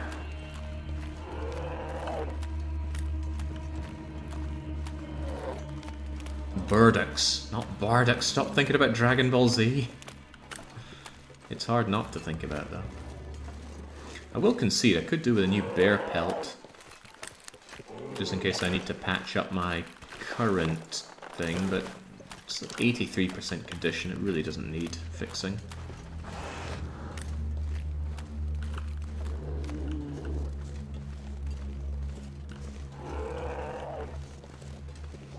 Yeah, no, if I took out that bear, I'd feel compelled to strip him of every little bit of meat he had. There we go! Oh, hang on, hang on, hang on. He could prove a problem. If I didn't have meat on me, would he notice that I'm here stealing his burdocks? Oh, he knows I'm stealing his burdocks. Come on, get digging, Shepherd, get digging. Alright, that's one. Shepherd. Shepherd. I'm not sure I can carry much more. Alright, go. Alright, 2 burdocks, that's good. We need a lot more, but that's still good.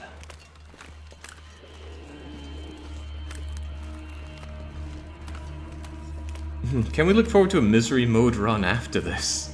Most likely. I am interested to see what they've done with misery mode such that they think that it's going to destroy players as heavily as they're claiming. Right, you know what? It's very, very cold, but if I had this, look at my temperature in the bottom left. The small amount of heat that I get off of this is stopping me from taking freezing cold damage. At least as long as I stay out of the wind. Right, that was good. Certainly could have taken out that bear for an even bigger haul, and I could have travoyed it back, but I don't see the point, considering that I need to eat a lot of fish right now to maintain my vitamin C. Aren't you supposed to not turn your back on a bear? Oh yeah, I could walk away from it looking at it like so, but this game does not model that behavior at all. The bears are quite simple automatons. If you are too close to them, they will stand on their hind legs, roar, and then charge you. They will be cowed by either coming close to a campfire or being shot in the face by a flare gun.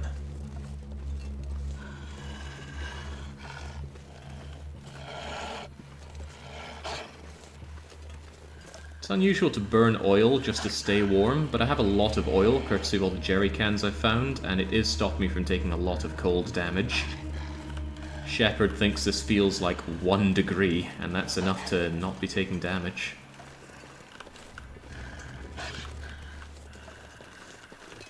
I don't mind running. Wearing myself out before Betty Bye-Bye's time is fine by Shepard.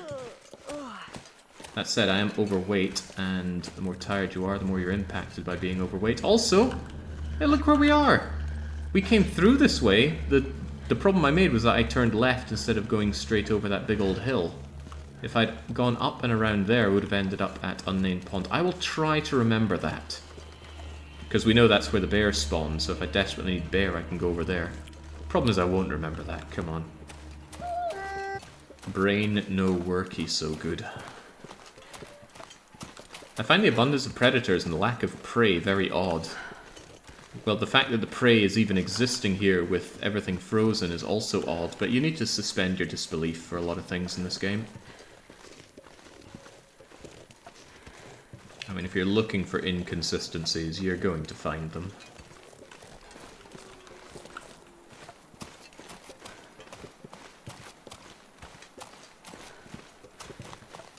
For one, why do the wolves charge you to begin with?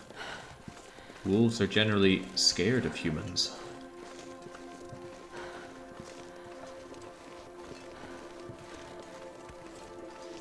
No, running from wolves does not trigger it to charge you. It will... Oh god, this is evolving into a blizzard. A wolf will speed up to cover distance if there's too much distance between you. But that doesn't mean it's charging you, it just means it's closing distance. Wolves telegraph their charge against you by letting out a bark before they do, which is very courteous of them. Gives you time to grab a flare, grab a bow, grab an escape plan. Grab a well-laid plan, you say? No, I'm trying not to play Slay the Spire.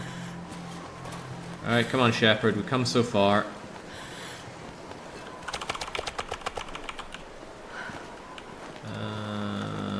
But I want that fish. God, with all the fish I've eaten, I must have gotten 100 or so, maybe even more vitamin C by now. Right, I could even start cooking this evening, like right now if I have everything. Do I have everything? I got myself 2 more burdock roots, that's going to be a good start. I think I should. Yes, yes I shall. Okay, Ravine first. Oh my god, I can't click on this thing. 1 coffee, I have got that coffee. I'd rather have it for me, but I can make more where I'm going. 2 loads of porridge. Porridge is just oats and water, right? Oats and water. So give me those oats. I think this is the first time we've actually used our running river oats. So come to me. Beef jerky and a granola bar. Beef jerky and granola bar. 2 prepper pies. Well, you're getting 1. And 2 bannocks. Bannocks need flour. I forget if they need oil, but let's take oil with us anyway. The 1 prepper pie that you're going to get will need acorn grounds and 4 reishi and some salt. Jeez, you want a lot of things here. Right. Salt. 4 loads of reishi. Acorns to grind up for them, and is that everything? Yes, it is. And for dessert, you want a peach pie. You want 2 peach pies. I did think peaches would end up being one of my problems here, but I did find a lot of peaches. Where's the peach pie? Peach pie requires A whole tin of them. Oh god, okay. At this rate, I think I'm going to need more flour, more oil, and where are peaches? Oh god, where are the peaches? Pork and beans, tomato soup, pork and beans, pinnacle peaches, and pinnacle peaches. Alright. The day is saved. I said I'd substitute you with some... Wait, why is this blank now? No, why is that blank? That was mysterious. Said I'd give you some rosehip pies, so let's get 8 rosehips out for you. Alright, that'll take care of that. What about Bleak Inlet? I should grab it while I'm looking here. B for Bleak. Bleak Inlet requires a summit soda, 3 potatoes, and a carrot. Oh, and more coffee. Well, I have the gubbins for coffee, right?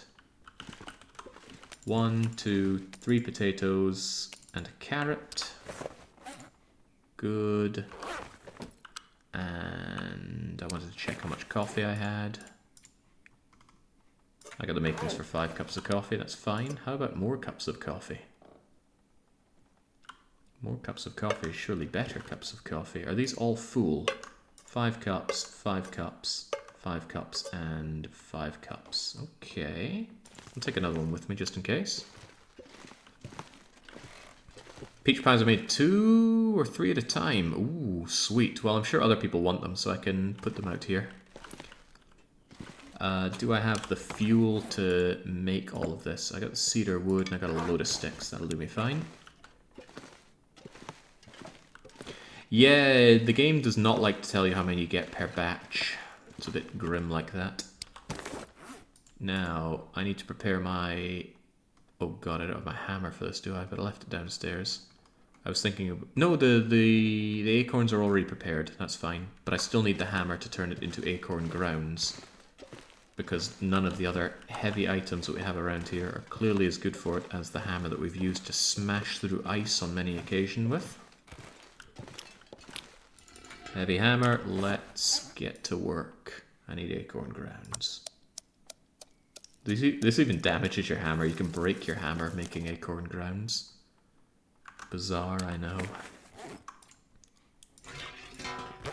I need to fix this heavy hammer at some point. It's taking some real condition damage. It's at only 62%, and I need some fir firewood to repair it with. Cedar wood won't cut it. You need fir. And I think fir is hard to come by here in Mystery Lake. It's mostly cedar. If not all cedar. Right. Let's get going, shall we?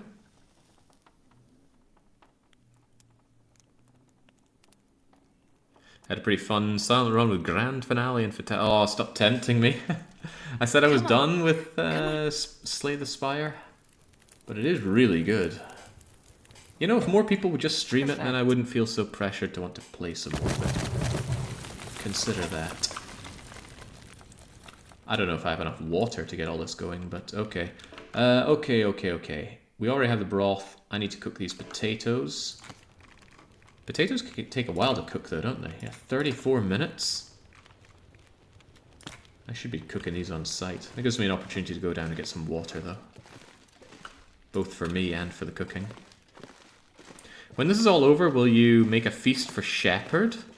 With all the leftover ingredients? There'll be plenty of leftover ingredients for Shepherd, so I'll be able to bask in what I have here.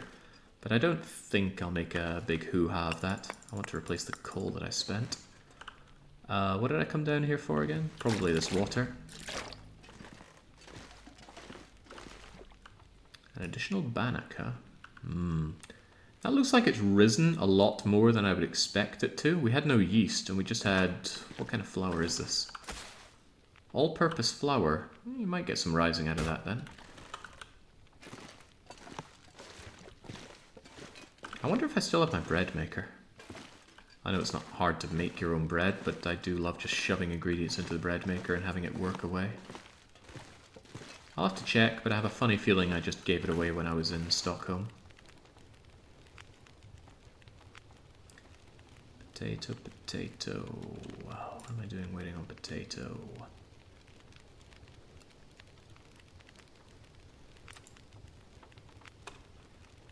Now to do, but wait for it. 1 potato, 2 potato, 3 potato. And if I'm not mistaken, I needed to make some more bannock.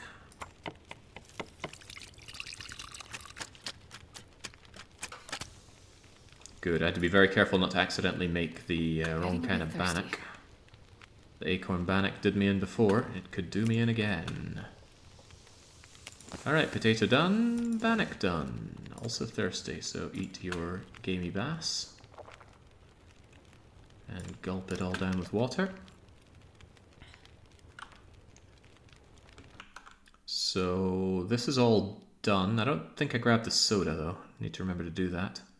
I have the coffee for making on site, and this is done at the lighthouse where I'll be doing some cooking anyway. Then the main concern is the Ravine, LMNOPQR. 2 loads of porridge. And porridge is made in not a skillet, although there's no good reason you can't make it in a skillet. Cooking pot, cooking porridge. With only 100 grams of oats, geez, this is some lightweight porridge.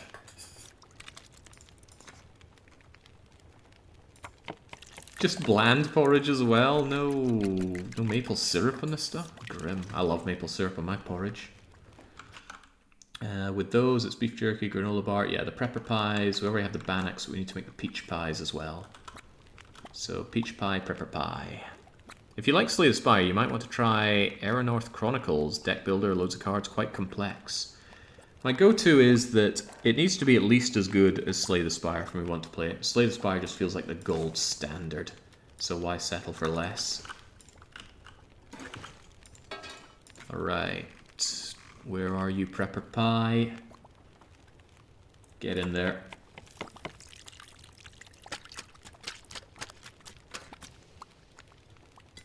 Alright, and Peach Pie as well. Getting dark here.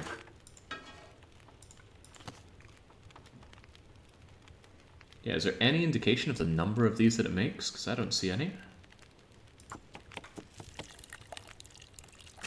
Porridge is more like gruel. I often think that in Frostpunk they shouldn't have called it soup, they should have called it gruel. Then it would have been a bit more obvious that it's an unpleasant thing to have. Alright, the other thing I wanted to make was... Oh, stuff it up, Shepherd, you'll be fine. And don't worry about these ruined bits of ptarmigan, they'll still boil down into a lovely broth.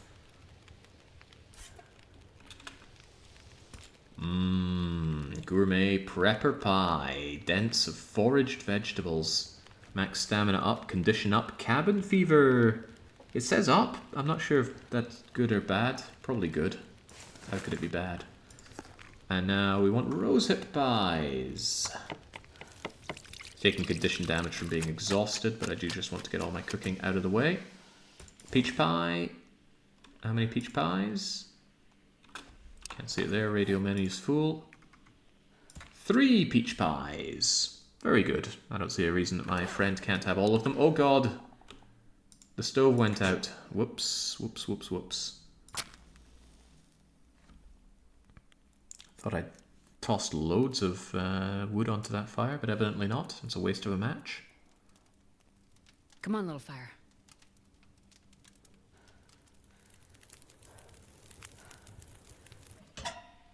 Oh yeah, that's a good one. I disagree, Shepherd. There we go, the rosehip pies are on their way, and that should be everything. Is there anything I'm missing? I don't think there is. Could make my coffee while I'm already here. I do like good coffee. Yeah, it just saves me the stress of having to make it later on. Although it does add more carry weight to me for no good reason. That'll be those rosehip pies, done and dusted. Alright, very good. Need to make sure that I grab one of those sodas or else I'm going to be kicking myself. And that means tomorrow morning we can head on out. Don't see a good reason not to. Can I come up with a good reason not to? I did get all that meat. And I still have all that uncooked fish. It's worth considering, but no, I think we just go straight to Ravine, which is a longer trek than going to Forlorn. Put the goods out in Ravine. Where are we meant to put them in Ravine, anyway? Falls Trestle. What is considered Falls Trestle? I have no idea. I really have no idea. Why don't we find out? Where's my Ravine map? Open that up, please. Kill the other one and bring up paint.net. Here we go. What's Falls Trestle? Not even say Falls Trestle on this thing. I'm going to assume that's one of these busted up bits of the train. No, Prentice says that it's to the far... Oh, this is Falls Trestle. Oh man, I gotta trek all the way through this and all the way back. Okay, well, no one said it was going to be easy.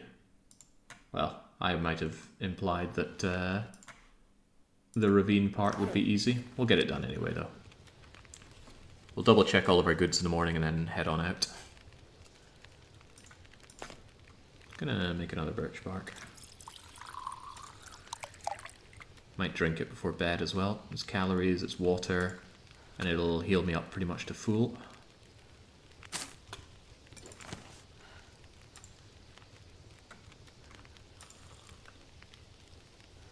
It's one of the prettiest places in the game, to be fair, yeah, and I'm going to precariously balance the food out there. All the while having to resist the urge to just throw myself down off the cliff, which will be difficult to resist. Okay, do we just go to sleep now? I got loads of food, but I'll wait until it's light before I properly triage my goods. Drink up, sleep up, Shep. I think in a realistic scenario, a lot of survival would involve plotting how to leave Great Bear Island for some place where it's warm enough for plants to grow. Yeah, wouldn't know, but how do you get out there when electrical devices are just not working? The number of pies is in the recipe menu after the name in the diamond. That number is the cooking skill that you need to make it. It is not the amount that you get. Coincidentally, this is 3 and 3 and 2 and 2. But you don't get 5 Briarhouse pies. That means you need cooking level 5 in order to do it. Nice try, but not nice enough. Shepherd wants to sleep more, so go back to bed.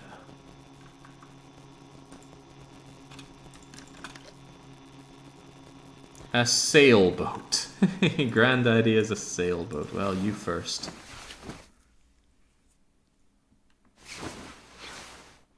Alright, there we go. It's not a horribly cold start of morning, so I might be able to get away with this. Yeah, lovely wee hometown. I wouldn't mind living in a place like this. Well, I mean, I would, but if my options are all the places here in Great Bear, this would probably be my place. Sadly, it's not really a home. Right, I need that Summit soda. Now let's make absolutely sure we've got everything. Coffee, 2 porridge, beef jerky. Coffee, 2 porridge, granola bar, beef jerky, a prepper pie, replacement pies, 2 bannocks, prepper pie, replacement pie, peach pie, 2 bannocks, and the 3 cooked potatoes. 3 cooked potatoes? Ah, here we go. 1, 2, 3 cooked potatoes, a carrot, some broth. Was broth part of what he was after? I'm trying to remember now. Short-term memory, not my strong point, so I'm glad I make notes. Bleak Inlet did want the jar of broth. There we go. And we'll fish this up, meaning I should bring the heavy hammer. Ooh. What if I don't bring the heavy hammer? Yeah, I won't bring the heavy hammer. I will use my pry bar instead. And if my pry bar breaks while I'm out there, then more fool me. But I don't think it will be a problem. And of course the coffee. Alright, we're good. We are good to go. Maybe bring a bit more water? Maybe not. I got a litre of water. I'll definitely be stopping to make more water as I go. I think we'll be fine. Fix the Riken, make it electricity. How are you gonna get rid of that hole the size of a building in it? Oh, okay, I guess we're not going anywhere right now.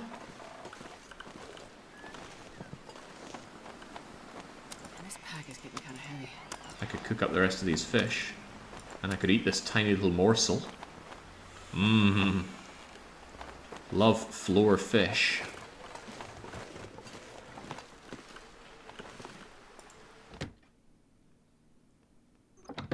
It is unfortunate out there. 2 liters, 1 liter, 1.8 liters. You're coming with me. Oh god, I've been carrying around my tools the whole time. I've been meaning to ditch those. I wanted to make a torch though. Cloth, stick, lamp oil.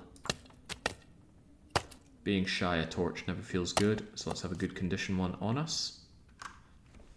But yes, I cannot conceive needing 750 grams of tool with me. So let's leave that behind.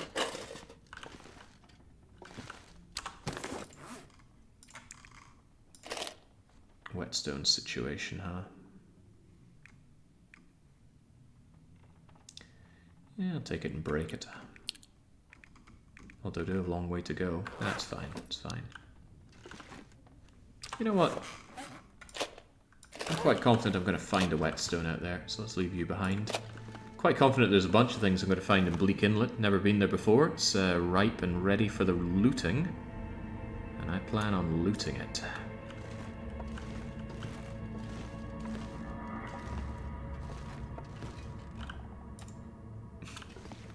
I was thinking I was maybe being a bit too gung-ho with the matches, but we still have loads of them. Death Road back to mainland Canada. Oh boy. One of the things they did not want was people adding zombies into their game here. I believe that's one of the justifications for not adding mod support to the Long Dark. The game can be and has been modded, but they don't make it easy.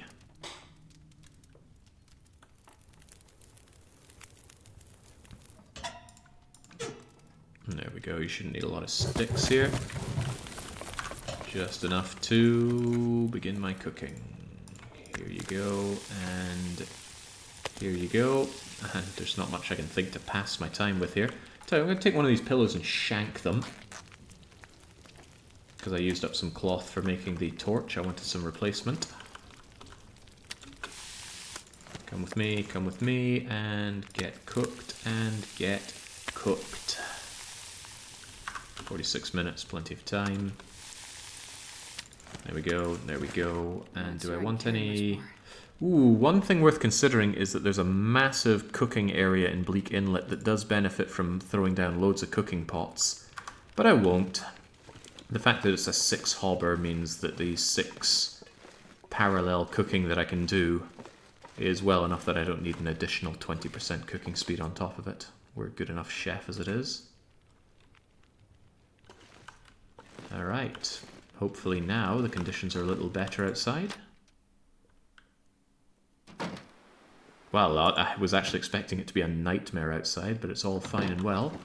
Which leaves me to do the final triage. What am I leaving behind, if anything?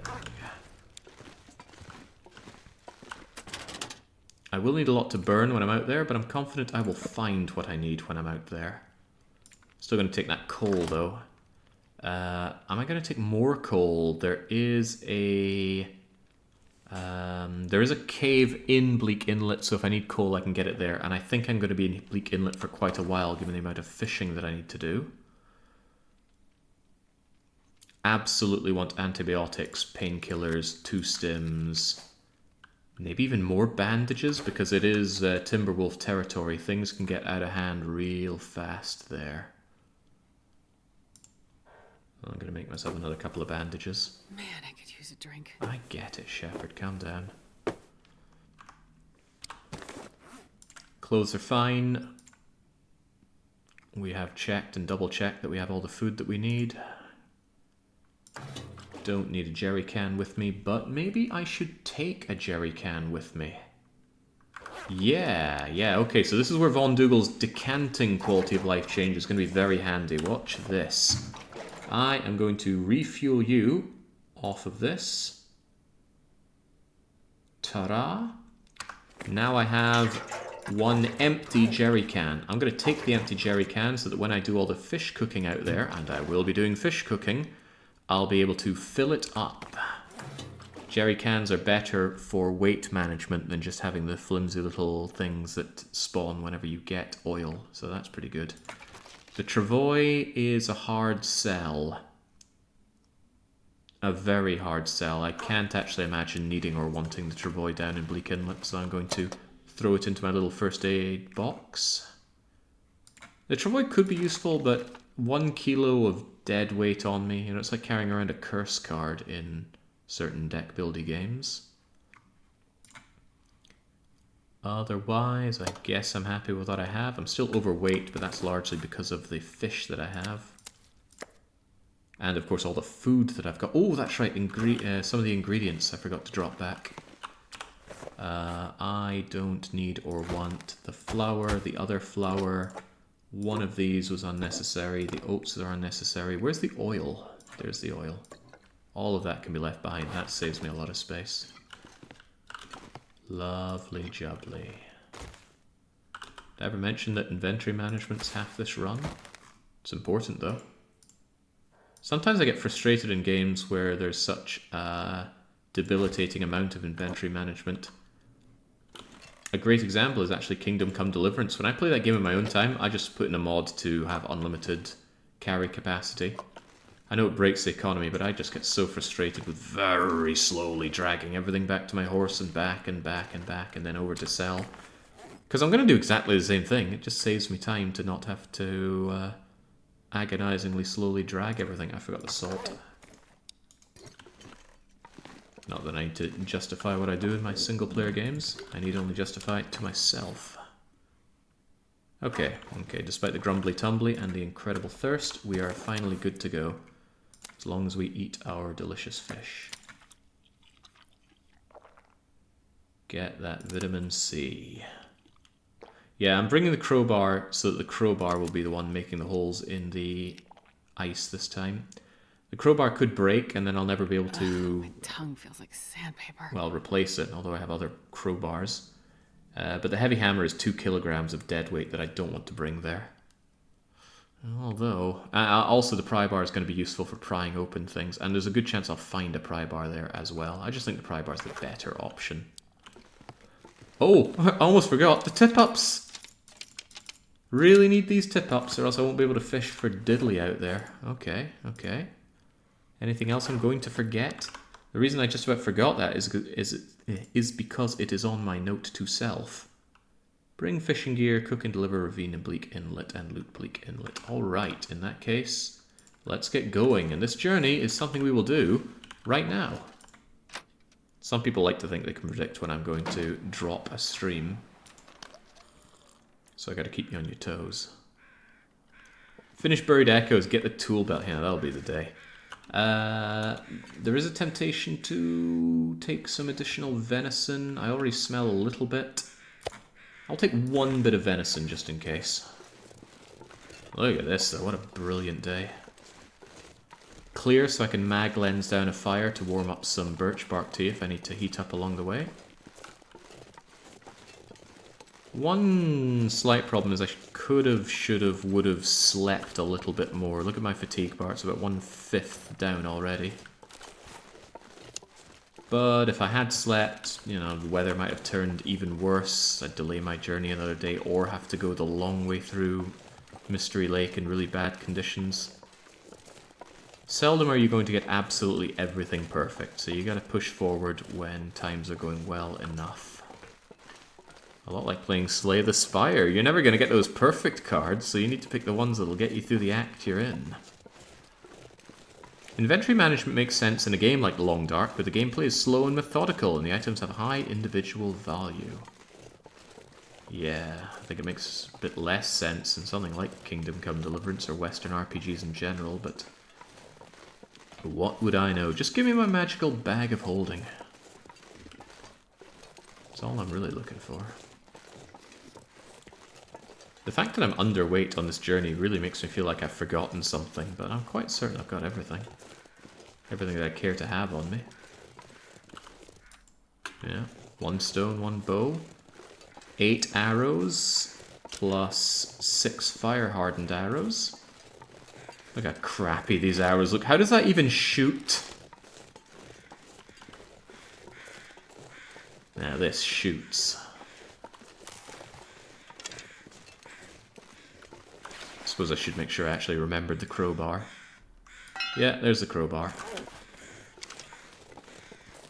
Someone was lamenting at me using the crowbar for causing the holes for the ice previous, but as I said, you can use crowbars to a degree. There are plenty of them, and whilst they can never be repaired, once you've opened everything that needs a crowbar, the crowbars have no use anymore. I don't even think the lockers that wash up on beachcombing can ever need to be pried open.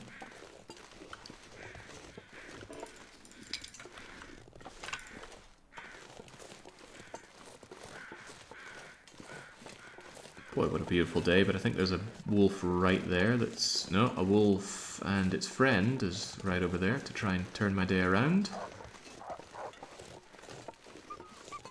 Are we going to spook them as well? I think we did. Huh.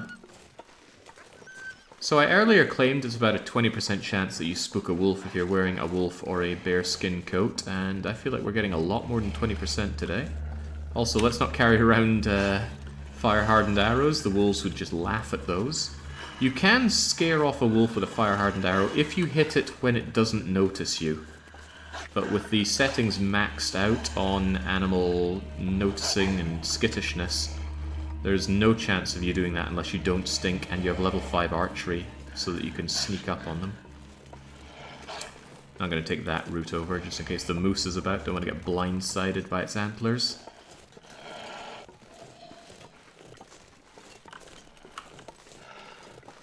Now, are you going to break aggro when I step in here?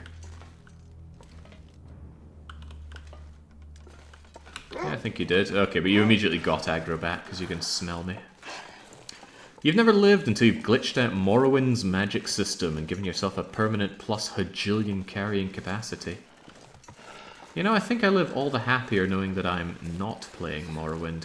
Good lord, what a miserable experience that was to play. And I beat that challenge. I'm not even mad 'cause bad. So many people voted against me on Morrowind and they were all forced to eat crow.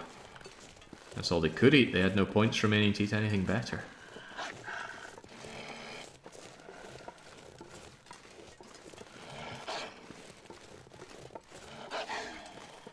Yeah, the point of fire-hardened arrows isn't really to kill, it's more to spook.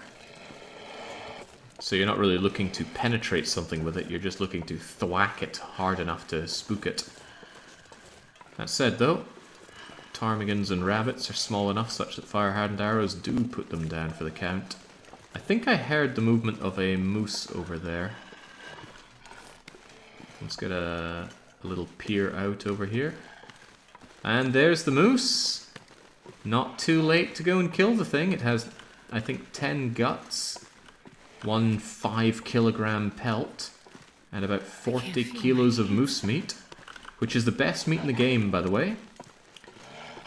Moose meat has more calories per weight than venison. I believe it's equal to bear, but unlike bear, moose meat does not cause parasites. Of course, we're immune to parasites from cooked meat because of cooking level 5. Right, after that journey, I will rest up just a wee bit, mostly to warm up. We're good for that? Yeah, we're better than good for that. We're not half bad. You're welcome, buddy. Well, I've done Morrowind, I've done Skyrim, I have done the other one, Oblivion. Of the three, I said that Oblivion was by far the best, and I'm actually interested in doing a long play of Oblivion. I don't know how it would be structured. I leave that to better minds than I to figure out what would be enjoyable to run Oblivion doing. But it's not just the best of the three. I actually rather enjoyed Oblivion and was keen to play more. Just haven't got around to it. I think I left myself some venison over here, so it's not unthinkable to go and grab that. Okay, had to check for the Summit Soda. Had this dastardly image in my head of me forgetting it.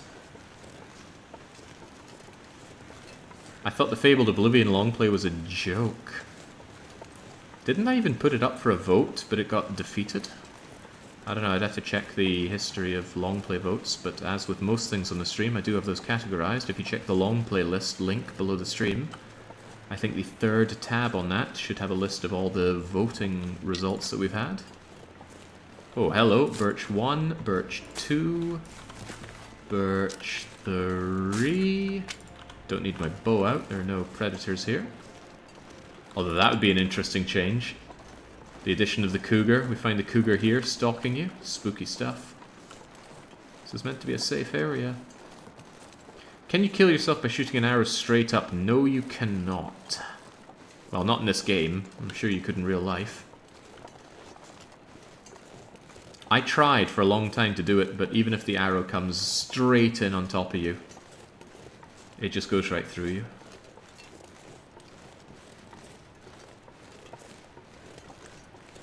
Probably because the player isn't actually a physical entity here. I shouldn't have done that, I just went and spun myself around. Right, where am I? Where am I going?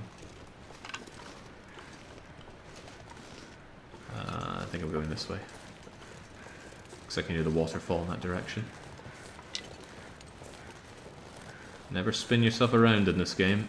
So often I get caught out by that.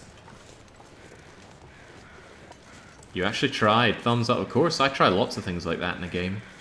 I get curious about how something works, and then I empirically test it, and I get my results, and then oftentimes I come away with some neat little tricks. Some cool tricks to do.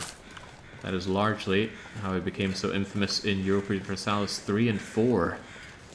During my long security shifts, I would fire up the game and try all sorts of things. Mingles, for example. Like 90% of that theory crafting was done whilst on my late night security shift. Good times.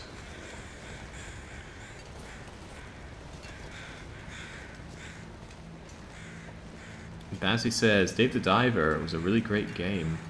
Whoa, Dave the Diver beat Oblivion. Now that's interesting, because in retrospect, looking back on it, I actually don't think I like Dave the Diver very much. It's too unfocused. It's extremely charming, right? I'd never say it's a bad game. But aside from how delightfully charming the game was, I didn't really enjoy playing it much.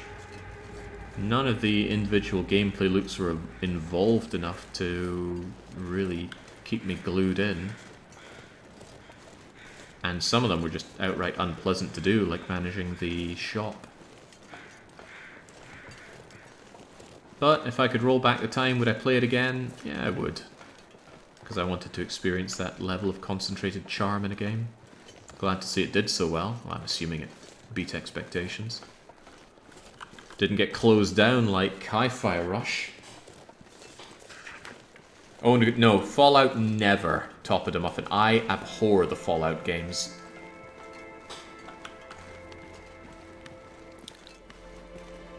Played Fallout 1, Fallout 2, Fallout Tactics. I've watched plenty of Fallout, I think it's 4 or 3 being played. Whichever one looks and feels like Borderlands, that's the one I was watching being played. Ugh, horrible stuff. So no, I have never and will never willingly play a Fallout game.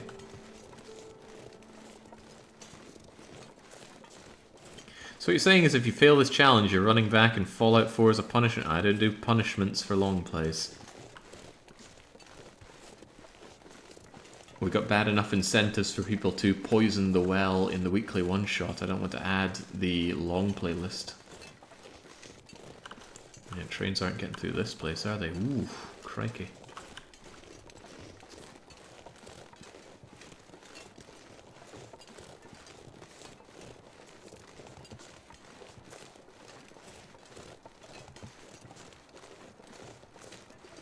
Oh, I'm sure I would have forgotten everything about Oblivion by now, so it would be faffing about to the max, but I would like to have some set goals to go and achieve.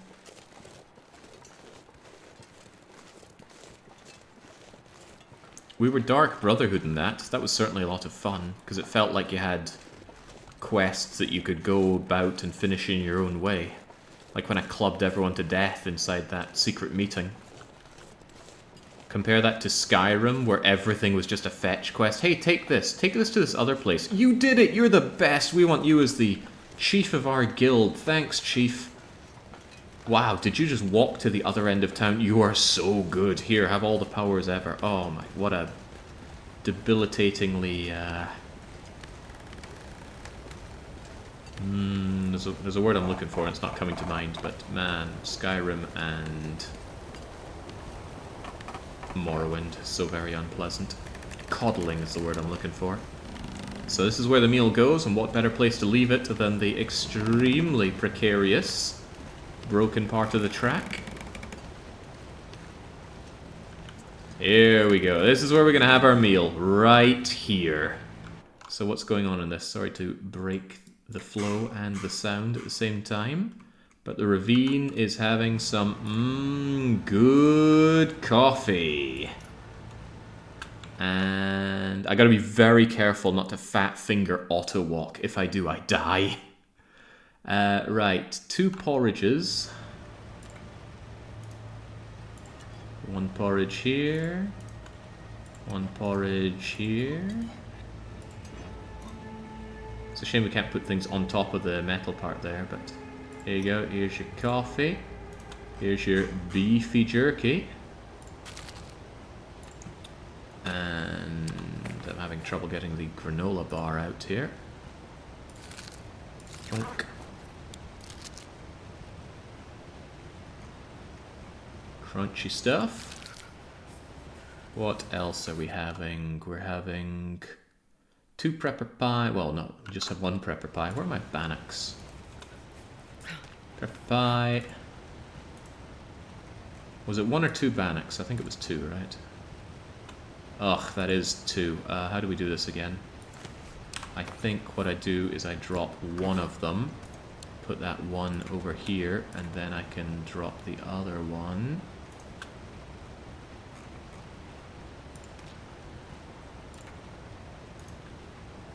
You wanted 2 peach pies, although we made 3. Here's the other bannock.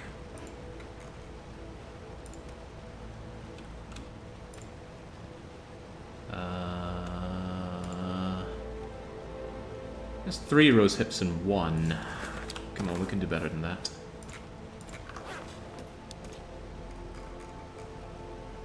One. Don't want things dangling over the edge unceremoniously, but how about there? Another rose hip pie. I'm gonna be very careful where I position myself for the screenshot on this thing. Is that the lot? Some people might complain that it doesn't look like I put down all 3 peach pies, it's just that they bundle together. Keep 1 over there next to the coffee. And there you go. Can we get a better look on this thing?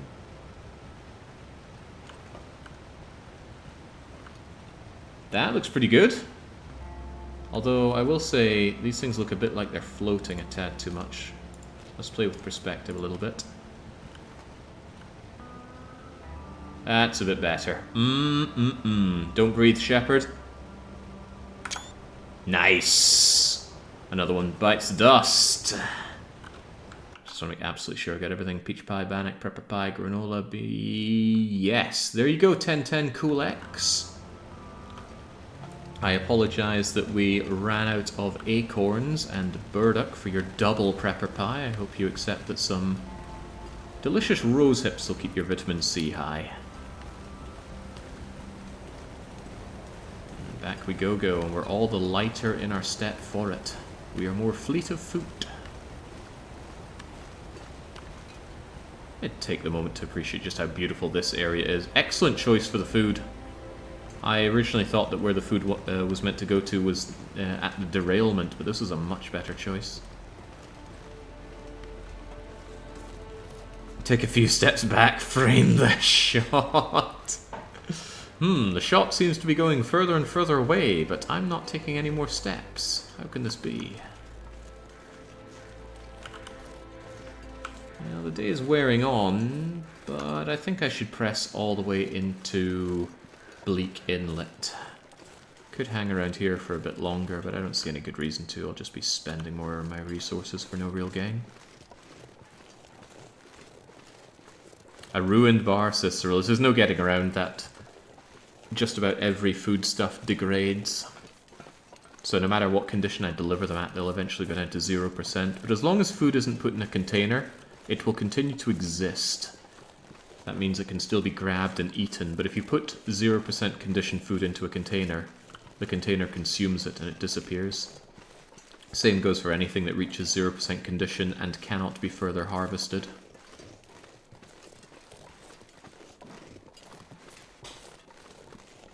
I'd rather my waiter would wear a dress shirt than smelly bear hide and formal shoes. Hey, don't you rip into my shoes, right?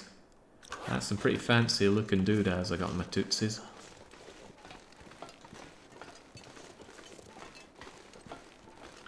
God, what a gorgeous place. I often walk down to Lake Balaton at dusk just to appreciate watching the sunset. It looks very different from this. A lot more reds and purples where I am. And a hell of a lot warmer. Ambient temperature here is minus 30. Ambient temperature when I'm watching the sunset, about plus 30. It's a fun point, actually. Zazz yourself up fashion-wise? No. That has too many gameplay implications. I would lose easily 20 degrees of warmth if I dressed for style. Depends on what the style is.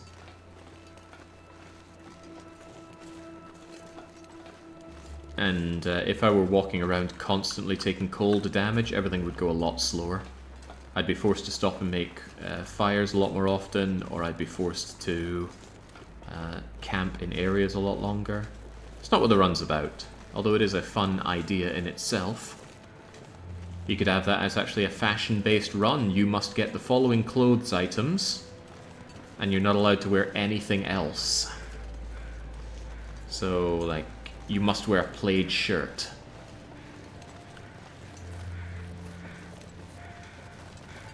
Socks would be a little difficult because there's only 3 kinds of socks, and one of them's not available in Interloper. So you could say you can only wear wool socks. You got to get rid of your cotton socks from the get-go. Wool socks are quite rare on Interloper. Although if you scavenge the whole world, you could find maybe 5 pairs of them. No, sorry, Jake. Next meal or last meal, find some dress shoes and a dress shirt. I'm sure there's one. There is a formal shirt. In terms of dress shoes, some leather pumps, some combat boots. You can get a fancy looking moose. Right, down we go. No going back here. You can get a fancy moose cape. Do I want either of those sticks? I don't think so. Down we go. This is a fairly long rope climb, although I'm sure it's not the longest. Pretty sure Ash Canyon's got longer than this. But you need, if you're climbing from the bottom to the top, you need to be completely fully rested. If you're not, you're going to need a stim and or some coffee to get up. And guess what? There's nowhere indoors down here. There is a cave, but that's no good to you if you're not ready for cold temperatures and have a sleeping bag. But the cave does have a bed in it, so if you bring a ton of burnables, I think you'd be okay. Right, used to be flare shells down here, now there is just a stim. I bet the house on it, and the stim is right here. He knows his stuff. There's also a book on guns. Not interesting to Shepard, considering there are no guns here. We are in Canada, after all. I have no idea on gun ownership numbers in Canada. It's probably lower than the States and higher than most of Europe, but probably not higher than Switzerland, and maybe not higher than Finland. This isn't Maglen's weather, no it is not. Spraying risk, because I'm getting tired. Still picking up more things, because it's always good to have the option to start fires, especially since I'm entering Timberwolf Town. I want to be able to put down a fire and spook them off. Oh god, I can't pull torches from a fire and throw them at timber wolves. I will be forced to shoot and kill them. I should have brought more arrows. That could become a growing concern, actually. Getting chilly, and with that in mind, I'm going to take a wee nap here. Kind of cool, there's this massive limb here. Is it fur? Ooh, yeah, I could repair my heavy hammer with that. Anyways, plenty warm back here. Some firewood, but not much else. Do I take a nap? I'll take a wee 1 hour nap. Couldn't hurt.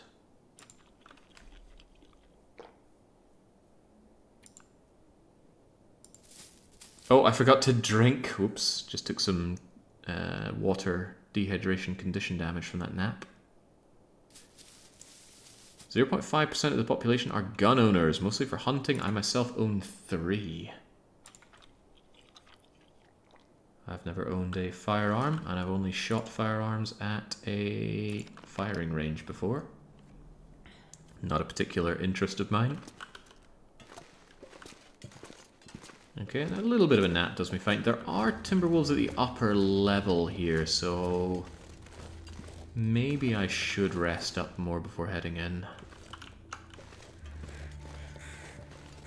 Although maybe I'm not a coward. After all, if I sleep up, I'm going to be going in there in the morning when it's going to be very cold anyway. Display card? I have no idea what you mean by display card. I have no card to display you. Yeah, you ain't safe from timber wolves even on the upper level here. And I'm a little overweight, so they could do me in. I don't trust myself to just shoot them dead, and I don't have a fire to cow them with either. Although there's very little stopping me from using this torch to spook them. So I'll keep it at the ready. It's probably a better option than using... Yeah, probably a better option than using my bow. My bow is just asking for trouble.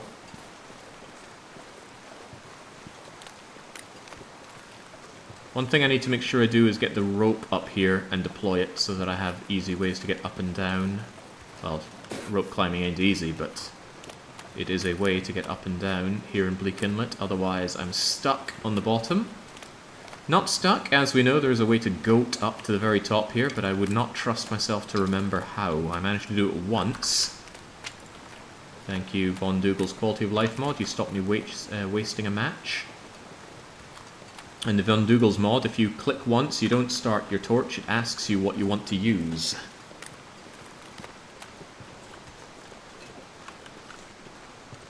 Even if you only have one source of ignition. Is that a wolf down there? I think it is. Seems to be coming this direction.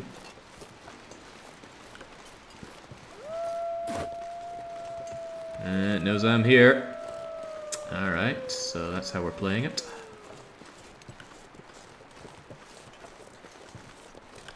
Perhaps the clever thing to do is just kill them.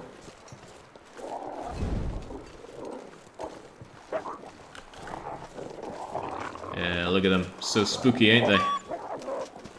They do get scared by my fire, which is all well and good. Yeah, maybe I should warm myself up to figuring out dealing with timber wolves here and now. Wait, did they run away already? As in, for good?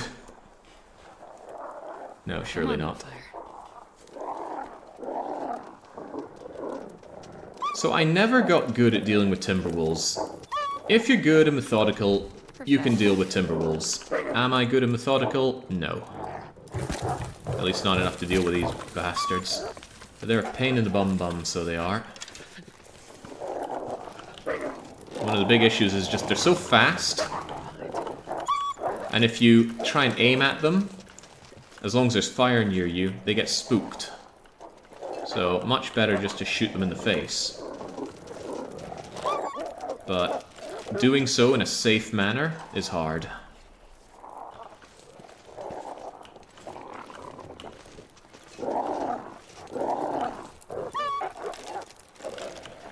Ideally, I can catch him when he's running towards me, and then try my shot, and then if it looks bad... I gave up before he got close enough, huh?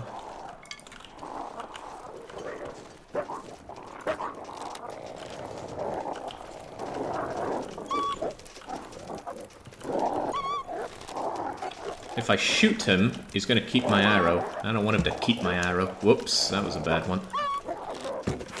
There we go, he's dead.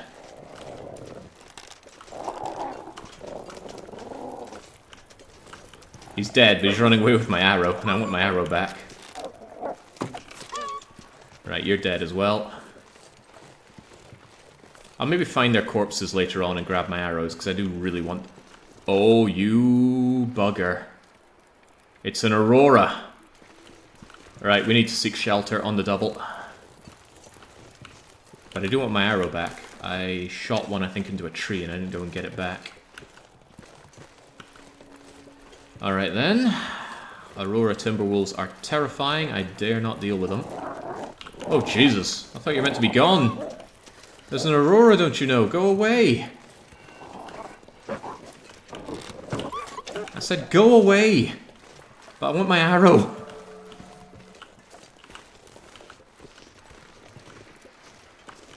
Right, I can think of 100 different ways this goes bad, so...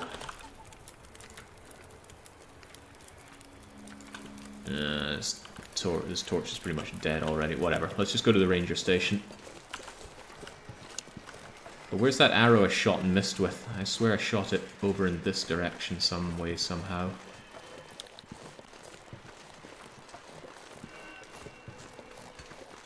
Anyone spy my arrow? Because now I'm down to just 4 arrows, and I was already saying I'm a little shy on them.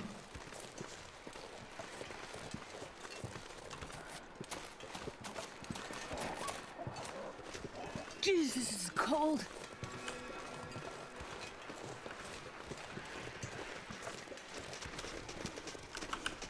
Give me back my arrow.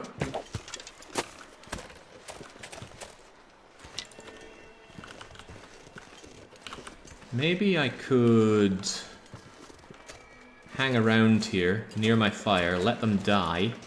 Hold on, did I grab my arrow? Yeah, I did. Let them die, get my arrow back.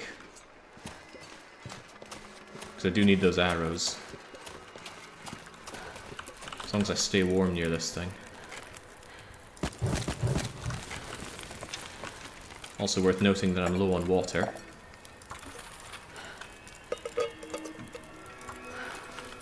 Right, if things look really bad, the ranger station is over there. I can make a go for it.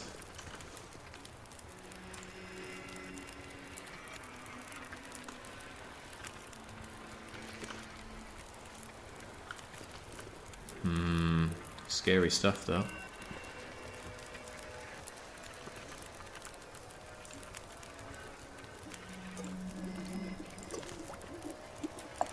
Don't rest suit, I'm gonna fight.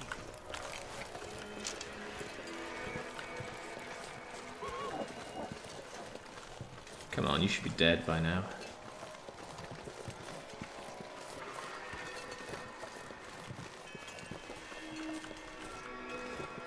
If you see the arrow and I do not, then what does that tell me? Because I'm fairly certain I shot one towards one of these trees. That's a stick. Wait. It's so cold. That's I'm another stick. warming up a bit. That's another other stick.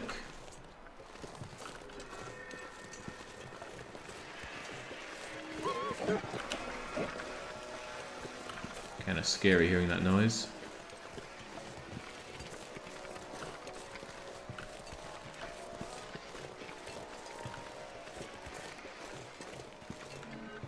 Alright, well, you know what, Shepherd, better part of valor and all that. Get into shelter. Tomorrow is a bright new day. Yeah, we'll look at it when it's daytime and I'm not freezing cold and exhausted. So I'm going up there. Should also be the rope, which I can deploy over there. We'll find the rope attached to the wall up in that ranger station.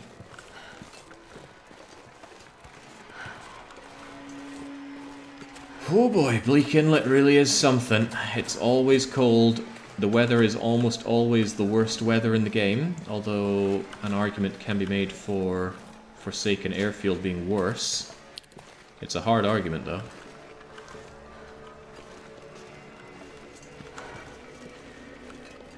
Yeah, the aurora looks nice, so as we're freezing and hounded by wolves, at least we can appreciate the glory of God's splendor. Or die trying. Oh, is there a burdock here? No, you know what? Now is not the time for checking. Get inside, stop taking damage. Try and find those arrows on my way back, because I really need them. I thought I had 8 and now I have 4.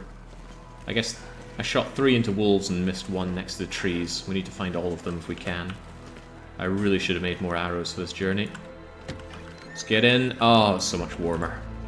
How this is so much warmer, I do not know. Incredible insulation, I guess.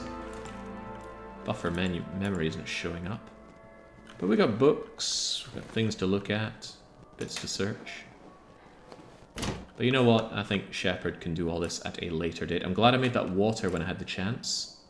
And I'm glad I brought this food as well. Although I have a peach pie I could eat. What's the effect of eating a peach pie?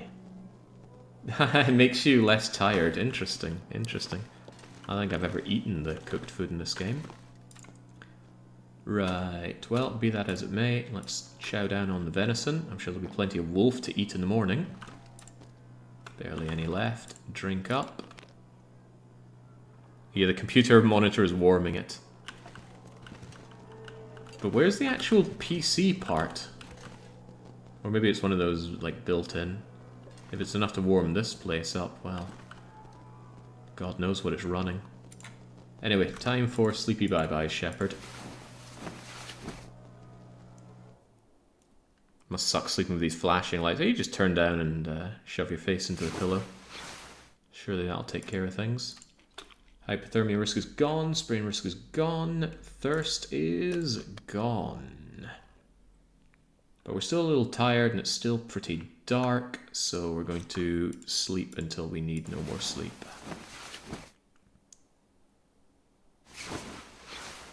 There we go. Now is the time that we loot Bleak Inlet silly, because we can't quite deliver the meal yet. We need to go and actually create the full meal, but that is something that will wait for a later chunk of this.